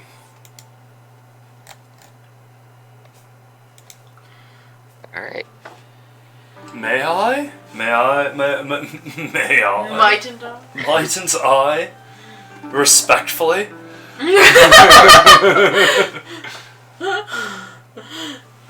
Alright. So back to Geek and I'm sorry, Mo and Naralik. I'm sorry, I'm gonna take you, Naralik, and over here. Okay. Oh no! Over here by you. So you two, I would say, arrive here at the same amount of time. I'm going to guide you and say this room back here, this room back in the lower left-hand corner, it's just a bed. If you'd like to go in there and search it, you can. Look at all those dice rolling in the corner. Yes, I'll do a look around. Go ahead and roll me an investigation check, please.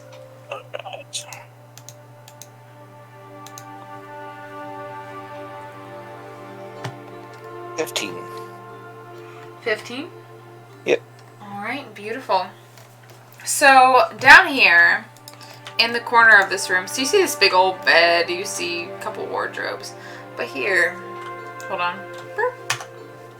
You find a weapon. It looks like a big old battle axe. I know in the map it looks like a warhammer, but it's a battle axe. And it looks beautifully made. It looks like whoever crafted it knew what they were doing. And who are you picking up, Mo, or is Nera picking it up? I'll pick it up.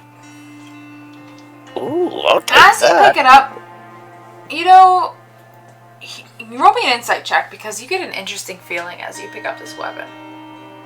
Right.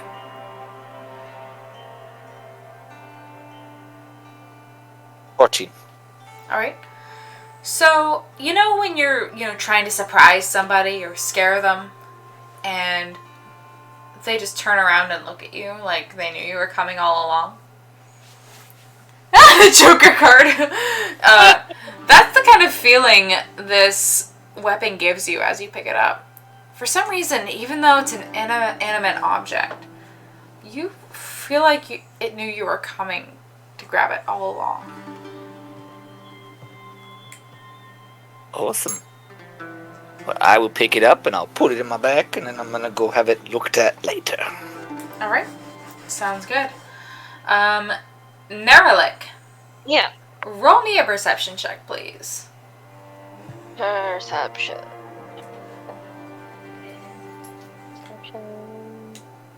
Roll.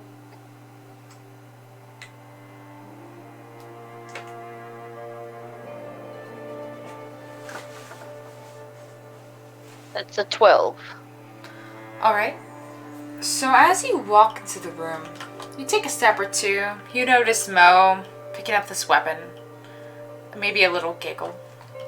As you take a step about here, you feel a hum come through the floor. The wrought stone reverberates up through your bones. As you feel the magic and you feel the weave move around you.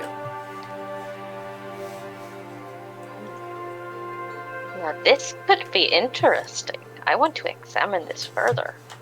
Okay. Roll me an Arcana check, please.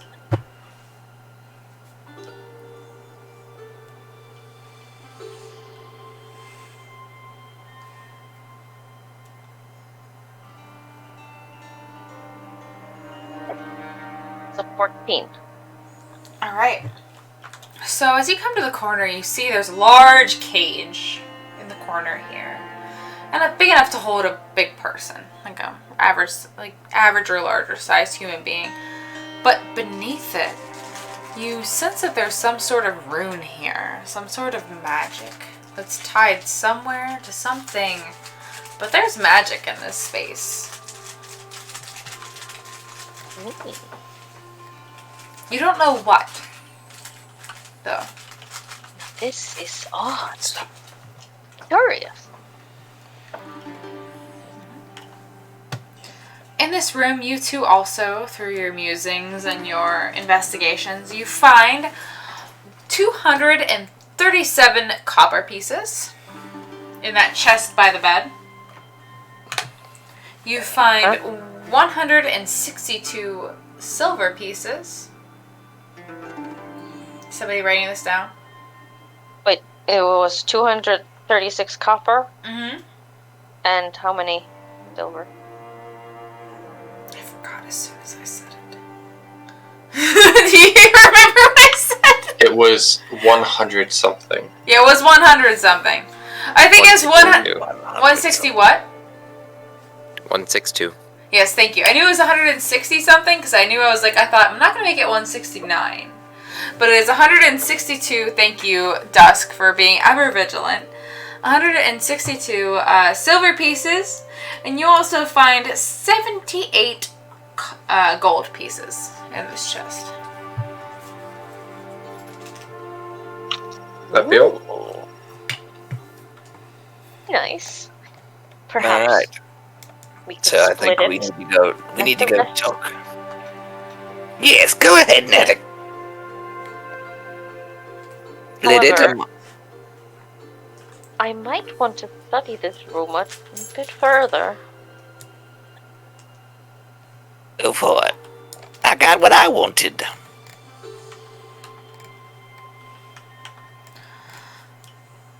I want to stay behind and study further.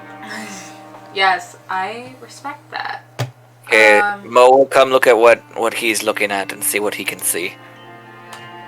See what you can see from what? Like, he'll come see what Nerelec's looking at and try to see if he can... Yeah, Help. roll me an Arcana check, please. Also, Dante, real quick, since you're the one kind of looting these bodies here, 22. roll me an investigation check, please. One last one. Mo got 22 on Arcana. 22 Arcana, got it. And then Dante, what'd you get on your investigation? That is a dirty 20. Nice. Very nice. So Dante, we'll start with you. Dante, as you're looking over these bodies and investigating this large gobbo, you see a ring on his finger.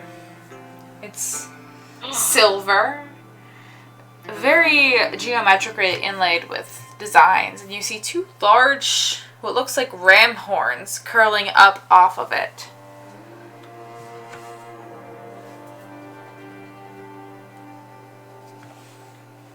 It's coming off his finger. They're coming off the Going ring. diagonal. It's coming off his finger and you're taking it? Okay. It's coming off his finger, going in the bag of holding. Nice. I'll look at it later. Beautiful. Alright. Mo, with that 22 Arcana check, so you've seen some pretty interesting runes. You've seen some magical things in your days, comings and goings and things. You think that this magical space, based on, you know, deductive reasoning and seeing this cage here, you think that this rune might be a place where people come and go. Well, come, but maybe not leave. Ooh. All right, so he'll relay that over to Nerlith. This is yes, this does seem to be people come and go from here. We much more going in, not as many coming out. Oh, almost like a warp or teleportation room, perhaps. Possibly. Interesting. I myself am going to avoid Summoning room. This is curious. However, I do feel it's not quite over yet. I would need more training before I'm going to attempt that.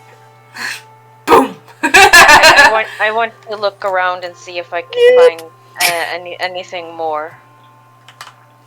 So, alright. There is one more thing to be found here. So everybody roll a die 20, please. If we're going to go ahead and take 20 and see what we can find as we look around. Dirty 20. Natural. Got an 8. 7. Okay. Who got the natural 20? I did. Beautiful. So you find... Hold on. I'm pulling it up here. Boop, boop, boop, boop, boop, boop, boop. An amulet. Ooh. Back, kept in a chest in the back room here in the dungeon. As you are all taking your time looking around, combing back and forth, in this chest back here, there isn't much. You find maybe 112 copper, 50 silver, but you find this amulet, and upon it you see the face of what seems to be a cat engraved into it. The amulet seems to be made out of some sort of dark grayish metal, maybe some sort of Damascus steel or something otherwise, with 2 emeralds inlaid into the eyes and the fangs carefully carved out. It has a heavy chain that it's hanging upon. And as you pick it up, it feels heavier than it should. Very interesting. Found something over here. Yep. Ooh, what you got? Show it off for Dante, Mo, and Nerlith. I love how both times when we're doing looting, I'm just off doing something completely unrelated. You're skinning Like, wolves. Yeah, skinning just 3 skinning fully wolves. grown wolves is gonna take a long time. So, Can I make a roll for it? make a survival check, please. Okay, I believe I actually do have proficiency with survival checks. Oh, your little guy, so cute. Look at him. I was cocked. 21. 21. Yeah, you are skinning these wolf skins beautifully. You're not missing anything. You are not marring up these pelts at all. It is going great. You're like, dang, I'm good at this. You're skinning these wolves. You're like, boy, I'm really glad I took that, class and I'm able to, harvest these pelts. Or I'm however also you... going to take its teeth. Yeah, I'm saying I'll say with over a 20, you're able to harvest 2 fangs per wolf, so you got 6 wolf fangs. So Arn, you show off this amulet. Anyone, Dante, Mo, and Nara, like, you're all spellcasters, right? Yep. Toasty, are you there I'll, too? I'll take a look. I'm sure he's hanging around where everybody else is at. Toasty, you too. Dante, Mo, and Nara, like, all of you make an Arcana check. Alright. Toasty, you make a nature check, please. I got a 16. 10. 16, 10, okay. 15. 15? What'd you get, Naralik? It's coming up. I got a 10. Okay. So, I'm sorry. 16 from Mo, Mo, yeah. 15 from Dante, 10 from Toasty, and 10 from Naralik. Yes. So the 2 10s, you definitely sense some magic coming from this, but from the 15 and the 16, you definitely sense some magical energy coming from this amulet. And with that 16, you can even hear the very faint, like the low, quiet caterwauling of many cats as you gaze upon this amulet. And that is where we're going to end it for tonight. Oh, man. Very good.